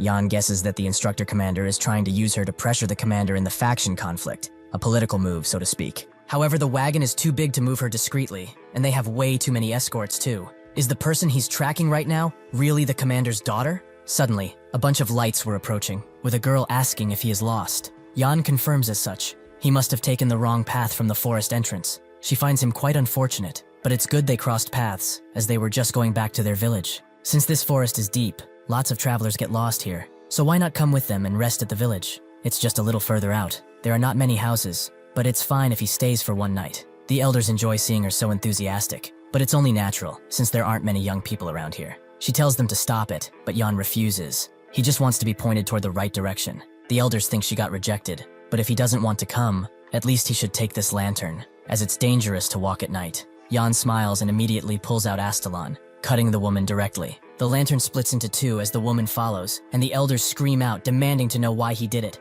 Even Momon is confused. Why kill her? He tells her to look at what came out of the lantern. That thing is a self-detonating flamestone used by the Special Force Assassination Unit, meaning that this was all an amusing little play, but it was not enough to cover up their stench, even if they are seasoned seniors. The assassins finally let their masks fall and rush Jan, who summons Black Wolf and charges in as well. Eventually, one of them arrives back at the village and explains that they were annihilated by just one enemy. The guy he's telling it to asks how an entire assassination unit could be killed by one person, so the assassin notes that he knew too much about them, as if he was trained like them too. This is the Special Forces Secretary, Shark, who guesses that it's the instructor commander's dog, but where is he now? Since he's still in Sector 4, they will send Unit 2 after him, and Unit 1 will stay to guard the location. The man understands. He will go protect the daughter, but Shark tells him that he can rest. For eternity, that is. He saw right through his disguise, but so did Jan through his attack, allowing him to take his arm out easily. That was poison on his blade, befitting an assassin. He will take it since he will no longer need it, but he wants to ask him something too. Where is the commander's daughter? Shark screams at someone, anyone, to come and help him, but Jan notes that he's wasting his breath. They are all dead. Shark can't believe that he took all of them alone. How is that possible? He begs to be spared. He will tell him everything he wishes to know. Jan appreciates that he's so loose, so he wants an answer. Where is the commander's daughter? He tells him she's not here, and vows that this is the truth. They only hold experimental subjects. Before he can say anything more, his head explodes, Jan guessing that this was the taboo, but he didn't expect to find it on a high-ranking official. This only proves to him that there's a critical secret hidden here. But if what this guy said is true, about experimental subjects, then it wasn't just about guarding his daughter. What is going on here? He goes throughout the rooms, not finding much of interest, until he goes to the main room and sees someone chained up. A girl, fashioned in a way that she cannot move. Jan frees her and asks if she is okay. As she's slowly regaining consciousness, Jan feels that she's familiar, so he opens her blindfold, only for him to be sent back because of her energy. He knows of this power, and that face. He saw it in his past life. This is one of the great calamities of the continent. But why is the Witch of Oppression here? Since its founding, the Kavalan Empire has been home to countless superhumans and powerful beings. However, even the superhumans are within the bounds of humanity, so disasters that surpass human limits are common. The first calamity is the everlasting flame, burning even the toughest diamonds forevermore. The second calamity is the despair that passes only among those who have witnessed it, an unspoken calamity. The third calamity, which even the Emperor ordered to ignore. As to her, even mountains or seas do not matter. Everything just gets smashed flat around her. The same applies to even other superhumans. People called her this out of fear and awe, but why is she here of all places? He was tracking the commander's daughter but found the Witch of Oppression. Now everything makes sense. All that secrecy and talk about experimental subjects. What the commander was hiding was not his daughter, but that they were creating this calamity. Perhaps it was to keep the Dragon Warrior project in check, but judging by the fact that she became the Witch of Oppression, it seems they failed at controlling her. He knows that everything is over if she opens her eyes, so he must strike first to win. However, the girl just apologizes. Did she do something bad again? Jan is confused by this, and she asks if anyone was injured, as she loses control when she's startled. Jan notes that he was flung, but it was fine, although she's still sad about it. Jan can't believe that she's the same girl who shook the continent. She's just a normal person now. But if he can get his hands on her power, he will have the strongest card of all. However, how can he control that which not even the Emperor could hope to? This is a poisoned chalice. The risk is too great. If he wants to eliminate her, his only chance is now. Momon asks why he's acting like a coward. He should just take her in already. Yan notes that it's easy for her to say, but this is not a power easily controlled. Even she cannot control it. Momon asks if it would be fine if she could, but Yan says it's impossible. Momon doesn't believe so. She's the apex of all mages after all, and mages are creatures that seek out and overturn the laws of nature, and she's at the top. Controlling that girl is easy, as he triggers pain, and since they know that, the rest is easy. With a bunch of ancient magic, she creates a necklace and bracelet that protect her mind, and should help her. Yan wonders if such a small thing is enough, but an almost passed out Momon tells him that with her abilities, bulky things are not needed. Yan didn't expect her to help other people, but this is more like an occupational hazard. Some call magic a miracle, but it is no such thing. It's more like a phenomenon introduced by playing with the natural laws that govern the world. But her power is not mana. It's not natural. It's a force that surpasses that. If she can control that power, someone like him will no longer be necessary. Yan knew it was something like this, and the girl asks what's next. Does she go back to the lab? Yan asks about it. So she explains that she had lots of friends there, but once they got those scary shots, they fell one after another, until she was alone. Those shots really hurt, so can they not go back to the lab? Yan knows she suffered experiments that are so painful, one would wish for death. She must have endured them every day, just like he did in his past life, a slave rather than a living creature. With this in mind, he asks if she would like to come with him, as they are not much different. He promises to never hurt or abandon her. With no other choice, the girl agrees and takes his hand. He asks for her name, but she is only called number 1, so Yan gives her the name Leah, which comes from Ophelia, the goddess of beauty. After she dresses up with the necklace, Yan asks if it's comfortable, but Leah likes it. Her name too. Yan notes they must go now. They have to make some preparations to fool the beast. In the Special Forces underground facility, a man apologizes profusely, begging to be killed as the instructor commander drills knives into his open brain. A subordinate interrupts his torture session by telling him that they are coming soon, which he's happy about. He wants to see the gift Yan has brought him. Yan walks into the basement with Leah, who is pretty scared because of the screams, and she wonders if this place is a lab too, where she will be locked up. Yan denies such a claim. There's no need to be scared. Unfortunately, the pleas the prisoners make don't help her calm down, so Yan just grabs her and tells her to stay close, as he will protect her. She notes that it's just as he promised, to never abandon her, but Yan is curious if she memorized everything he taught her. She confirms as much, about being childhood friends and about her father. Yan is glad she has a good memory. They have already aligned her background story with the restraints Momon made. This should not be a problem, but still, they're up against the biggest snake in history, and he can't know this will work. Yan spots something and tells Leah to get behind him, and sure enough, an escaped prisoner is attempting to run away, but he soon gets cut up by the instructor commander, who is glad to see Yan. He exclaims that he has returned from his mission, and the instructor commander greets Leah. He hopes they will enjoy the welcoming party he has prepared for them. Leah is taken somewhere clean, but she is confused and rather conflicted, as she cannot believe that there's so much delicious food in one place. She asks if it's really okay for her to have this,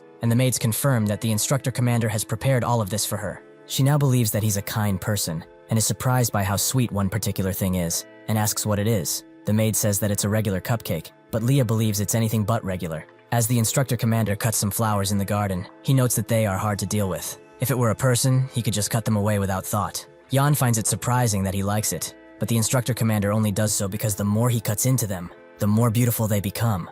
Honestly, did he really think he would torture that young girl in his private garden? He's a psychopath, but not that much. Additionally, physical torture is not effective on people like her, as fear degrades information. Yan still believes that he's a psycho, but the instructor commander congratulates him, as he has exceeded expectations. He prevented the Imperial advisor's kidnapping and terror attack, and even captured the tribal chief alone in the Beowulf territory. Now, even the nobles who oppose the project can't talk. As a reward, he may use the royal armory. Does he want anything else? Yan wants to ask about the treatment of Leah.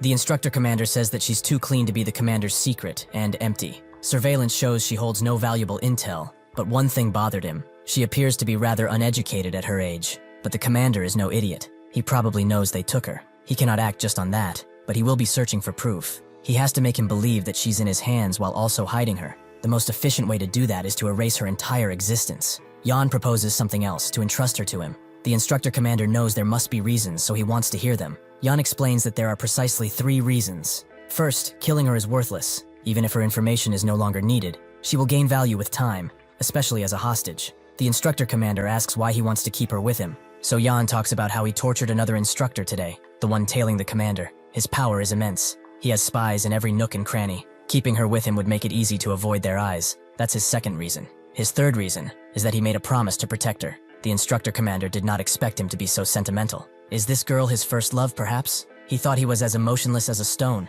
but he's still a man, and wants a princess to protect, right? Jan uses this misunderstanding to confirm that as fact. So the instructor commander allows it just this once, but he can't let her out of sight. Even though he's his apprentice, he can't trust him fully now. He will disguise her as a maid, so he should manage her well. Now that he has fulfilled his request, he wants to ask a favor in return. He probably remembers the Eastern squad he left with. They went to those undead sightings, with Kasha leading them. It was supposed to be a simple scouting task, but somehow, all 80 Special Force members have gone missing, and normally they wouldn't go to rescue them, but he got an order from the damn prince himself, by the commander of the Crown Prince, Leon Cavalan. Jan is ordered to rescue the trainee soldiers who are now isolated in the east. The Eastern Plateau of the Dead is a region located on the border between the Cavalan Empire and the holy nation of Lute. Even if filled with undead, both nations, ever mindful of their diplomatic ties, refrained from launching a purge. Kasha and his squad were tasked to investigate the Plateau of the Dead. They believed it would be an easy mission, where they could handle the undead with ease. But after a sudden outbreak of fresh zombies, the incident came to be known as the Night of the Dead.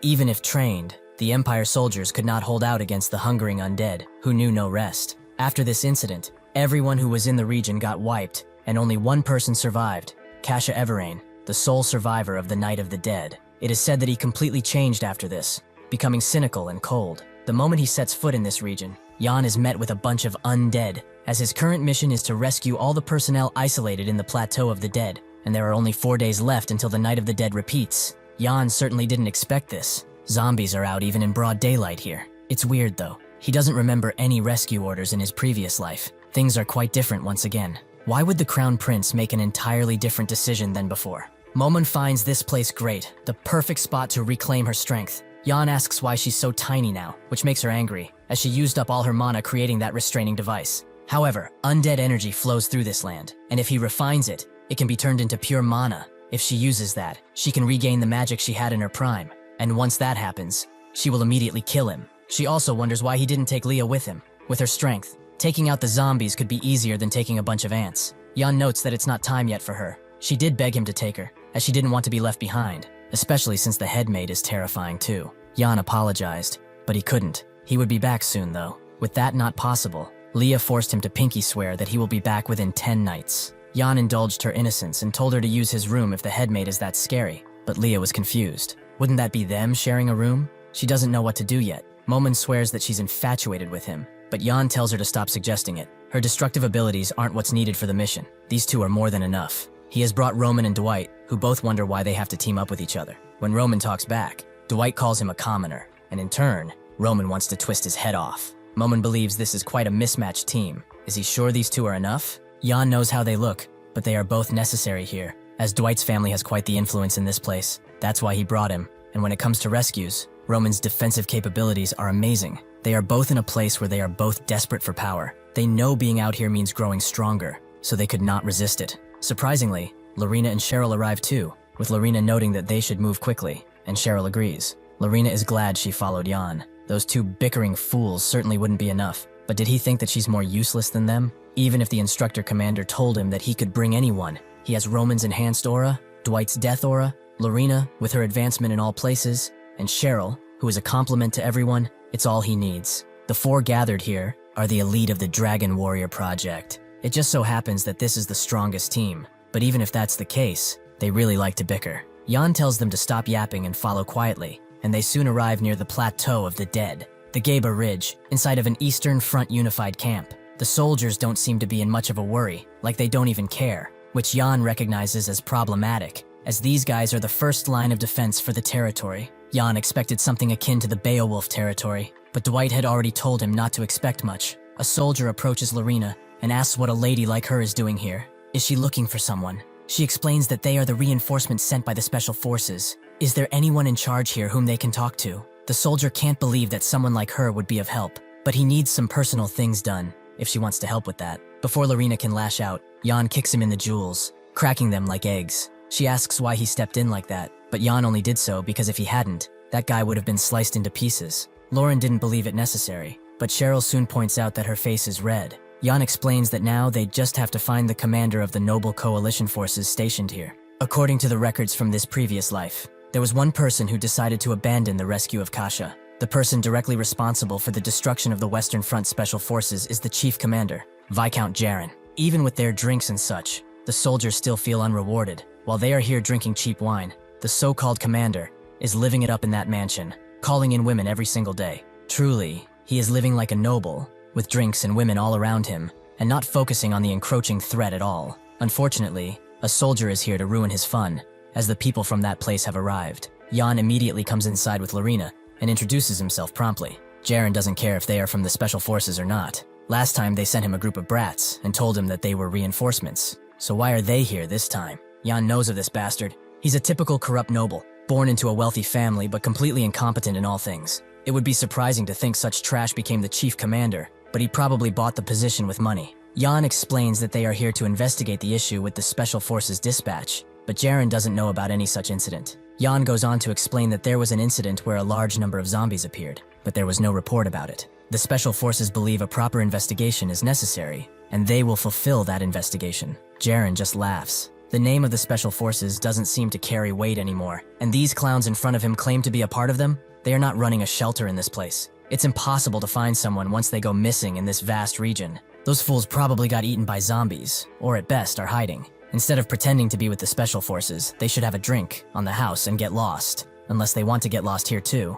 Jan guesses he's not willing to cooperate then, but Jaren makes sure he understands. He will not send any soldiers, he will not provide them with anything, and he will not feed their needless arrogance. Suddenly, his cigar gets cut in half, and some of his hair is shaved off too. This was done by Lorena, who notes that smoking indoors is prohibited by the Emperor's decree. She hopes he can cooperate. Almost immediately, Jaren calls the guards, and Jan damns Lorena's hot temper. So he advises Jaren to not mess with her. Has he not heard of the noble lady from the first Duke's house who's in the Special Forces? Surely he knows that person right there is Lorena Beowulf, the only daughter of the Frost Duke. Jaren is immediately humbled, as the Duke of Beowulf commands the strongest army among the 4 major houses. He is also known for his temperament. Even barbarians fear him. If he gets on his bad side, he knows what will happen. Jaren, however, does not get why he's threatening him with the Beowulf name. Even if scared, he has backing too. Marquis Xian himself is his ally.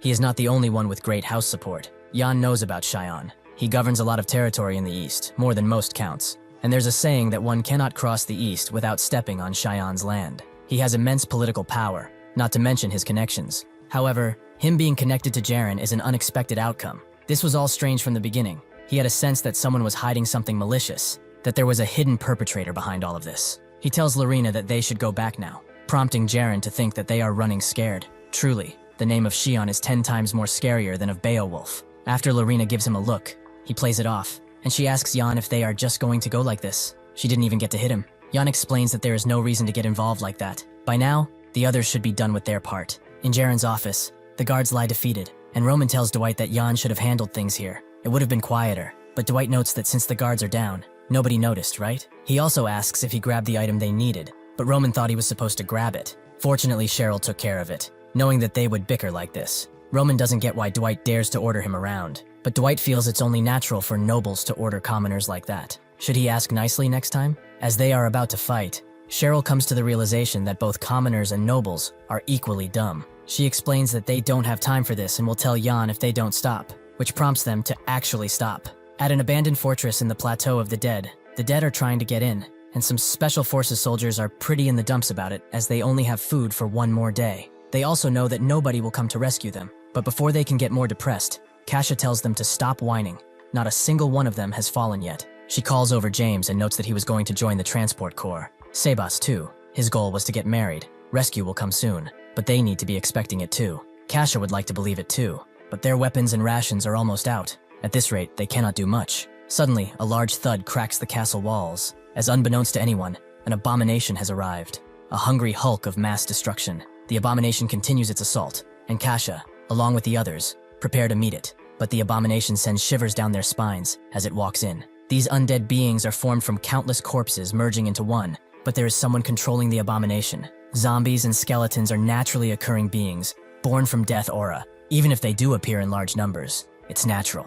Abominations are different, however. They are not natural occurrences. They must be created by someone. Without warning, the stomach of the abomination opens, letting out a flurry of undead beings, an amalgam of hands and heads, their only purpose to feast. The memory of that day, to Kasha, remains vivid. His father stood trial for treason. All of his lands would be confiscated, and as punishment, the family head would suffer decapitation. Everyone knew that this was a false accusation. The Everain family would never betray the Empire, but they couldn't do anything, only hope that their son was safe. With a slash of his scythe, the executioner took the betrayer's head off, and Cash watched all of it. His father's head even rolled to him. However, his father was not ready to die yet. With pure hatred in his eyes, he demanded Kasha restore the Everain name and avenge his death. Suddenly, Kasha snaps back to reality. Fortunately, they managed to stop the undead that came out with no casualties, but the wall is gone, and the abomination is just standing there. They know it's just charging its energy for the next attack, and they think of attacking it, but they are too busy. Even if it does attack,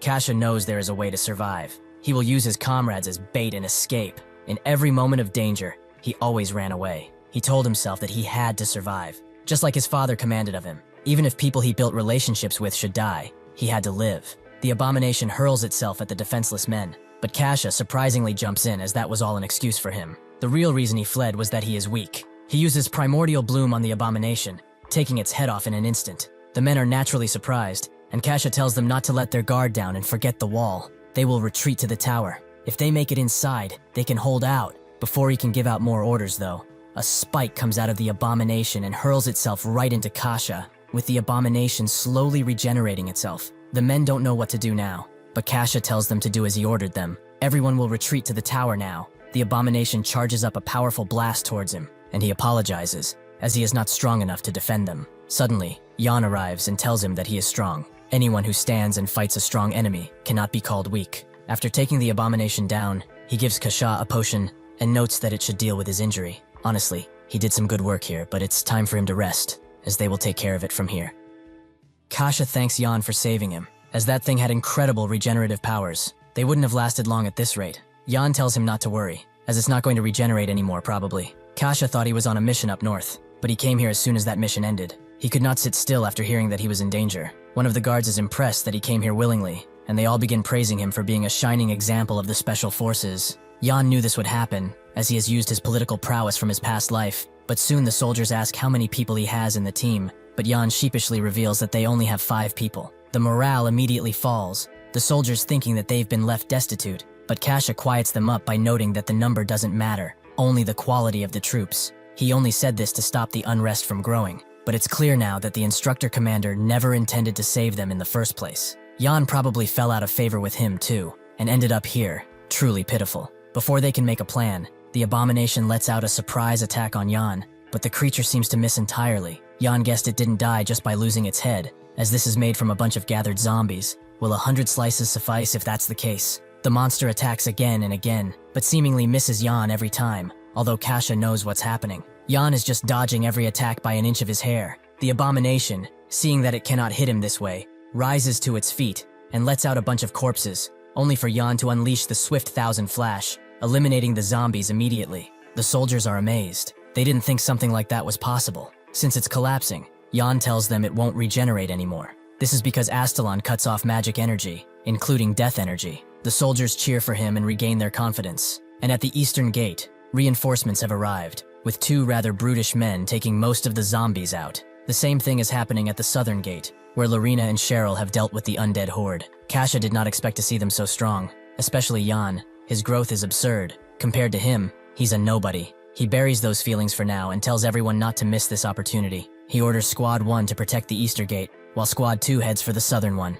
Jan finds his control amazing, even though he must be shocked too. He calmed the soldiers down and guided them. He will make a fine pawn in the future. With that, he approaches him and says that they should gather the wounded as they are escaping now, using this thing. Kasha knows what that is. A portable warp gate, something designed by Isaac, a renowned magic scientist. Cheryl thought that the instructor commander gave it to him, but Jan actually snatched it from Jaren, because he knew he would have something like this. Cheryl notes that this is only for one person though. To move this many people, a lot of energy is required. Jan already has a plan for that, but he will need time to charge it, so they should move the injured and prepare the wounded. Momo notes that what he's doing is not a plan, he's just sucking her out of all the energy in her body. Does he think of her as some kind of mana reserve he can just use? Does he think he will let it slide? Jan promises to return the favor later, but suddenly, a dark aura catches everyone's attention, and a bellowing rumble appears, with a bunch of abominations making their way out of the ground. Jan recognized that energy, and Momon does too. The one who planned all of this has appeared, the King of Corpses. As the abominations advance, the Special Forces group charges in, adamant to keep the castle safe. 30 minutes ago, Jan told them that the warp gate was ready and that they would evacuate the others before they escaped. Lorena wondered if they would even have time, and Jan noted that this is the only issue. They probably felt that death aura coming from the air. With that, the abominations and undead reinforcements are heading right this way. If they can't stop the abominations up front, they will be overrun by the undead army behind them. He orders Roman, Lorena, and Dwight to hold off the abominations. He has set it up as such that when they kill an undead, the death aura released will be converted into warp gate magic, and to activate the gate, they will have to kill the abominations for the death aura to be absorbed. Cheryl will stay at the gate and evacuate the team members. Kasha refuses to leave just like this. He wishes to go fight too, as if he goes back empty-handed, his evacuation will plummet. He needs to earn merit if he wants to fulfill his dream. So can he not fight? Jan did not refuse, but considered this a favor, so he shouldn't forget it. He handed them some holy water he stole from Jaren. There isn't much, so it's best to just coat their weapons. They don't have to kill every abomination. They just need to hold them off, as he will finish this himself. They wondered what he was planning, so he explains that the one controlling the undead army from behind, the one radiating that death aura, as long as that guy lives, they will keep regenerating. He's going after him. Even if they warned him not to go, Jan jumped in anyway, as he did not want to stretch this for longer than he had to. Roman is the first to rush in with a powerful flame fist, allowing Lorena to jump up and unleash a lesser blizzard, eliminating the abominations in the front. With them working so well together, Dwight feels like he can't fall behind either, so he rushes in, only for Kasha to jump in first, and combine Sylphid's Step and Spectral Blade to create the blade dance, taking off the head of the abomination, but it spews out a bunch of blood in his direction last second, blinding him for a few moments, and allowing the abomination to rush in with a deadly attack. Before that hits him, however, Dwight kicks him away and tells him not to get in the way as he's swallowed whole. Kasha does not understand. He has always been selfish since the academy, so why did he help him? Suddenly the abomination is cut up from inside, and Dwight comes out with a spinning fang. He apparently tried to imbue his word with mana like Jan, but that nearly killed him. How does that bastard do it? Kasha looks at him and apologizes. He throws himself to save him, and yet he was only thinking about his family and his achievements. Dwight just tells him to tie the abomination's legs down while he goes for the torso. He gets how he feels, because he used to be the exact same, but if he keeps this up, Jan will certainly beat the daylights out of him. Kasha is surprised that Jan managed to change him so much. If that's the case, perhaps he's not a lost cause either. The Corpse King makes a path for him to land on, and thinks it to be sad. Human life is too short to walk the path of the arcane, but they need not worry, as they will become undead, and walk the path of arcane magics for an eternity. They will reclaim the glory of those days, when they gathered at the Mage Tower and advanced together. Jan refuses that offer and dashes behind him, with the king having no worries, as his attacks won't harm him. But it seems that he was wrong, as Jan splits him in two. He recognizes this guy. He's Lich Amon, one of the 5 calamities of the Empire in the future, but he didn't expect him to be behind this. Suddenly, Amon explodes in rage as he feels Bahamut and lets out a powerful light toward Jan. Finally, he has found the one who destroyed the tower, the one who destroyed his juniors. He has vowed to kill Bahamut, and anything related to him will suffer the same fate. There is a legend widely known across the continent, and that is the Tower of Mages, also known as the Magic Tower. It is also widely known as the Ivory Tower of Knowledge, the Tower of Babel, or the Paradise of Mages. It is a story more commonly found in fables, and no one has ever seen it. It possessed the power equal to that of a major nation, and yet the Magers of the tower focused entirely on the principles and truths of arcana magic. They were said to never interfere with their fears of the outside world. However, during their pursuit of magical truth, they incurred the wrath of a dragon, and as a result of this, the tower was destroyed in a single fight. That was how the story ended. Jan thought this was just all myth, but he did not expect this bastard to really be from the Magic Tower. It appears that the story about them being secluded was a damn lie. Eamon screams at him to shut up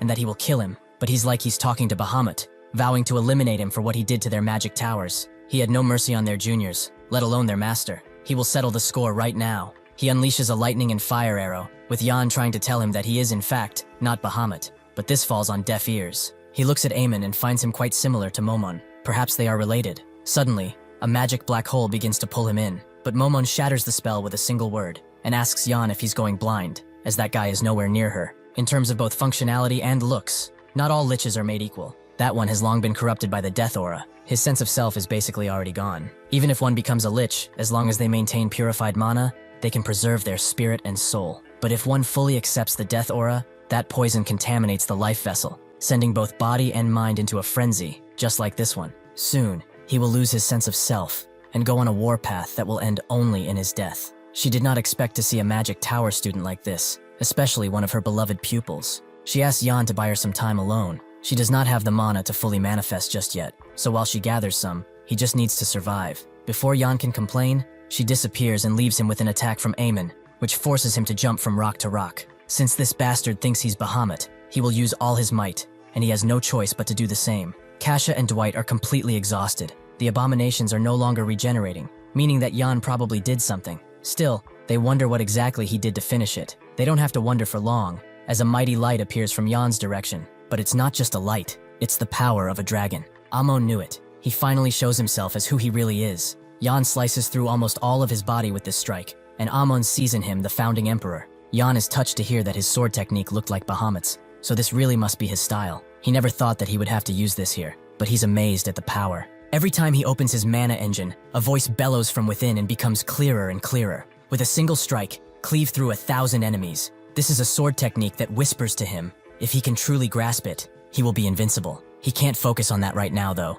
As he begins coughing blood, he uses too much mana, and his mana engine is going into overdrive. This gives Amon enough evidence to fully believe that he is Bahamut. He will make sure his death is as slow and as cruel as possible. On behalf of everyone from the tower, he will receive judgment. He begins multicasting, letting out a bunch of spells one after another with no sign of stopping. After reaching a satisfying number, he screams at Yan to die, but Momon quiets his spell down with a single whisper. Her transformation is not complete, but she does not have a choice since he's struggling. She is Momon, the true master of the magic tower, and she's here to take responsibility for this rabid student of hers. Yan is surprised. Did she materialize her body from when she was alive? She confirms as such, but due to the lack of mana, she will not be able to maintain this form for a long time, so he should look closely, as this is what the magic tower master looked like. Yan knew she was related somehow, but he didn't expect her to be a significant figure. It seems that she's much more of a resource than he previously thought. Momon doesn't like that he's still thinking that, even after seeing her like this. Amon recognizes her as a mage and tells her to come forth, as they will pursue the epitome of magic together. Momon is sad that he doesn't really recognize her even after this, and Amon unleashes an amplified infernal blaze, creating a gamma-ray storm of nuclear proportions. Amon tells her to abandon the flesh and live in undeath, but she just eats his mana up. Sad to see that his attacks are so cruel. Is he really the apprentice he remembers? Amon is not done and throws a rock at her, but she simply deletes it from existence, expecting something like this. Did he forget that hasty and careless magic circles can be easily perforated? His thinking is too simplistic, and above all, he relies solely on evil energy. Does he think his body, corrupted by that stuff, could reach the pinnacle of magic? Amon refuses to believe this is evil energy, but even if it is, if he can just restore the tower, then he's happy. He just wants to revive the apprentices, to bring the master back, to continue exploring together like in old times. Momon feels guilty for the tower that even she turned away from. He sacrificed much. She had many chances to return to the magic tower, but she was blinded by revenge, and she turned away from that responsibility, forcing Amon to take it. This is her fault, but Amon reveals that someone came to him and gave him a mark, promising everything he desired, as long as he had the heart to wield it. Momon asks who it was, but his power suddenly goes out of control, and he's encapsulated in a beaming light of pain. Momon breaks through, as she could not protect anyone else, but she will save him. She decides to inscribe a magic formula into his mana core to purify the evil energy. If the evil is cleansed, he will be able to return to who he was. Amon begins to show his true self slowly, giving her the feeling that it's possible, but suddenly, his entire body breaks. It seems that his body, already taken by the evil energy, cannot withstand the purification, but she refuses to let him go like this. In this form, Amon is able to recognize his master. He thought he would never get to meet her, so he apologizes for this disgusting sight. Momon still refuses to let go, as the purification will succeed, and they can walk the path of magic again. Amon tells her that it's too late. The moment he abandoned his path and chose evil, his fate was sealed. The moment he made that choice, he lost the right to even practice magic. He made many mistakes in this life, but he's grateful that he was able to see her one last time. She must let go now, for the peace of them both. Momon knows, so instead, she makes it so his death is not in vain. This may be the last magic he will see, and he should etch it into his soul as the pinnacle. Amon recognizes this, her domain expansion, the 100 lotus bloom. Momon tells him to follow the path of mana stretching to the sky. If he does that, his soul will remain with her magic for eternity. Amon can only thank her for giving him such a blessing, and slowly fades away, his body evaporating into petals. Momon hopes his life, which was filled with pain, has finally found a moment of peace. Yan comes around and asks if the funeral went well, and she confirms as such. This was a long journey, but it's thanks to him that she was able to send him off like this. It seems that the warp gate has also been activated, and with Amon gone, it's over. But they have yet to uncover the mastermind who corrupted him in the first place. Jan notes that he has a suspect, and that they should pay him a visit, but by the time they get there, he might not be alive. Sure enough, at the command headquarters, Viscount Jaren is reported dead, falling into a noose of his own making. To everyone's surprise, all 80 members of the Special Forces deployed to the Plateau of the Dead have safely returned. Lorena thought of this mission as impossible, but that's wraps for this mission. Everyone did good work. Roman also thought they would never return. He sure has to thank her for a lot of it. Kasia thanks them for everything, and Roman notes how excited everyone seems. But after a day like today, they should let them enjoy themselves a little, even if Dwight is trying to hog all the glory by praising himself constantly. Lorena is still worried. Everyone returns, but Jan is still missing. Cheryl knows what she's thinking about, how she's so worried for Jan, but Lorena tells her to shut it. Suddenly, a warp gate appears behind her, and Jan comes out of it, glad to see that everyone made it back in one piece. They all ask what took him so long, but he explains that the main enemy was quite a headache to deal with. The soldiers thank him for saving them, but he feels it's only natural to save a comrade in need. Ironically, Dwight is mad at him for hogging all the glory. Jan asks Lorena if she's seen Jaren since they got back, and she confirms that she hasn't. Perhaps he's hiding, or drinking, or both out of embarrassment. They all go to check and find him resigned to his hanging fate,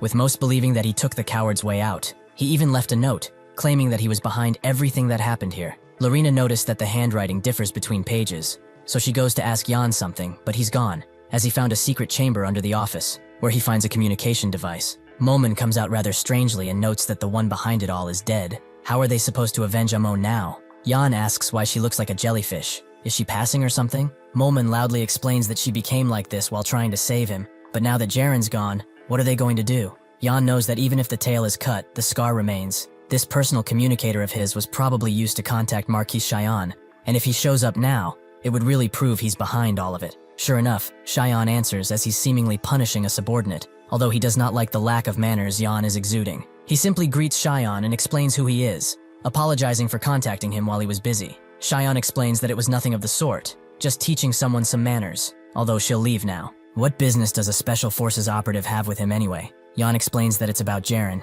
He confessed to everything. He said he was his superior and backer. Cheyenne understands. Jaren finally caved in, so he will be honest too. He did actually get a lot of bribes for Jaren. Embarrassing as it may seem, he kept persisting. He was quite generous too, but in the end, he was the one with a loose tongue. However, how is that any problem for him? All funds of the East pass through him before going anywhere, and eventually still come back around. Does he really think he can be punished just for this? Jan expected a person like him to have ears everywhere. He never told him Jaren was dead, but he knew.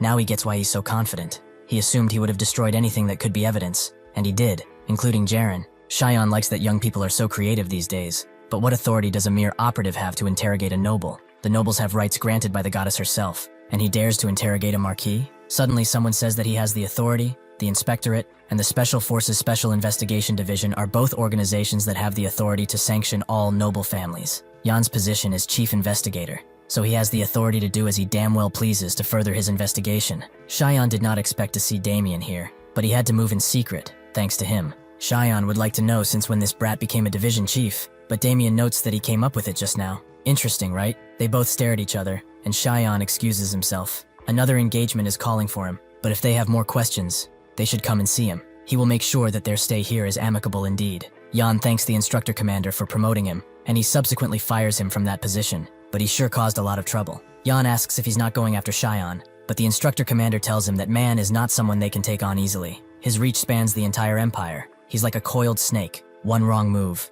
and you're dead. He will send his members back by train now and follow him. They are not going on a mission or something, but it's probably even more dangerous, as the Crown Prince, Leon, has summoned him to the capital. In the Dead Valley, the one behind all this did not expect the Lich to die so easily. Domain expansions are that thing, but that brat dared to use the founding emperor's swordsmanship? He will remember his name, that's for certain. The imperial capital of Avalon, Jan has been here before, but the scenery he remembers was drenched in fire and blood, a place where his mind only thought of revenge. He snaps out of it, and Lorena asks why he's staring away so blankly. Dwight believes that Jan lost his senses at the sight of the imperial capital, and Lorena tells him to try and relax. Jan never thought he would return to this place. This is the city he once set ablaze on his own after all. Cheryl is impressed by the amount of people around here. She still can't believe they were invited to the imperial palace. Roman thinks a banquet sounds ridiculous, but Dwight confirms it's not the place for commoners like him. Kasia likes how excited they are as they walk together. Lorena inquires about the tall castle in front of them. Does the king live there?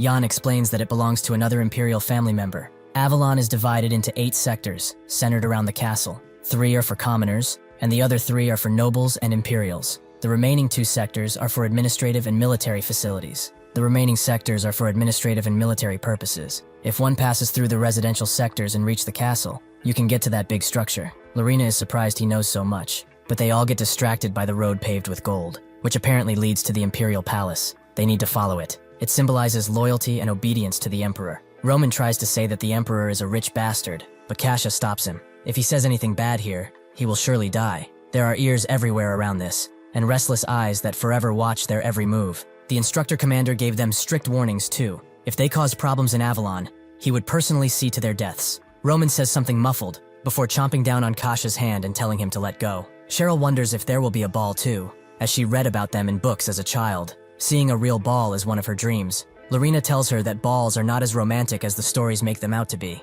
Most nobles just put on polite faces, but deep down, they have an obsessive need for territory and power. They are the kind of people who will pounce on someone, even if they show the smallest sign of weakness. This time, the crown prince is hosting this banquet personally, so nobles will have even sharper claws than before. Lorena asks Jan why the instructor commander wanted them so much, but he doesn't know either, although they should be careful. Jan knows it's never this easy. Leon did not call them here just for a bit of praise, and he could revert to his old self at any moment now. The problem is, what is his true nature? The good-mannered prince of today, or the tyrant of the future? They eventually get to the banquet hall, but the guards stop them, as they must have an invitation. Only guests are allowed after all. Roman and Jan feel an amazing pressure from the guard, but if a mere guard is so strong, they can't even imagine what the Golden Knights are like. Suddenly, the guard recognizes her as a Beowulf, and apologizes for the trouble, letting her, Cheryl, and Cash in instantly. The others are impressed and try to follow, but the guard demands invitations, causing Roman to scream at them. Lorena notices this, but Kasha pushes her away as revenge for what he did. Dwight tells the commoners to step aside, as they won't get recognized as nobility, but he doesn't either, causing both Jan and Roman to burst out laughing. As they bicker, someone comes around and wonders what was all that barking, but he still seems to be dragging the family name in the mud. Like usual, Jan did not expect to see them here, the very people who threw Dwight in the special forces, his brothers, Bruce and Rock. They put Dwight into the special force to deter his path to succession, but they never expected that growing him there would get them killed. On the first day of his return, the second son died by falling down the stairs, and the second died in a fire. That was during his previous life, where Dwight could not control himself. So what will he do now? As they talk, Roman notes that they are a disgraceful sight, but Jan tells him to leave it, as it's family business they cannot intervene in. Bruce notes that hanging around commoner trash suits him, living like a worm in a garbage heap. Dwight seemingly calms himself and tells them not to look down on them just because of their birthplace. They are his comrades, but he also knows what he's trying to do, make him get riled up so he can cause a scene at the banquet and ruin the succession race. It seems that he's still afraid of him after all this time. Bruce laughs and then realizes he can actually make him mad, as he forgot to tell him something. His nanny, he was going to sell her off since she's a useless thing now. Even hitting her hurts his arm now, so it's better to sell her off to a tavern before she gets too old. Dwight jumps in, and blood splashes on the ground, but it's not Dwight who did it, but Jan, who jumped in with a kick. The instructor commander is a bit bothered that he left those kids behind. Surely they will not cause him any trouble instantly, right? Everyone is shocked at what happened, and Bruce asks what he's doing, but Jan is just beating some manners into him. Suddenly, someone summons a bunch of blades at his neck, not believing that someone has the gall of doing such a thing in front of the palace gates. That's when the soldier notices who he is, Jan, who also notices Kyle. As they greet each other, Roman asks how he knows a royal knight, so Dwight explains that they met on their way north. They are as strong as in the legends. Not even a battalion of people like them would be enough for that guy. Bruce calls him to action. As this lowlife assaulted a noble in the palace grounds, he must be arrested at once. Kyle agrees that this insult to a noble is problematic, but Jan says that he didn't. Bruce asks how he can even make up excuses, but Jan suddenly throws his glove at him. He was just formally challenging him to a duel, as he could not forgive someone who insulted a dear comrade. The others ask what he means by dear and comrade, but he tells them to shut up. Kyle confirms that this was a duel, placing both parties on equal footing, meaning it was no insult. It is written in the founding law by the founding emperor that a knight has the right to challenge someone regardless of status, if it is to defend their honor. Bruce asks why he should duel a lowlife, and while he can refuse, Kyle advises him to look around him, as people have heard of what happened. If he refuses in front of so many nobles, his reputation will definitely take a hit. Bruce knows he's backed into a corner he cannot get out of, so he reluctantly accepts, with the ladies loving every second of it, surprising Roman. They go to the garden, where Kyle acts as a witness, authorizing the duel. With that, he begins the duel and asks Jan if he wants a blade, but Jan says it's fine. His fists alone are enough.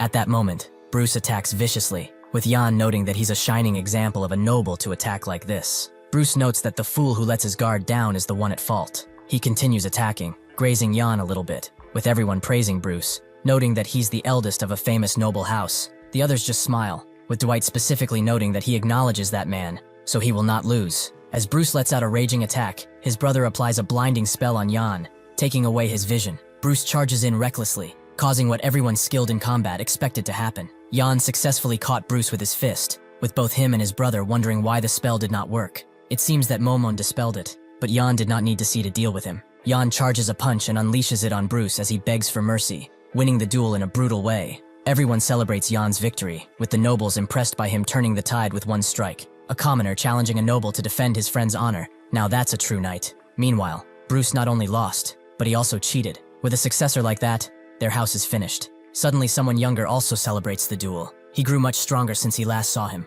Everyone bows down as the prince comes in, with him telling Damien that he has very youthful subordinates. Jan did not expect the young prince to arrive so soon, but alas, he is here. The instructor commander asked Kyle why he did not stop the duel. Even with the royal knights at his side, he let a disgraceful scene unfold. Kyle apologizes, but the duel system was created by the founder of this nation. He cannot intervene in such a thing. With that, the instructor commander tears into Jan. He wanted him to not cause a ruckus, and that's exactly what he did. Jan believes it's better since it wasn't inside the banquet hall, but before the instructor commander can have at him, the prince calms him down. After all, isn't Jan the main character of today's banquet? It appears that this is a celebration of the birth of a new enforcer, and that enforcer is none other than Jan. They go to the banquet room, where the prince lets out a speech in the face of the nobles and royals of the empire gathered here, as the great emperor's mouthpiece and benevolent proxy of the goddess. He, Leon Cavalan, commends him for the task he has performed for the empire. He prevented the train terror that threatened the imperial capital, saved imperial advisor Hugor, and countless citizens from certain death. At the northern front, he helped repel an invasion by a gigantic army of barbarians, even defeating their leader. He also headed east to rescue his comrades, and not only did he succeed in the extraction, but also purified the area to prevent more undead from appearing. He hereby grants him the title of Baron and appoints him to the position of enforcer. Jan humbly accepts all of this, and with that, the celebrations begin, with tons of nobles immediately beginning to talk to him, the same people who wouldn't look at him before. They are all thinking the same thing. What kind of benefit can they extract from him? What can they gain from a relationship? The position of enforcer is a role with the authority to oversee all aspects of the empire. For 900 years, it remained vacant, but now, a commoner has filled the seat. The enforcer holds power even beyond the nobles and royals. They can pass immediate judgment without trial. Some even say it's a position with more authority than the emperor. Seeing the instructor commander arrive with the crown prince, the nobles assume the prince joined hands with him, and many also believe the prince had begun his ascension to the throne. But what was certain is that the power structure of this place began to shift heavily. After talking with a lot of nobles, Jan is exhausted, but he never imagined that obtaining such a position, the crown prince probably plans to use him somehow. Lorena asks if he's enjoying the banquet. How does it feel to truly become a noble? He seems to be enjoying himself more than expected, in her eyes at least. Jan notes that she's enjoying it more than him, with that dress and all. She confirms it was her father's idea to wear it, but a commoner becoming baron is one thing, but to think he would be appointed as an enforcer too. Will that cause him to leave the special forces? Jan is not sure yet, but knowing her, he thinks she will challenge him to a duel. Instead, Lorena just congratulates him. She means it too. He tells her that he expected something else, like how she would catch up soon, and while Lorena wanted to say that, she has seen how hard he has worked up until now. So naturally, she must congratulate him, as he's more than deserving of this. Jan is glad. Being acknowledged by her feels much more rewarding than getting a title. Lorena stares fondly at him, but before saying anything, her father and Hans both jump Jan, noting that they must educate him in proper noble etiquette. As everyone enjoys the banquet in their own way, the prince retreats to his chambers with the instructor commander, who seems displeased. Is he jealous that his apprentice became an enforcer? The instructor commander asks if the plan is to keep Rodrigo in check, as his movements have become suspicious. As the Special Forces captain, he's been conducting rather strange experiments, but they keep failing to track him. They do not know when they started, or what his goal is. Now it seems that he's even moving behind the scenes, and they cannot stand idly by and watch it. That is why the prince appointed Jan as enforcer. It's also a message to Rodrigo that his blade is pointed at him.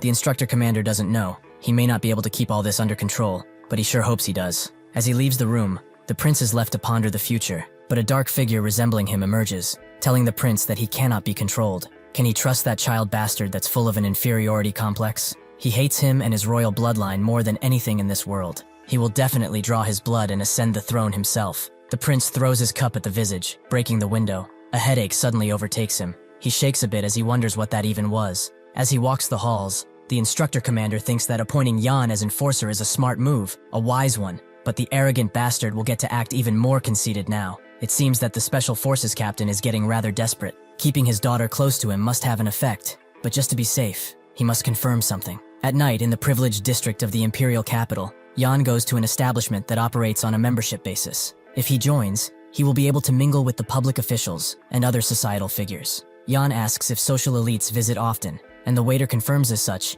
They also have luxury entertainment facilities, tailored for noble taste. Yan is glad the coffee is good at least, but he wonders what happened, as he did not fund Bella for this. She's surprised that he saw through her disguise, but Yan completely sidesteps that and asks what she was meaning to do, get his money while fooling him. Bella would do no such thing, but to survive as an informant, disguises are essential. Sometimes she dresses as a noble lady, or a maid, or perhaps even the daughter of a noble family. If one's an informant, this much is basic work. Ignoring the buff man, she explains that this is part of the investment. It's not like he will keep proving money forever. At first, she thought he was a noble scion from a dead family, but he's actually from the Dragon Warrior Project, the Special Forces. Yan is impressed that she figured out his identity, but she's more impressed by him. From a low-born trainee with no chances of survival, he rose to the title of Baron. Yan doesn't particularly care if she's snooping around him, but she would be much better off focusing on something else. Bella apologizes, but Yan just hands her some money. She said she was working side jobs because of funding, but as his informant,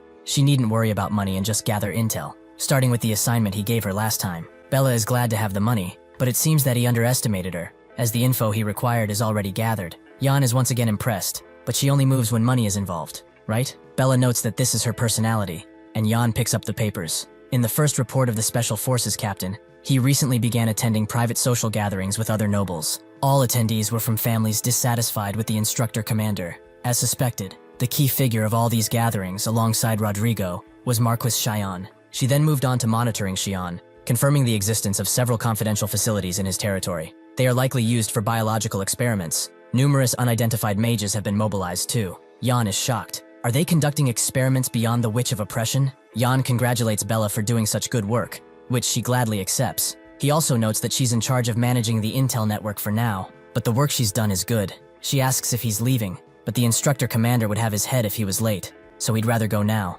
Before leaving, Bella has one other thing to report. He showed her a symbol the first time they met, and she's been investigating it because it's unique, but did not find anything until recently. Someone claimed to have seen that emblem. Yan is quite surprised, as finally, he has found something about this symbol. In the Special Forces private quarters, he thinks on the third report, the search results of the emblem. This concerns a remote mine town that's been abandoned 31 kilometers or 19 miles southwest of the Empire near Eleceed. It does appear abandoned at first glance, but high-quality magic crystals are actively being mined inside. The crystals are also monopolized by an unknown organization. The number of members or purpose are unknown.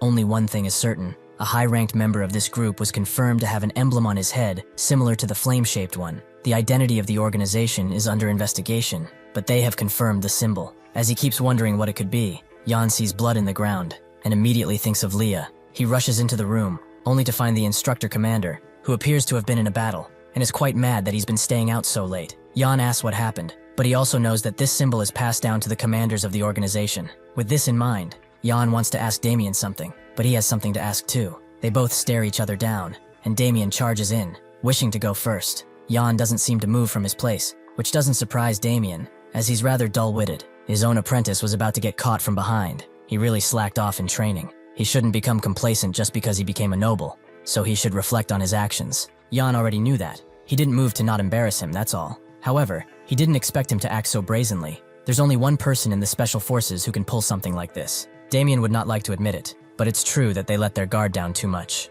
Rodrigo has noticed that Leah is here. One of the soldiers reports in. The pursuit unit is tracking the ones who attempted the infiltration, but it seems they have already escaped beyond the training grounds. Damien understands. They will cancel that pursuit as they won't catch anyone, and take the one who's lying here, as his breath is still within him. They will drag him off and prepare for interrogation, as he will question him personally. He moves on to Yan, as he still did not ask his question. Who, or what exactly, is Leah? Rodrigo tried to kidnap Leah while they were away. He sent more assassins than expected. Naturally, they were no threat to him, but one of them managed to catch Leah, and warned him to not come closer, or the girl's as good as dead. Damien thought it was a bluff, but the assassin spoke honestly, and said that he's been ordered to take her life if extraction wasn't possible. Unbeknownst to them both, the real threat was Leah, as she suddenly charged up and made a beam of light shine out of the room, with a blinding force. She lost consciousness after that. and the hidden assassination team escaped with her. So who is she really? Jan confirms that she's not actually Rodrigo's daughter, making Damien wonder if he really lied about her being a trump card. But Jan tells him not to worry.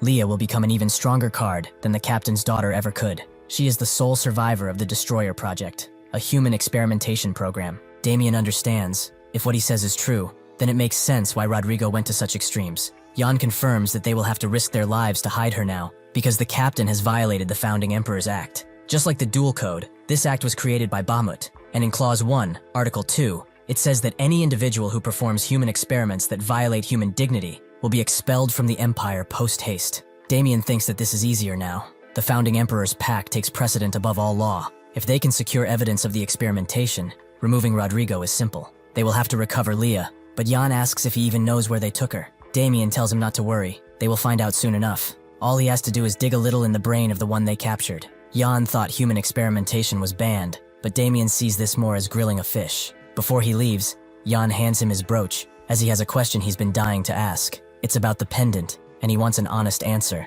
The pattern engraved inside the pendant, he wants to know the origin of it. Damien asks where he got this, so Jan tells him that it's the only thing left behind by his family. He held on to that photo and symbol to endure his time in the training center. He believed that if he found the origin of the symbol, he would be able to meet his family. Damien understands, and so he begins telling him. Long ago, there was a man, someone who could not bear the tyranny of the Empire. He rose up with the citizens and stood alone, holding a banner of flame. He stood against armies of hundreds, the first supreme commander of the Revolutionary Army. That is what the symbol represents.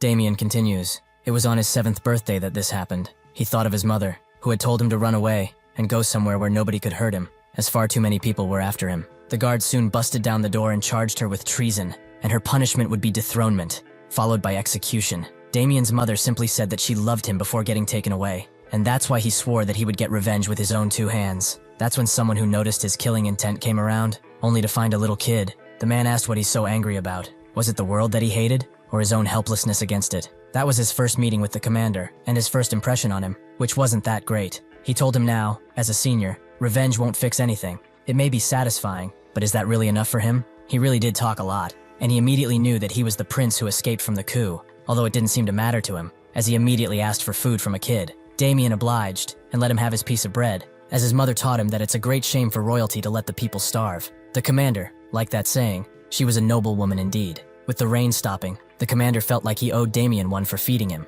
so he would show him something fun. And by fun he means turning the empire on its head. Honestly, he did not trust the words of a guy who ate the bread of a child, but he had nothing else to do, so he followed him. What he did, in order, was help an old man cross the street and build an orphanage. He even asked how he was going to overthrow the empire with such small acts, which stung the old commander. But can they really just ignore people in need? He sure talked big, but was someone who genuinely liked meddling in the problems of others. Even people who disliked him eventually held fondness for him. One by one, the people started to gather around him, and one day, in the Zerva County, it happened. The peasants finally started rebelling, as they were tired of the Count stealing their land and crops. The knights were ready to take heads, but the commander declared war on the Count, as he wrongfully seized people's land and taxes, because he drove their lives into suffering. They did not take him seriously at first. Perhaps he was just a crazy person, but the army behind him said differently. This man, who talked too much and meddled in everyone's business, actually founded the Revolutionary Army and became its first commander, igniting the fire of revolution. This emblem came to represent him, and every founding member of the revolution had it tattooed on their bodies. He still remembers the look on his face when he said that he was picking out a gift for his son. So that pendant that he's holding belongs to the commander of the Revolutionary Army, his father. Jan had his suspicions after learning that this emblem was of the revolutionary armies, but to think that his father was the commander. Damien wonders if he doesn't hold any resentment. His father led the revolution, but here he is, in the special forces. Jan notes that it just feels strange, as he knows more about his father than he does. In a way, he was his son. Damien tells him that he could never be his real son because to him, family meant everything, as he was willing to throw his life away for it. Jan notes that he should show some respect, now that he's the commander's son, but Damien already gave him a lot of respect by not killing him yet. Damien is surprised he didn't ask more about his father, like where he was or what happened to him. Jan only kept going because he wanted to find the whereabouts of his family, and he might be able to find them now, but right now, the task in hand takes priority. Damien likes that he made the right call, but since they have their location already, does he have a plan to go with it? Jan does, but he really needs his help, although he might not be able to do it. Later, at the entrance of the Special Forces HQ, the soldiers refuse Damien entry, as he cannot allow him entry. Damien is shaking with fury, but still says his line, that he just came to apologize to the Special Forces captain. At the central office of the inspectorate, the director is informed that the instructor commander has arrived in the imperial capital, but they have yet to identify the purpose of his visit. She asks for the status of the new enforcer, but they are still looking into it. The director of the inspectorate, Diana Paulson, tells them to focus on Jan, as he's a high-risk individual. She wonders what he's plotting this time, as he's always doing something. Major incidents are happening one after another, like the advisor abduction case, or the barbarian raid. At the center of all these incidents is Jan, but his intentions, as well as the person who is backing him, are unknown. Just what is his identity? Suddenly, she's distracted by a red letter standing on her desk, and when she opens it, she finds one question. Will she hunt the Black Dragon? That is apparently the nickname of the Special Forces captain. Is this a declaration to go after him? She stands still for a moment, and tells the person who sent this letter that they should talk face to face instead of sneaking around, especially since he's an enforcer. Jan expected this from the director of the inspectorate. He's surprised he managed to hide for so long. Jan apologizes for the sudden visit, but what he had to say needed to be said discreetly, so he had to come personally. He's sure that Damien arrived at the Special Forces HQ by now, meaning that he will keep Rodrigo busy. Diana asks why he's going after the captain, so Jan reveals his objective: to dismantle the Special Forces from the ground up. To do that, he needs her help. As he learned, the evidence needed to bring down Rodrigo is located somewhere in the downtown imperial capital, but he cannot pinpoint the location. If someone like her, with great influence in the capital, can lend her strength, they could use this opportunity to capture the captain and reform the Special Forces. Diana wonders, is this request from the enforcer, or is it coming from the Special Forces? Whichever it is, she refuses, as she feels no need to get involved in such a factional dispute, especially since she stands to gain nothing from it. Jan agrees that the inspectorate may gain nothing, but she might have something to gain, as she might be curious about the culprit behind her fiancé's death. Jan knows Diana holds a real hatred towards the Special Forces, and it's no surprise, as her fiancé was assassinated by them, because he was investigating Rodrigo's corruption. There was no physical evidence of the assassination, but the circumstantial evidence was plenty. It's as Diana thought. The bastards from the Special Forces were involved. Jan tells her to calm down and hear him out, but he forgot her most defining trait, the thing that makes her the inspectorate director. Later, in the outer perimeter of the capital, Leah sits in a dark place, hoping for Jan to come and save her. One of her captors tries to strike her, but his attack gets blocked, and eventually his blade rips apart from the pressure. The other two note that he doesn't stand a chance. They don't understand that power at all. This is the Iller Demons Trio, an assassination unit directly under Rodrigo. These guys are unofficial, even among the covert ops of the Special Forces. They handle the dirty work that cannot be seen by others, and are actually a part of the Special Forces. Their actual objective is to kill Leah, no matter how they do it, but they can't seem to at all. One of them notices something and goes next, as this power certainly isn't infinite, and if they keep attacking, it will eventually break. He summons the Blood Typhoon on his blade and throws it in a random part of the sewer as he detects an intruder. They wonder how someone got in, as this area of the canal is under heavy Special Force surveillance. The demon's blade is thrown back, as Diana reveals herself, noting that there was once an inspector who was investigating Rodrigo. During his investigation, he was murdered in his own home, and the investigation revealed 3 intruders. They used their swords and brutally slashed him apart. But finally, she has found them. She charges in, putting them under arrest for conspiracy and the murder of an inspectorate agent. The demons charge in, as they were already bored with Leah, and for the inspectorate director to come personally, what a treat. They use a combined attack, but Diana uses her beastman powers to cut it down, as this is below her. They are naturally shocked at her brute strength, but they still charge in while she retreats. This allows Jan to approach Leia and apologize for being too late. Before this, Diana agreed to make an opening for him, but it seems it was for naught. He promised that she would never get hurt, but he failed, although they can try again. Leah can't discern enemy from foe at this point, so she rejects him, encasing herself in a gravity field once again. Momon wonders how she ended up like this. She even made a restraining device. Thankfully, it seems that she recovered some of her strength before going unconscious. Jan believes that this happened because her restraining device was lousy. She said it was safe. Momon confirms that it was, but that tool only helps prevent her power from going berserk due to emotional fluctuation. It cannot handle situations where her life is in danger. It was too much stress. Besides, he's the one who put her in danger, so he should take responsibility. Jan agrees. He was too careless. Before he can say anything more, 3 shuriken fly towards him, but suddenly change direction upon missing him, which gives them enough time to graze him. This was the Dark Heaven art throwing technique, which means something bad. The poison begins taking over his system, and the person who threw the shuriken is surprised he's even standing. That's Hydra poison after all. It seems that he's not Damien's apprentice for nothing though. Jan knows this guy. He's ranked 3rd in the Special Forces, Black Shadow. He's Rodrigo's aide and a troublesome opponent for him. Shadow did not expect him to lure in the director of the inspectorate and find this place. The captain was right to send him. Jan knows this guy is a master of assassination. who possesses superhuman strength, but still chooses a silent approach. He's a bad match for him, especially in his current state. Jan guesses he knows about Leah's powers. If they do not stop her now, she will go berserk, and if she does, the underground they are in will collapse easily, and soon, the Imperial capital will go into flames too. Shadow doesn't care. The captain probably had his reasons for locking her up, and besides, wouldn't the Imperial capital fall beautifully? Now Jan understands. Their goal was to make Leah go berserk and attack the Imperial capital. Jan feels forced to kill him and save Leah, but the Shadow finds it amusing that a person who is on the brink of death is saying such things. How will he even do it? Jan uses the 6th for a dark shadow and dashes behind Shadow, who barely has enough time to dodge. He doesn't get it. How can he move like that when he has poison in his veins? Is he immune? It's not that, but Momon, who is constantly healing him. Since it's come to this, he has to use his forbidden technique. He tears the things that were keeping his eyes closed, as he wishes to show Jan what true assassination is like. Inside Grandolph Castle, which holds a maze-like interior, stand the trained guards. Even though 3 infiltration attempts were made by the Special Forces' top elite members to kill the Count, all failed, and the assassination was classified as top-level difficulty. In the end, the 4th mission was assigned to Black Shadow, who, in a single day, succeeded in his mission. But the strange part came after the assassination. Even though he had completed his objective, Shadow went on to kill everyone in the castle. Though he has the strength to kill many head-on, he chooses assassination. And once the assassination succeeds, he kills anyone near his target. This is Black Shadow.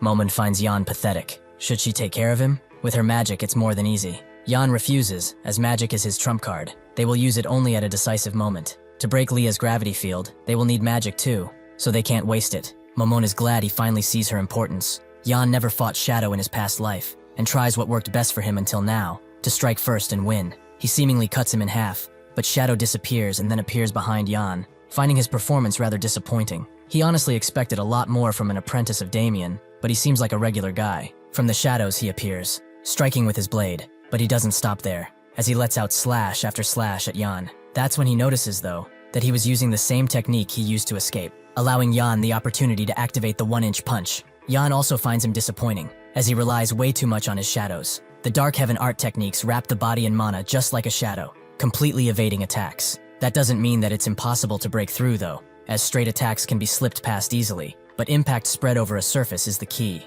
Jan uses body strengthening and begins pummeling Shadow, who has become annoyed with his games. He activates his black domain, covering the entire area in shadows. He explains that they are no ordinary shadows, but a unique expansion. He lets out a bunch of shuriken toward Jan, which seemingly hit him. At the Special Forces HQ, Damien did not expect Rodrigo to appear so easily, but he felt sorry for him. He guesses this was the Enforcer's idea, right? While he's here keeping his attention, the Enforcer would get evidence. Was that not their plan? Unfortunately, not all things go according to plan in life, and he has a gift for him too, so he should take it and go back. This is exactly what they were after, the project report from the Destroyer Project. It should serve as some level of evidence, but to think he expected this to be enough to take him down, he really is cute. The soldier sends him on his way, but Damien takes his hand and flips him away. He didn't come just for this. He wants to be introduced to that person as well. Suddenly, that person appears, hearing what Damien wanted, but he is still shocked, as there's no way that he should be here. Diana easily kills the 3rd demon of the killer demons, and the others try to catch her,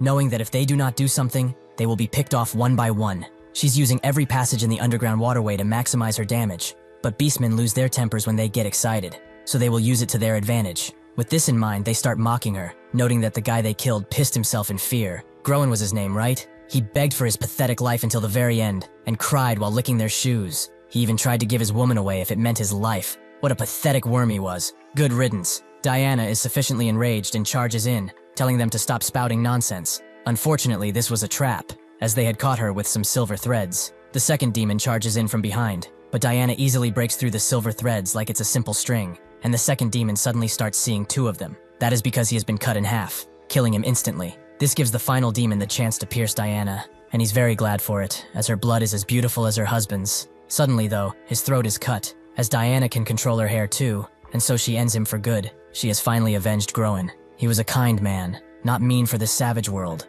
not meant for such a savage death. Jan is in a bad place, but Momon notes that this is primitive, a crude tactic of turning a single point into sheer number. Even with his mana detection, their position can't be locked down properly. Does he have a plan? If not, her mana will burn out soon. Shadow tells him that nothing can be done in this darkness. Damien certainly taught him a few tricks, but a learning dog is still a dog at the end of the day. In this never-ending darkness, nobody can escape or hide, because this entire space is his hidden art. He throws a bunch of shurikens at Yan, but he does not care. Even if he is hit, even if darkness itself laughs at him, he will show them true darkness. This is a darkness so deep that shadows do not have a chance. He uses the second form of the black shadow sword art, Severance. The entire domain unravels, and with it Shadow falls too, not being able to see anything as he slowly fades. Yan is sad for him. All his life he thought the darkness was his ally, but it was the thing that killed him in the end. Suddenly the earth shakes. Yan knows that Leah is finally going berserk.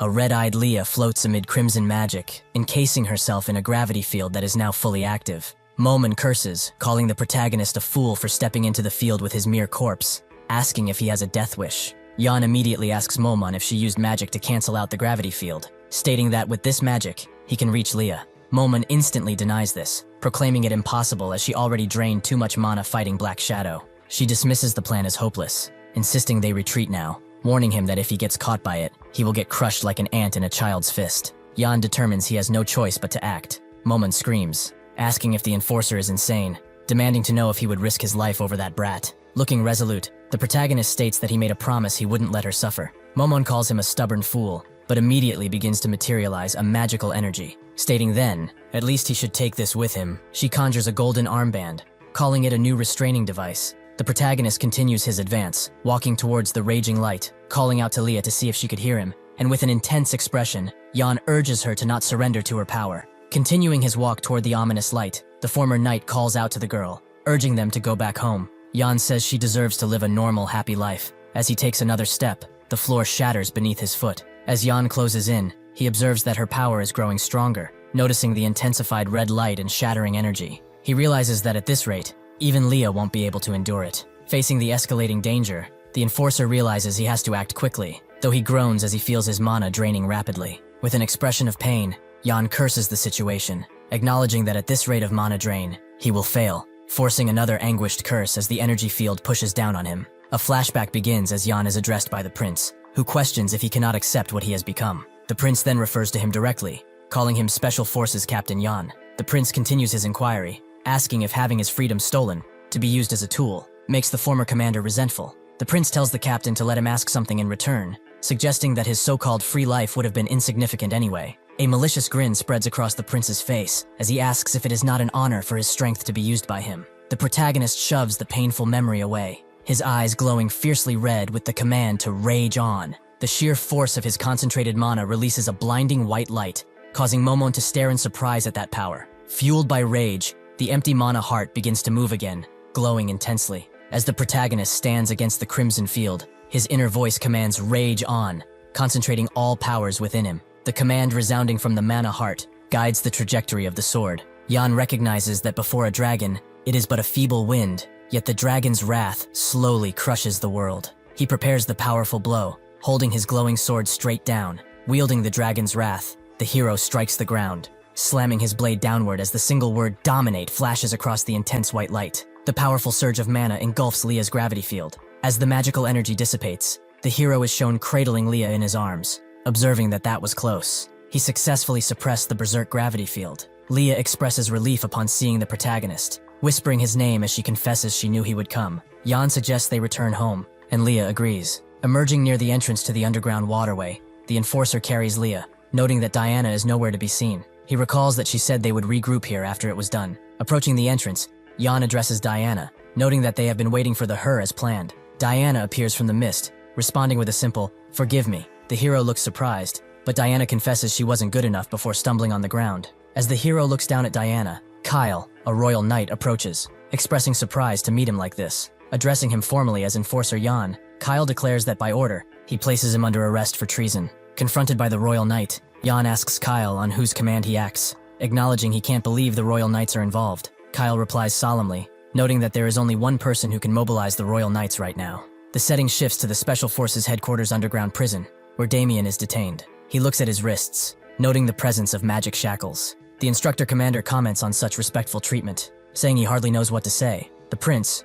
who ordered the detention, notes that even a half-blood of a great lineage cannot be treated like common trash. Damien, looking furious but composed, asks the prince directly, what are his charges? Perhaps he is guilty of trusting his brother like a fool. Within the depths of the Special Forces headquarters underground prison, a prisoner erupts in savage laughter, shocked to see that bastard there. The prisoner then raises a prayer, thanking the gods for the chance to kill him with their own hands. Within the dark prison corridor, the prisoner yells that that bastard is mine and warns the approaching figures to not interfere. Another prisoner, cackling wildly, addresses Jan as Rookie, promising to have them acquainted soon enough. Jan and Damien walk through the prison corridor, both secured with magic shackles. Observing the hostile prisoners, Jan says Damien must have worked hard and notes that he's really popular, isn't he? Damien dismisses the hostility, stating he doesn't even remember trash like that. Jan notes that Damien has skillfully concealed the pattern on his neck. Damien dismisses the thought, stating that Leon probably knows everything by now. A guard intervenes in the conversation, addressing the former enforcer as inmate number 1543, commanding him to move along and stating there should be no chatting during transfer. Jan, unbothered, comments simply, "How strict?" The prisoner confronts Damien, noting sarcastically, "Well, look who it is, acting all clear before, and now look at him." The prisoner then yells from his cell, claiming Damien is no different from him, and asks if Damien remembers what he told him that next time they meet, swearing he will definitely kill him. As the enraged prisoner screams for release, Damien grabs him by the tongue, questioning, "Who's this clown, and why is he squealing like a starving pig?" The instructor commander then asks the prisoner if he rips out his tongue. He won't have to listen to his nonsense anymore, right? Guards immediately rush toward the commotion, yelling for inmate 1542 to stop and release him now. Damien clicks his tongue in annoyance, while one of the guards barks at the instructor commander to just shut his mouth and act dead quiet in here before the heavy prison door slams shut. Inside the Baron's cell, the former enforcer watches his hands, noting that once inside the cell, the shackles disappear. Damien lets out a sigh, lamenting that to think they have to be around this pile of trash, referring to the other prisoners. Jan states that it is better than the Special Forces barracks at least, with the instructor commander noticing that he can still joke in their current situation. The protagonist then notes that they cannot use their mana here, asking if it is because of the shackles around their necks. Damien confirms this, saying they are shackles that suppress mana, and they not only block its use but also his ability to sense it. Damien further explains the shackles, warning that if Jan forces it, his head will fly off instantly. He clicks his tongue, observing that this only happened because his plan failed, but Jan claims that even the instructor commander couldn't have predicted this. The captured commander explains his actions, clarifying to the hero that he expected him to point a sword at Leon then and there, but performing that act would have branded him a traitor instantly. Damien observes that Jan was captured just as easily. Jan clarifies the circumstance to the instructor commander, explaining he had no choice, with the others traveling with him. Damien attributes their predicament to a third party, stating that this is all the fault of the one who deceived them completely. Looking up with furious eyes, the instructor commander refers to the prince, asking if Leon, that viper of a man, has been doing it for long. Jan shifts the topic, asking Damien if he has noticed anything strange about the crown prince. Damien questions, "Strange?" before confirming that the prince said things he normally wouldn't while they were being captured. Damien recalls the prince's cruel words, as the prince asks the newly captured Damien if he cannot accept what he has become. The prince tells the former commander not to resent it, then asks with a cruel wide smile, if that pathetic life of his is used for his sake, isn't that an honor for him as well? With an intense gaze, Jan realizes that the crown prince has changed. He corrects the thought, confirming that he has returned to the ruthless, monstrous person he knew in his previous life. Jan thinks about the sudden shift in the crown prince, noting that at first he was curious why he was so different from before. He quickly dismisses the thought, deciding that that doesn't matter now. The protagonist determines that what matters is Leon Cavalon's purpose. Jan links several major political and magical incidents, musing on the Emperor retreating into seclusion, Marquis Xion's experiments, and the Crown Prince's transformation. Jan then considers the ominous possibility. What if all of these events are happening for a single purpose?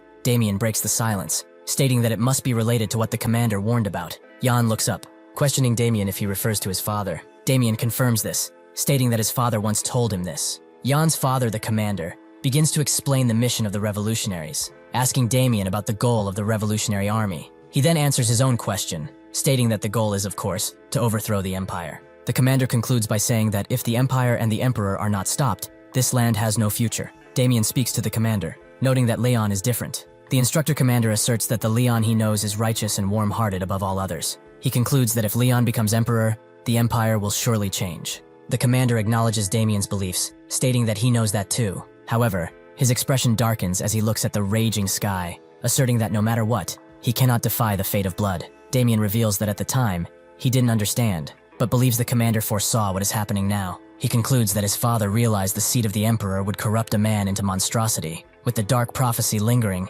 Jan asks the instructor commander if there is no way for him to hear more details about his father. He then hesitates, asking if his father is still with them. Damien looks at Jan, giving him the shocking news that the commander is alive. He clarifies that the former leader has only sealed himself away, in the sacred grounds of Armenia. As the reality of his father's fate sinks in, Jan reflects on the commander's fight, observing that the commander's martial skill had already reached superhuman levels, but concludes that his enemies were too many. He reveals that out of overexertion, his blood and energy twisted, and his mana went berserk. Jan realizes that if that rampage doesn't end, his flame will never go out, warning that even if it burns down the entire empire, it will never die. Jan concludes that to prevent the worst, the commander sealed himself to recover. He realizes, however, that if the empire discovers him, it will be catastrophic, and grimly acknowledges that in the past, the empire did find him. Jan recognizes that his father's rampage was the true cause of the Armenian revolt. He then questions the instructor commander's sacrifice, wondering if Damien risked his life in order to save his father. The protagonist observes the revelation about Damien's sacrifice, thinking that is surprisingly human of him. Damien notices the thoughtful stare, asking what is with that look. Before Jan can reply, a guard interrupts, calling out inmate 1543 and informing him he has a visitor. As the guard begins escorting the protagonist, Jan notes that the visiting room is far from here though. The guard pauses, but Jan quickly intervenes, commanding him to stop. They will do it here instead. Facing two hooded figures that appear in the dungeon corridor, the protagonist notes that it looks like his visitors have arrived. One of the hooded figures mutters a warning, calling the enforcer an arrogant fool. The cloaked figures rush him, one shouting that the protagonist cannot even use his energy core. Jan stands firm, responding that even without his energy core, he can use his physical skills. Jan attempts to move but stumbles, exclaiming in disbelief that his legs won't move. The accompanying guard laughs wildly, mocking the hero. The guard explains that these shackles have many functions before commanding the hero to die, as the magical cuffs on Jan's wrists and ankles lock down his movement. Jan, facing imminent attack, looks on as the attacking figures are suddenly encased in a massive pillar of ice and crystal right in front of him. The shock of the unexpected magic forces him to exclaim in surprise. Jan addresses her, thanking her for visiting, revealing that the rescue was orchestrated by Lorena. But she demands an immediate explanation from him, responding sarcastically and asking if he is seriously joking right now. She then questions if the hero even knows how worried she has been for him. The rescuer concludes by stating that anyway, he will explain everything properly later. Lorena aggressively confronts the hero, demanding to know what the hell he did to be suddenly accused of treason. She continues her outrage, questioning why he let himself get caught by the Night Order, and finally proclaims his actions are a disgrace to their entire graduating class. Lorena looks intently at the protagonist, acknowledging that Jan is a legendary figure who climbed from rank 974 all the way to first place. Jan softly speaks her name, but Lorena cuts him off, stating that now, he's ranked 1543rd, asking if he really thinks that makes sense. Jan points out the inaccuracy in her statement, explaining that his number is not a rank but his prisoner number. Changing the topic, he asks how she even found him, warning her not to say she came here alone.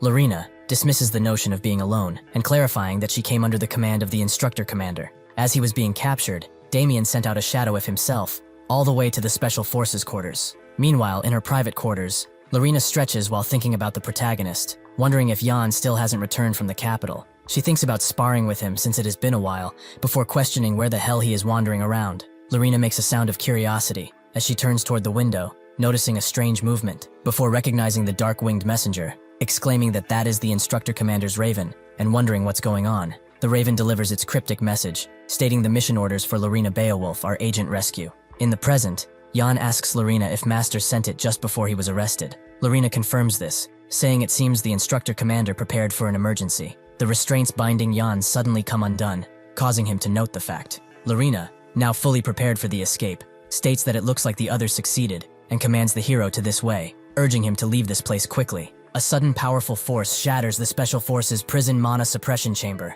causing the blue suppression crystal to explode and break the stone altar. Roman looks intently at the shattered altar, remembering the instructions for the prison break. He wonders what Lorena said again, before recalling the specific steps in order to remove the shackles. He hears the precise command in his memory. He must listen carefully and start with the magic circle at 12 o'clock, then smash the mana stones installed counterclockwise. Roman raises a clenched, bandaged fist, yelling for Lorena to trust him. He assures her that if they destroy them all, it will be resolved. An eerie sound fills the prison halls, causing the imprisoned men to identify the sound as the prison alarm. One of the prisoners then asks if someone has escaped from this prison. Another concludes that if someone did, they must be pretty skilled. Chaos erupts in the prison as the door bars are suddenly open. The liberated inmates exclaim in confusion, asking what is happening. Another inmate encourages the rest to flee, yelling "Who cares?" and telling them to just run now that the shackles are gone too. Kasha, observing the commotion, notes that will keep the guards distracted. He comments that it has been smooth sailing up to this point, but things will be difficult from here on out. Dwight tells Kasha that he doesn't have to join this mission, warning him that it could tie them into treason charges. Kasha, calm and resolute, tells Dwight not to worry about him, admitting that honestly, the backlash for abandoning this mission would be scarier. Dwight agrees, thinking of Jan. The scene shifts to the outer garbage collection yard, where Cheryl waits next to a carriage. She watches the facility, worrying that they are late, asking why they haven't come out yet. Cheryl continues worrying at the carriage, stating she is worried about Lady Lorena and asking if she will be alright. She notes that Lorena only took this dangerous mission because of Jan. Cheryl recalls Lorena saying that if they didn't come out in 10 minutes, they should escape, but ultimately decides she should at least bring Lady Lorena out safely. A sudden attack from a stranger interrupts Cheryl's vigil. The attacker dismisses her waiting, telling her not to bother waiting, because she won't be coming back. Nobody will. A wave of pure white mana explodes through the prison, engulfing 2 fleeing inmates who scream warnings to each other to run for their life before they are consumed by the light. Kasha and Dwight shield their eyes as the mysterious light engulfs them, Kasha questioning the nature of the energy. Falling backward from the force of the energy, Lorena asks what is with this vibration. As cracks appear in the ceiling of the prison, Lorena looks up in disbelief as debris rains down, exclaiming that the ceiling has collapsed. She then looks ahead, eyes widening at something unseen in the dungeon. Surveying the damage, Lorena sees 2 figures lying motionless amidst the rubble, the figures being Dwight and Kasha. Looking down at the defeated trainees, Rodrigo Meyer, the Special Forces captain, emerges. He muses that he knew they should have crushed those insects earlier. Unfazed, comments that the flies he spared out of laziness ended up breeding maggots. Lorena immediately charges toward the captain, unleashing the Snow Soul first form. To meet her challenge, the captain unleashes the Dark Dragon art, Dragon Roar, manifesting a massive white and gold dragon head that lunges directly at Lorena. Damien meets the monstrous aura head-on,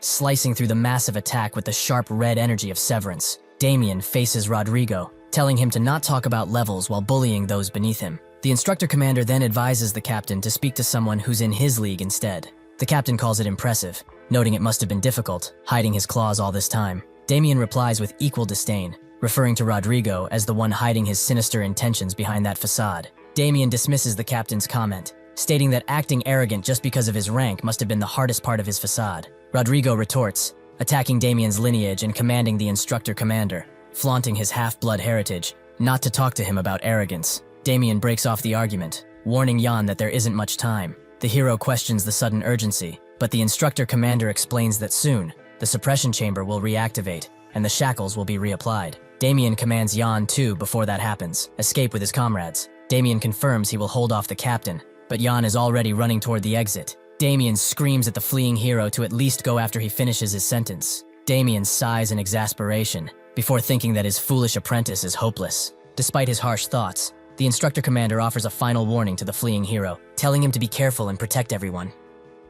The guards are on the move all night. It seems that someone broke out of the prison from what they heard, which is pretty far away, but the bounty on all of them is no joke, so they keep searching, hoping to find the culprits and get some sweet gold while doing it. Jan guesses that they can relax now while looking through a window. He thanks everyone because of them. He actually managed to escape. Lorena notes it was just a mission. Roman says it's unlike him to thank anyone, and Kasha guesses that his debt is paid with this. Cheryl is mad that she wasn't of any help, and Dwight never thought he would see him actually thank someone. Still though, Jan has complaints, as the operation lacked detail, making the others wonder if they should just kill him. As they rest in what seems to be a manor, Roman objects are going to rescue the instructor commander, not because of a personal grudge, but because it's pretty impossible. If he hadn't stepped in when he did, they would have been captured. They barely got out as is. Lorena wonders if they should just head north and hide there for a while. They wouldn't be able to reach them easily, but Jan refuses, as it's too predictable. That's what they will expect them to do. Jan notes that their wounds are too severe. They should wait it out here. But Lorena wonders who owns this estate.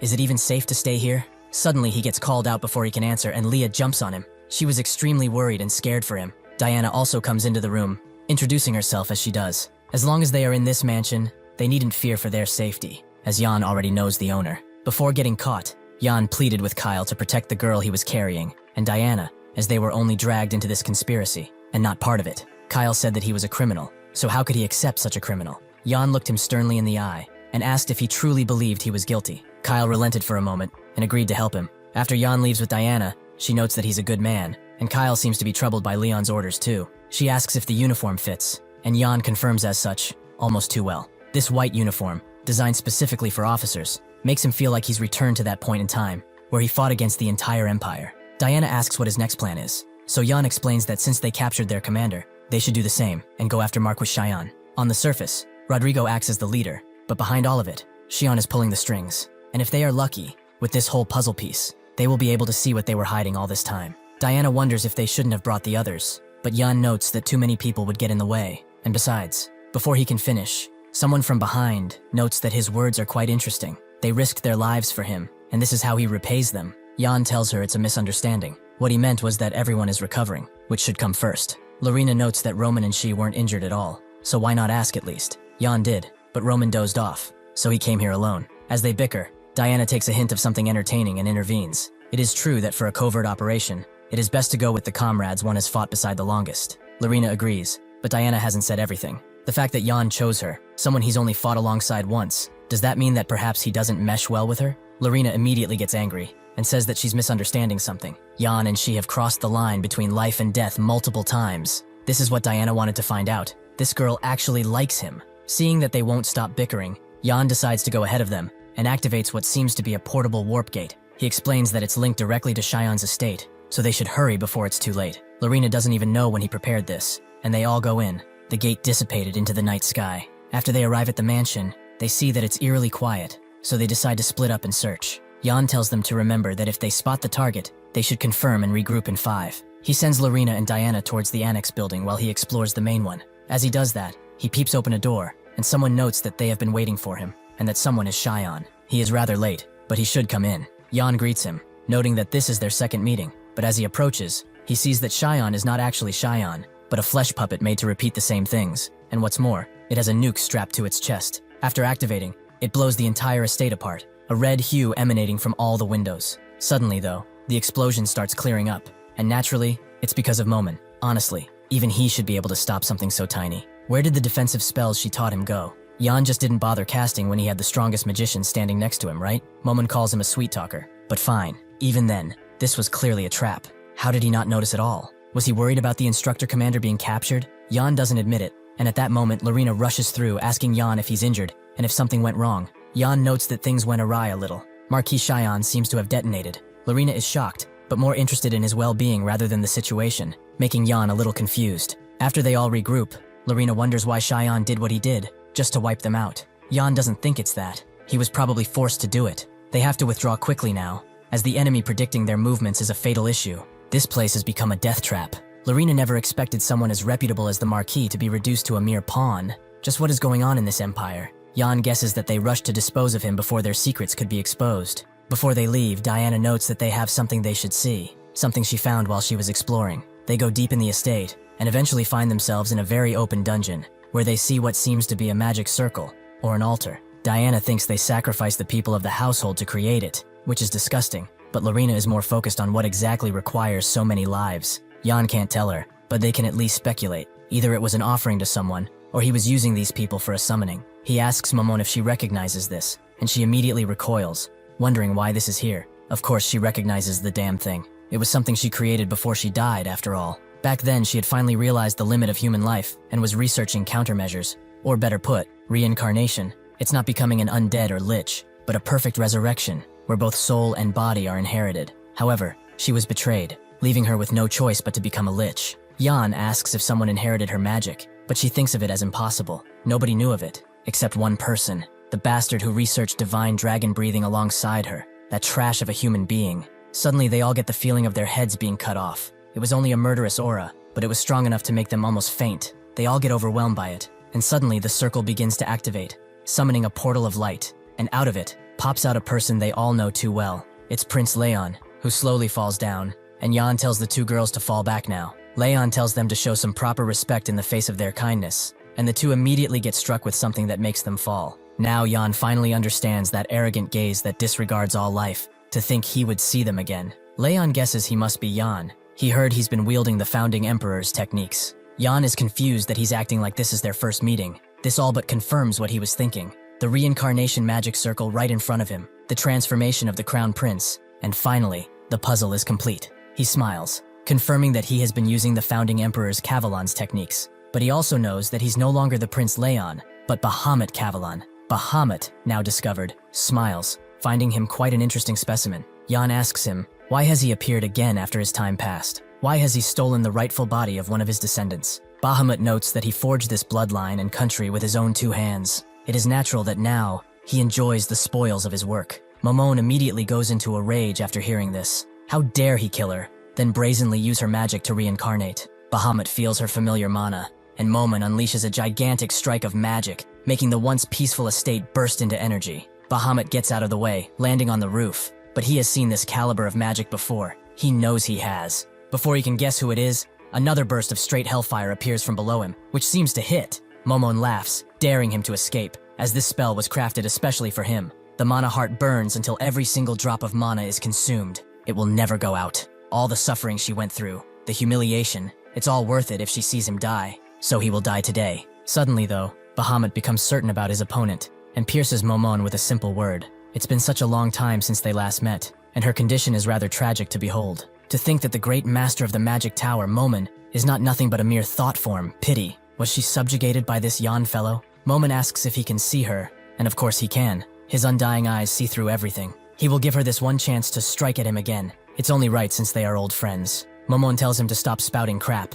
and Bahamut notes that she seems to be having quite a bit of fun with that Yan fellow, making him wonder what would happen if he were to kill him. Suddenly, one of Yan's wolves descends on Bahamut, who asks how he dared to think this would work. But after he cuts the wolf in two, Yan unleashes the Black Shadow Art, second form, slashing the entire estate in two. He calls Momon an idiot and asks if she's alright. Without her mana, she can't leave this palace. She should rest with the other two and get out after she recovers enough mana. Momon tells him not to interfere, as she will kill him herself. But she's getting weaker because of the mana she has used, and relents. Bahamut laughs at his technique, not because it's bad, but because it's entertaining. Did he really adopt a mana heart technique? Yan doesn't answer, and activates the 23rd form of Dark Soul, which Bahamut recognizes as an assassin technique. Yan is confused. How did his sword not even reach the bastard? If that's the case, he attempts to use all the techniques in the book. The Fang Slash, the Triangle Slash, a Barrage, the Water Slice. Bahamut recognizes that he's rather skilled with the Divine Dragon Breathing technique. Did Momon help him learn it? Yan is growing increasingly frustrated.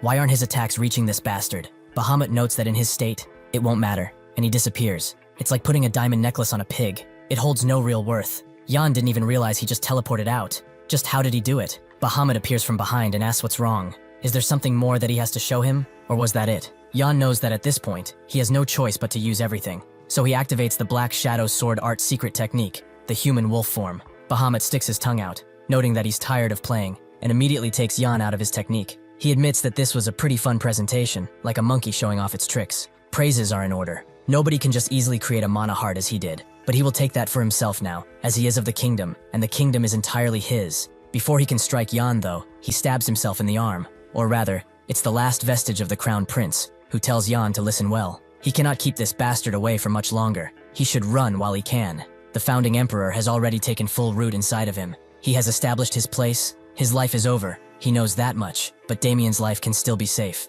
He knows it can. Yan doesn't really want to abandon the prince, as he is still conscious, and hopes he can be saved. And suddenly, his hand reaches for Yan. Bahamut tells him to kneel, and he will make his death painless as he takes that mana heart. He promises. The Crown Prince stops him again, and Yan asks where Damien is, but Leon can't answer. Momon comes back, explaining that everything is ready. The other two have awoken, and the warp gate is ready to be activated. Bahamut asks if they really think they can run from him in his own empire, frustrating Yan even more. He tells Leon to wait just a little bit longer, as he will return and maim that demon himself. With that, he jumps away, just as Bahamut regains control. He lets them run away, as they will certainly meet again. Their mana hearts are drawn to each other after all. With that, they escape, the gate dissipating into the night sky once again. After arriving at their location, Yan immediately asks Diana and Lorena if they are all right, which they seem to be. At least they don't have any major injuries. Lorena can't believe that a human could give off such pressure. She apologizes. It seems she was of no help once again. She excuses herself, as she's not feeling too well. Diana tells her not to lose heart because of this. For her to withstand it is an incredible feat in itself. Lorena notes that she's still a burden. She's still holding them back. Yan knows that her pride was hurt deeply, but since the appearance of Bahamut, everything that happened is way beyond what she expected. Suddenly, Kyle appears. He expected them to return safely, but they did so faster than expected. Yan thanks him for protecting Leah and Diana, but he doesn't need any thanks. He still intends to arrest him after all. Yan tells him to wait and decide if he will do so after hearing what he has to say. Kyle agrees, and so Yan explains everything, but Kyle is too shocked, refusing to believe such nonsense. Is he really telling him with a straight face that the founding emperor has reincarnated in the Crown Prince's body? Yan knows how it sounds, but the truth is undeniable. They even found traces of reincarnation magic in Xian's estate. He also discovered through his own investigations that Xian had been behind the massive zombie outbreak down east. He suspected previously that it was a sacrificial ritual to resurrect something, but he also did not expect that something to be the founding emperor himself. He asks Kyle what he intends to do now. The soul belongs to the founding emperor. True, but his body is that of the crown prince. Besides, Bahamut is still the emperor of the empire by right. Will he continue to serve that man? Kyle thinks on it. The founding emperor was an idol to all knights. The first knight, the legend who built an entire nation with just his blade. Even he dreamed of knighthood after reading his books when he was but a young man. However, those were just that, stories. The founding emperor belongs to the past, to history. He is a hero of legend that should have remained one. The one he serves now is the one who lives and breathes in the same age as he, His Highness, Leon Cavalon. His sword exists solely to protect the royal family and the crown prince. He is Kyle, one of the 7 royal knights, and from this moment forth, he will assist him. Jan thanks him for making a swift decision. And also informs him about the founding emperor's true nature. He is nothing like the hero from the legends. He is a demon who would soon devour everything, the empire and its people. He considers it all to be his. The two of them alone will not be able to face the founding emperor, let alone the imperial family. So does he know what happened to Damien? From what Kyle heard of him, he was taken to the imperial palace. Jan was expecting for him to be taken to the tribunal, not the palace. Kyle explains that they plan to carry out his execution by burning him in the gardens of the palace. Jan knows that this can only mean one thing. Damien's execution will be carried out very soon. He asks about the trial. Surely the council objected to this. Kyle explains that the current members of the council have already been purged, but he shouldn't worry, as the exact date has not been given yet, so he will use this time to gather information on it. Jan pleads with him to be careful, and so does Kyle. As Jan walks alone, he thinks about it. Why the execution? Why so rushed? Just what are they trying to hide here?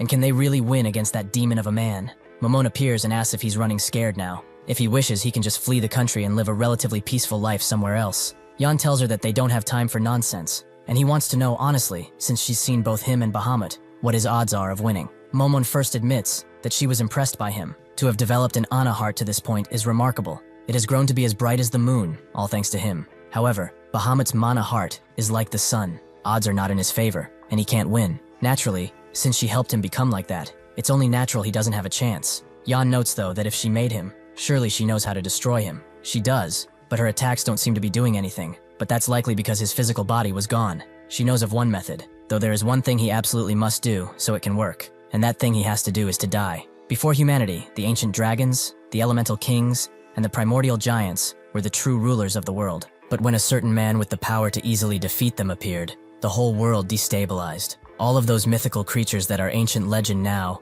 were devoured by one man, Bahamut. He became his own creature, beyond any classification. Jan notes that this is no different than the books. If that's the case, what's his weakness? Momon tells him to stop being impatient. His unrestrained strength is his weakness. The Crown Prince holds a body close to that of a superhuman. He fought with him, so he should know. However, even that superhuman body is nowhere near capable of withstanding Bahamut. On top of all that, the magic circle anchoring Bahamut's soul is rather defective. He's been using an unfinished circle, abandoned halfway through its making. Bahamut's soul is barely clinging onto the prince's mana heart. So if he collides his mana heart against the prince's and severs the connection, he can annihilate his soul for good. Jan asks about them colliding their hearts, and Momon explains further that he has to expend his entire mana heart to do it. The mana heart connects to the body and the soul, so expending it means that his body will collapse. Jan understands that either he gets killed by Bahamut, or he throws his very soul at him to end him. Jan is surprised he actually attached his mana heart to Leon. He never expected him to go this far. Momon agrees. He wasn't always like this.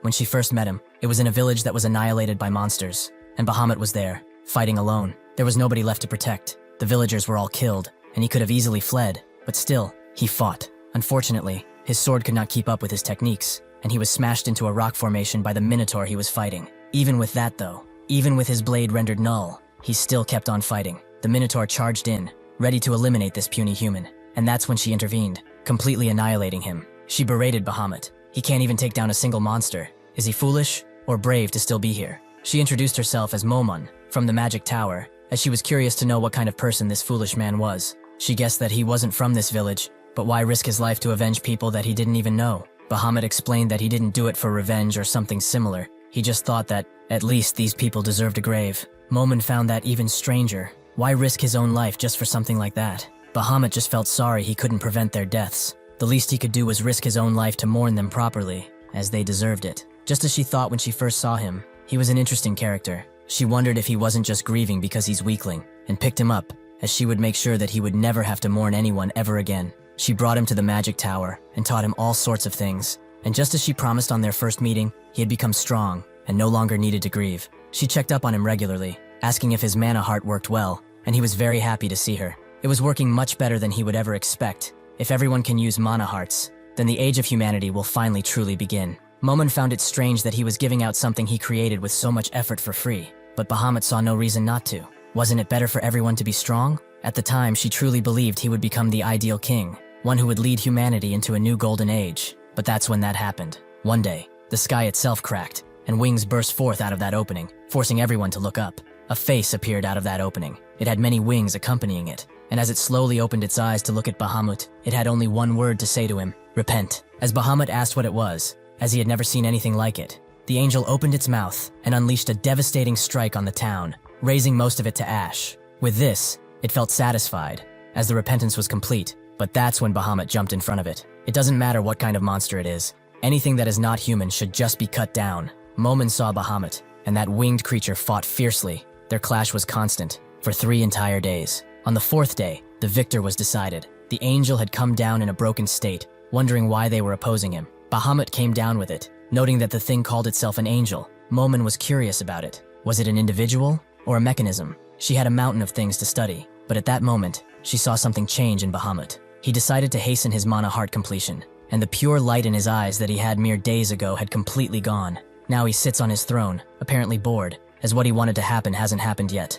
Rodrigo arrives at his behest, as he has called for him. He takes it? Bahamut confirms as such. How is the preparation progressing? Rodrigo explains that the deployments are complete. The palace knights are posted at the gates, and 3 special assassination battalions under his command are waiting for orders. Additionally, the private guards they have gotten from nobles have been deployed too. Bahamut asks about Damien's condition, and Rodrigo confirms that he is still imprisoned in the palace dungeons. He also notes that Damien is the snake of snakes, sly and cunning. Who knows what he might do if left alone? So he suggests that they should just kill him at once. Bahamut refuses, as that boy will come. They must wait patiently, as he wants to savor this moment. Rodrigo apologizes for not understanding, but why does he, a great person, be fixated on such a lowly individual? If he is a threat, they should just be rid of him at once. Bahamut doesn't like his tone, but finds his words interesting. Is he suggesting that he's a threat to the great Bahamut? Rodrigo immediately falls on his knees and begs for mercy. Bahamut is old enough to remember his ancestor. He was a wise man, and did not talk back a single time. Because of this wisdom,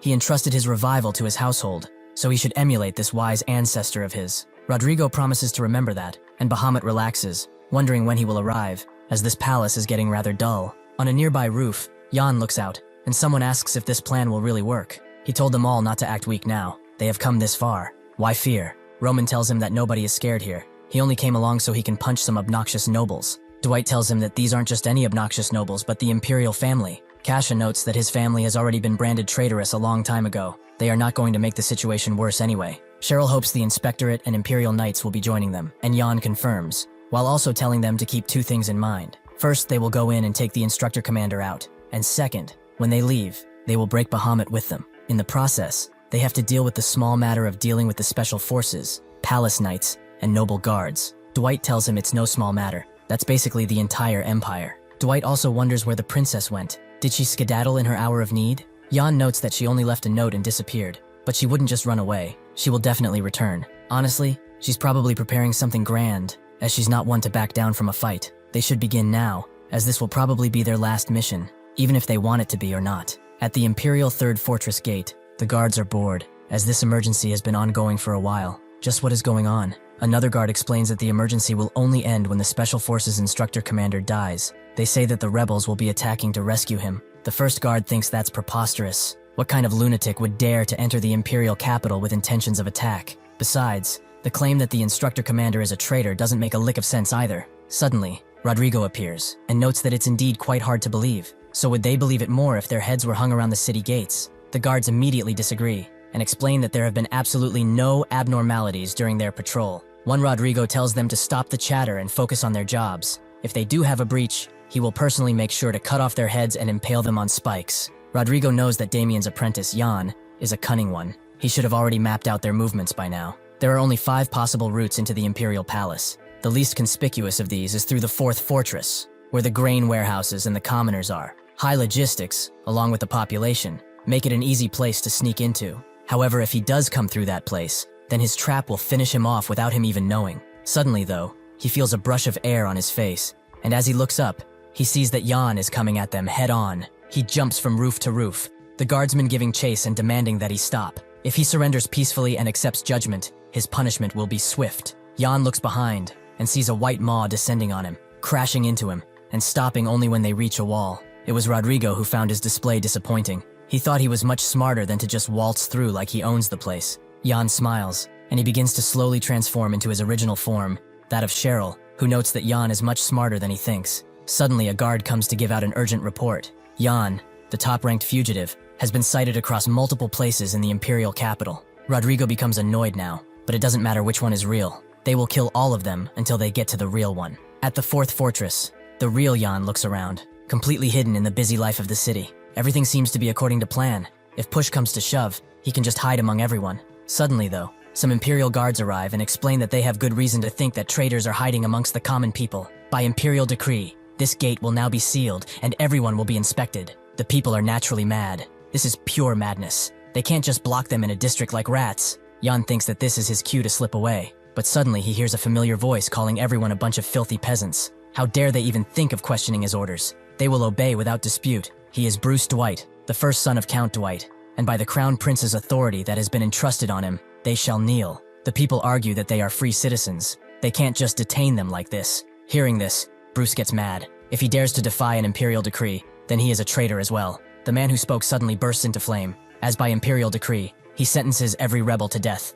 The people are shocked, but Bruce doesn't stop there. He orders his mages to slaughter these animals, as they are all traitors of the Empire. They begin taking down innocent people one after another, when it's clear that they have no intention of fighting back. Just as a girl with green hair is about to be struck down, Jan cuts the mage apart and tells the kid to go, as he will hold the bastards off. Bruce is glad to see that he managed to get him. He will take him down and rise in popularity. Jan apologizes, but he is not the Jan he was thinking of, but his own brother. How dare he slaughter innocent civilians like this? How far does he intend to drag down their family name until he is satisfied? Bruce asks how he dares to speak like this. Does he even know how they have been treated since they have sided with those damn traitors? They have lived a life of hell until the Crown Prince himself came to them. Dwight is shocked by the appearance of his brother, which keeps contorting as he screams out. He will rid them of the disgrace their family has incurred by killing him with his own hands, as he should have done long ago. The fight continues for a while. The entire fourth citadel is ridden in flames, and Dwight asks his brother what the hell he has become. Bruce tells him to look closely. The Emperor himself, who has risen to rid them of filth, has granted him this power. The one acknowledged by the greater powers is him, not him or the special forces, but him, Bruce Dwight. This is his perfect body. The Emperor declared it himself on that day, that he is the person most suited for the world that he will craft. He is the one who deserves to carry on the family name, be a successor. Dwight laughs at this. He really is still hung up about something so petty. He can become the successor for all he cares. But how will he inherit anything in that ugly state of his? Can he even make an heir? Bruce attacks, telling him to shut his dog's mouth. But Dwight jumps in the air, and with his voice roaring, he announces that their ill-fated relationship will end here. Bruce, who can barely recognize himself at this point, screams out as a gigantic amount of energy appears where he is. At the sixth citadel, another Jan is running away from the knights, who know that they cannot lose him. Their knight order must be the one to capture him at all costs. Hearing this, Jan smiles and vanishes, the knights knowing that this is concealment magic. He should be nearby though, so they will search every corner. Suddenly though,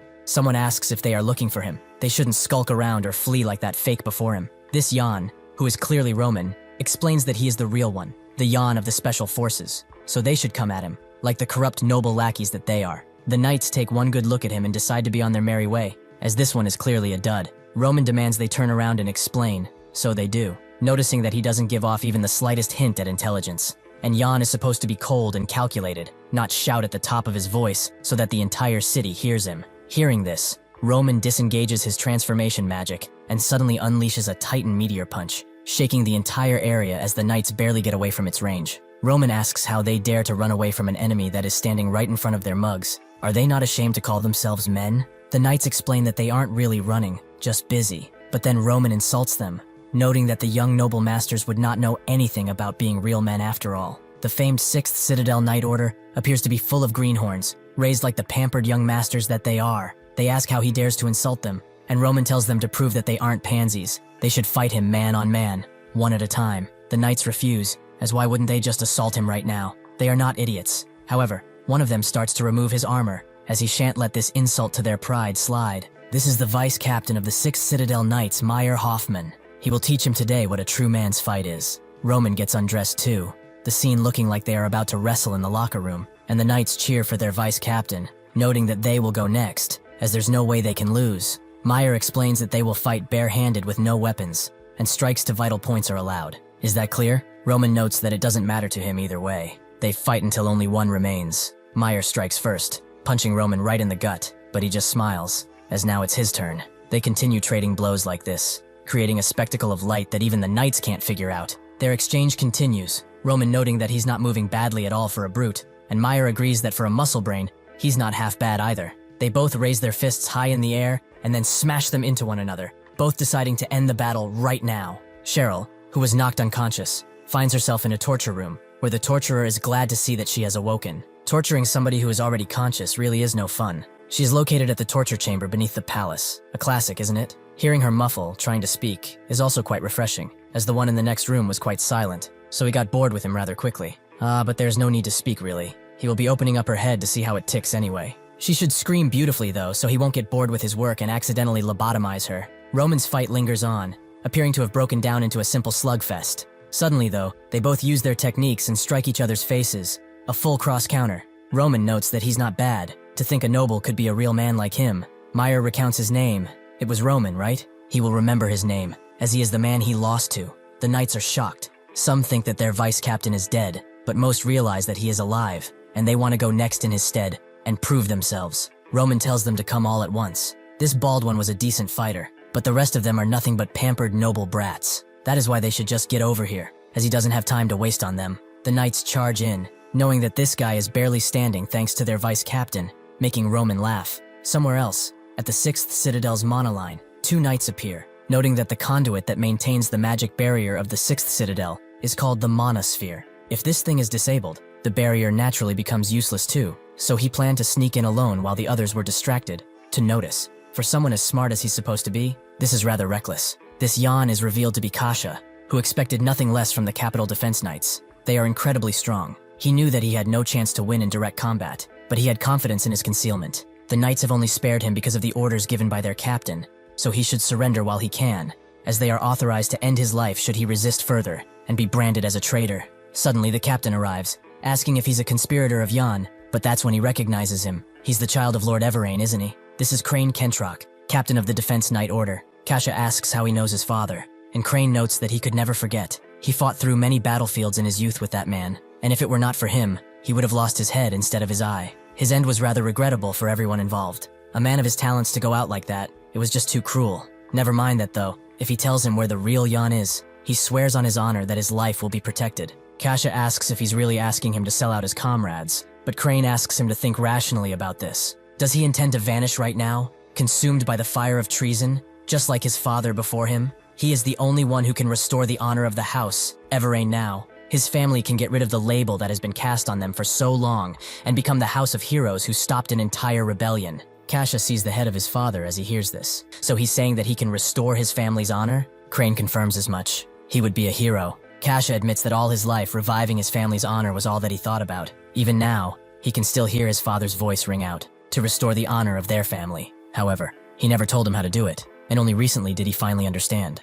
Looking at the rebels, his comrades, he realized something, that the honor of his family can go to hell. He pulls out a salamander flame crystal, making Crane ask if he's just going to self-destruct. He should stop now, as he doesn't want to see the last vestige of his comrade go away like this. The salamander crystal activates in a fiery light. The monoline is destroyed, and Kasha has completed his last official mission. The real Jan gets closer and closer to the fortress. It seems that the infiltration has succeeded. He knows that Damien must be under the fortress, so it's about time he begins the final phase. Suddenly though, someone he can barely sense manages to take him by surprise. It's none other than Rodrigo, who grabs him by the neck and notes that in the end, they were fated to meet in this way. When he said he had a plan, he wondered what kind of impressive strategy he had cooked up for it. But it turns out that it was nothing but hide and seek, a childish prank compared to what he thought. For someone such as him, who is barely able to enter their city, the founding emperor regards him too highly, and he does not understand why. He is not inclined to find out either, so it's time for him to die. Jan asks if he really thinks that he won. He still has a cards up his sleeve. Rodrigo knows that he's thinking about those little things he hides away like a rat, and at that moment, a knight comes to report what they have found. As he expected, Magic crystals were hidden in multiple areas. They recovered every single one of them. It was a considerable amount too. It would have been dangerous if they had blown up. Rodrigo wonders what he will do now, since he's fresh out of cards. Perhaps wait for his comrades, but unfortunately, even they are probably being cornered as they speak, because he has sent his knights to them, to make sure that none leave alive. It is truly pitiful that his comrades risked their lives over such a childish plan. Jan suddenly begins to transform, and notes that he himself fell for a childish trick. So who is he to judge? The person Rodrigo was actually holding is none other than Cheryl. This was a fake within a fake. Rodrigo doesn't understand. He captured her first, but does that mean that it was Jan? Sure enough, he gets out of his constraints easily, putting the creep torturer where he belongs. Momo notes that watching him act like that was a truly painful experience. He succeeded only because of her body transformation spell too. How lucky. Jan asks if she's really complaining about casting 2 transformation spells, but she asks if he thinks anyone can just cast dual transformation magic with such detail. Since she doesn't want to see him cosplay as a girl anymore, she releases the magic on him, allowing him to move in his original body. Momon suggests they look for the instructor commander, but Jan notes that this is already taken care of. Before he can explain how, the knights stand in his way, not allowing him to pass beyond this point. They keep repeating stuff though, as it seems that Bahamut has already shaped them. This basically means that Damien is behind that door. The knights raise their blades, demanding death.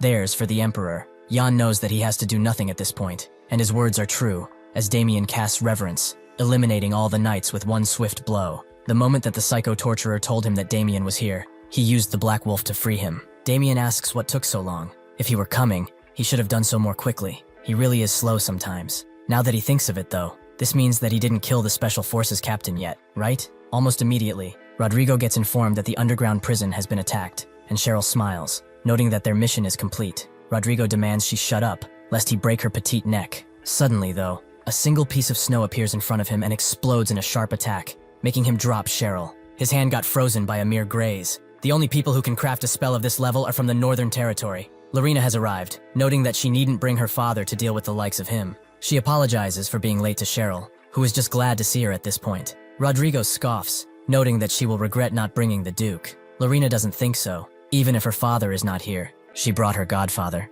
Rodrigo can't believe his eyes. The ancient dragon? This thing is said to have vanished 900 years ago. Why is this thing here? The dragon speaks, calling out to the defiled ones to sit still and return to the pure white. Kasha seems to wake up slowly. He's being carried by Diana, who is very glad that she got there on time. Kasha doesn't understand how he is alive. He definitely detonated that salamander crystal, which should have wiped everything out. Diana notes that they have this superhero right here to thank, Leah. She asks Diana to refrain from saying weird stuff. If she gets too distracted, she might drop them. Diana notes that it's the truth though. Leah compressed the explosion from the magic crystal he detonated, and proceeded to subdue the knights in an instant too. Jan is probably waiting for their goddess of victory too, so they should hurry. Her words make Leah even more embarrassed. The knights that were ordered to take Dwight out are now descending on him with their blades, but suddenly, they all get cut up with a few swift blows. The person who did it notes that it's been a while now. Has he really not improved at all? He only came here because he was worried about the unruly young lady, but he didn't expect to see knights conducting themselves like this. How pathetic. Dwight is surprised to see Hans here out of all people, who notes that this is a result of living too comfortably in the capital. He has grown too complacent, and probably hasn't trained much either. Roman is about to get struck down too, but suddenly, a white ethereal sword pierces the first knight, before making sure that the others don't rise either. It seems that even the knight orders have been corrupted, so the only way for him to preserve what little honor they have left is to send them off with his own hands. Roman is shocked. To defeat the knights without shedding a drop of sweat. Is this the power of the royal knights? Kyle asks if he's alright. Is his body well? Roman says he's perfect. He should go help the others, as he can fight alone. Kyle likes this answer, but he shouldn't overdo it either. Suddenly, snow begins to fall out of the sky, as the knights Lorena was facing are all frozen. The dragon calls for Lorena, the bloodline of Beowulf, as per their pact. He has annihilated their foes. Lorena thanks the Lord of the Snowfields, as she couldn't have done it without him. The dragon continues, noting that the frost he breathes freezes time itself. Her enemies will not dare to step into the sanctuary. She should remember his words, and may peace await her path of glory. Lorena tells Cheryl to come out, as it's safe now, and Cheryl wonders how in the hell she brought out such a massive dragon here. Lorena explains that it's like a guardian god of her family, and she went to the peak of the northern permafrost, Zernaga, to fetch him. She called his name, and requested an audience with him. The dragon, sensing the blood of a Beowulf within her, asked what she sought. Lorena asked for strength. She had always dragged her companions down, and because of her dumb pride, she couldn't help when they needed her most. In her current state of weakness, the only thing she can do for her comrades is to beg him and offer everything. She offered the ice crystal and asked for his breath, even for a moment. Cheryl is surprised that she gave that, since it was a gift from the Duke himself. But Lorena says it's fine, as she was able to save her. Certainly, she will have to thank her father later. Damien and Jan make their way through the fortress. Damien guessing that Bahamut is in the spire, which Jan confirms. He is probably waiting for them, watching their every move until they get to him. Suddenly, Jan detects a strike from above, and they both dodge at the same time. Jan asks if he should step aside, as it seems the person he has been waiting for all this time has arrived. Damien tells him to stop acting so smug in front of their guest, and Rodrigo knew that what he told Bahamut was true. They really should have killed these worms when they had them in their grasp. Damien wonders if he even has the skill to pull something like that off. He always thought that he would stop being human, but looking at his future now, he really gave up on it. Rodrigo allows Damien to squirm for a little bit more because it's not his turn yet. He charges Jan with his new fleshy arm, but Damien naturally blocks his strike. He was taught that people should mess only with others of the same level, so he would be his opponent. He cuts up his arm and tells Jan not to mind them, as he will keep this bastard here. He should use this opening to get to Leon. Jan decides to leave these two old men to fight as hard as they would like. Still, he will take care of that Bahamut bastard and be right back. He should try not to die before then. Damien notes that he's quite arrogant to think that he won't deal with a bastard in mere minutes. Their ensuing fight causes explosions all around the place as they move in the air, both using the same techniques, countering each other perfectly. Damien admits that he's disappointed. He thought that he was genuinely loyal to the Imperial family. Rodrigo notes that Bahamut is the Imperial family, the only person that matters. They continue clashing, but Damien soon realizes that they are using the same techniques. It seems that this can't be settled that easily. Rodrigo also admits that this is getting dull, so he will show him something he doesn't know yet. He uses his exclusive art, the Arc Dragon art, and by cutting the air, he opens a portal, allowing a bunch of snake-like creatures to descend on Damien. This Dark Dragon art is a secret art, only handed down by the captains. This shatters Damien's Black Shadow Sword art, and Rodrigo advances, trying to take him down right then. Damien dodges. He knows that to counter his Black Dragon art, he has no choice but to use that. But can his body even handle it in this state? Rodrigo remembers something. He never did relay his mother's last words to him, did he? Damien tells him to shut up, as she didn't say anything. But Rodrigo tells him that's not true, because he may not know, but a person can still speak even after their head is severed. Damien calls him a bastard, getting distracted just enough for him to get entangled. Rodrigo certainly did not expect him to fall for such a simple provocation. He is no different from that Jan child, it seems. Damien apologizes for underestimating him, but he doesn't care anymore. Since it's come to this, he will use everything. He activates the final form of the Black Shadow Sword art, the Black Wings. Rodrigo charges in, asking if he thinks that this cheap trick will work, but Damien pays him no mind and begins covering the entire area in a permeating darkness. As Bahamut sits on his throne, he tells Jan that he is rather late. He thought he was going to die from the boredom of waiting, but he's glad to see that the successor of the Mana Heart is here. He hopes he liked the presents he set up on the way. He stationed a whole battalion of knights for him. As the Mana Heart gets stronger, the more enemies it devours. He wants to see just how much that Mana Heart has grown. Jan jumps up in the air, telling him to open his eyes wide and look at it before striking the entire throne area. His strikes become harder. He uses a crossblade, combined with extermination magic from Momon, creating an explosion that can be seen from below. Momon sees no movement and thinks that they did it, but Jan confirms that's not true. Suddenly, a blade rushes toward Jan, who can barely hold it back, so Momon helps him by surging the blade forward, making it explode in the air. Jan wonders what kind of sword aura has so much power, and Bahamut is surprised once again. He did not expect him to be this weak, as by his calculations, he should have reached a certain level by now. If this is truly the extent of his abilities, there was really no point in all the waiting that he did. As the two encroach on his personal space, he pushes them away with his aura alone. Jan knows that at this rate, they have no chance of winning, so he has no choice but to use that. He tells Momon to go and get it ready, who understands, but he better not die while she's doing that. Bahamut gets up and asks how he dealt with the knights on his way here, but Jan notes that he wouldn't bother with fighting like an idiot. Bahamut understands now. It seems he has been neglecting his homework. A Mana Heart source is the life force produced only through struggle. It grows in proportion to what it consumes. He prepared a knight's order for him to grow, but he ignored it. Since he can't even get in the mood to fight, he decides to cut his side of the castle entirely and make it float in the air. Jan asks if he's really running away, but Bahamut tells him not to get discouraged. He would never be afraid of a little ant, but right now, he holds no value. He will have to wait here, so he should grow his Mana Heart. Suddenly, a bunch of magic circles appear, and the knights, asking for their deaths, appear again. Bahamut believes it is wise to fatten up a pig before you send it to the slaughter, so he's looking forward to what he will become. Jan calls him a bastard as he cuts the knights up with a shallow execution, but he knows that he cannot keep dragging this battle out. Unfortunately, the knights can easily regenerate, and they grab his legs, climbing onto one another to fulfill their duties. Suddenly though, with a bunch of snow, they get frozen, and a bunch of strikes break that ice. Roman notes that he sure acts smug. even though he's a handful to deal with. Jan smiles. It's been a while since they've been together like this.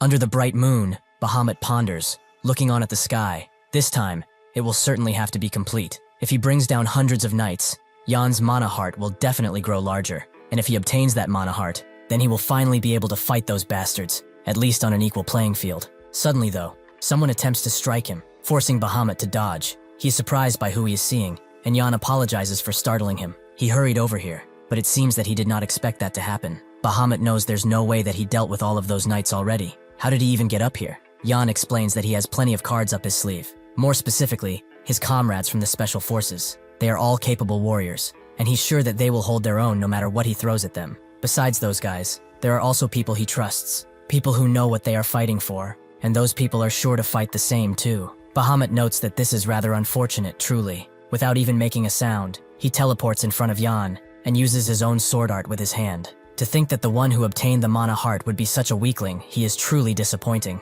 Jan recoils at the barrage of attacks, and Bahamut continues to berate him verbally too. He keeps talking about comrades, about the bonds he shares. Relying on such feelings is what makes him weak. He completed the mana heart, refined it countless times to bear its strength alone, and fight. Just as he descends on Jan, ready to take his life, Momon appears, extending her hand to unleash a powerful strike on him. She, however, can feel that this strike did nothing. It appears that not even a point-blank shot is enough. Bahamut charges in and continues speaking, telling Jan not to let others carry his fight, not drag the weak into the spiral of the struggle. This weight of battle, this is a privilege reserved only for those who can muster it, the strong. As they continue fighting, they eventually stop, not facing each other, but Jan is bleeding. He's been hit a couple of times. Bahamut continues, noting that his need to shove the duty of the strong on others, that is, the weakness that will make him lose everything in the end. Jan looks at him and asks if this is really the future he saw. It seems that their mana hearts have finally resonated, because it has shown him too, what he saw, the future that awaited humanity.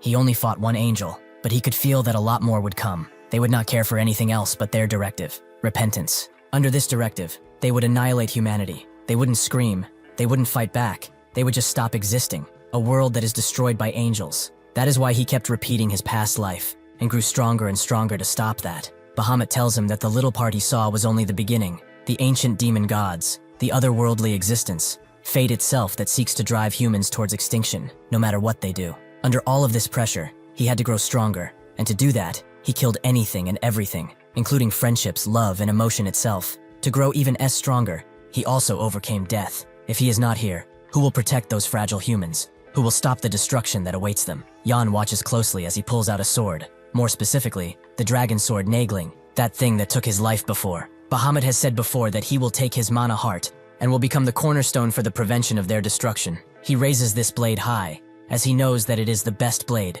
and there is nothing that it cannot cut. Jan tries to block it, but the blade somehow bends time itself to go past him and reaches his shoulder. As Bahamut continues attacking, he asks Jan where that incredible confidence of his has gone. Jan simply doesn't get it. Just what is this? He is clearly blocking his attacks, yet he is still getting hit. Bahamut can't help but laugh. He's just thinking he blocked it. Jan does it now too, blocking the blade, but it still goes through and cuts him. Unfortunately for him, there is no way someone as puny as he can block this blade. Jan notes that with that last attack, he finally figured out his secret. The dragon sword Nagling is the brother sword of Astalon, a blade that cuts mana, and what the dragon sword seems to be cutting is time itself. Bahamut smiles. It seems that he has a decent grasp on reality. Indeed, this blade transcends even time. He sees the sword's trajectory and thinks he blocked it. But the truth is, the blade has already crossed time and cut him. Does he understand now? This is the power of Bahamut, the one that will stop humanity's destruction and will protect it for as long as it takes. Jan raises his sword, asking if there will even be humanity left to protect once he's done with it.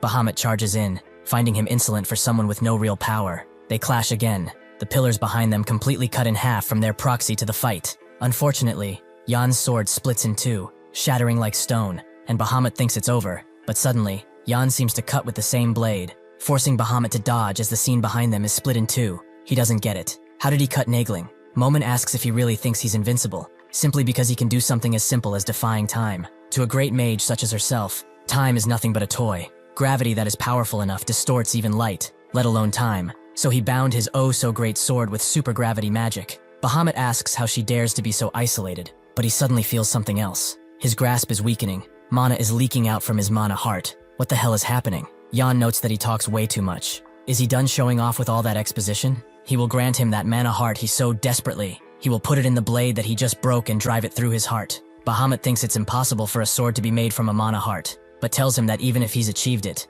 directly attacking him with that thing will mean that he's going to die too. Jan begins to attack, and asks if he really is that afraid of death. Bahamut dodges, and tells him that if he dies, there will be nobody there to stop the destruction. What can feeble humans like him do? Jan believes that they can do it because they are all the best cards out there. Despite all the immense power that he holds, he could not trust anyone. That is his weakness, the thing that has kept him chained to this realm for so long. And now, he will make sure that he disappears. Bahamut refuses to just let go though, and summons a fragment of his broken blade right into Jan's arm, making his sword disappear. Before he can summon another one, he will make sure to kill him. This is the end of this battle. Suddenly, Momon grabs Jan's hand and notes that he seems to be forgetting something. They have 2 mana hearts on their side. She tells Jan to focus, as she will make a mana sword for him. Jan tells her to stop. As if she uses her remaining mana heart, she will be gone. Momon says that it can't be helped at this point. His best card after all is her, right? Jan cannot refuse her determination, and as Bahamut charges in, his sanity reaching an all-time high, Jan strikes his very spirit,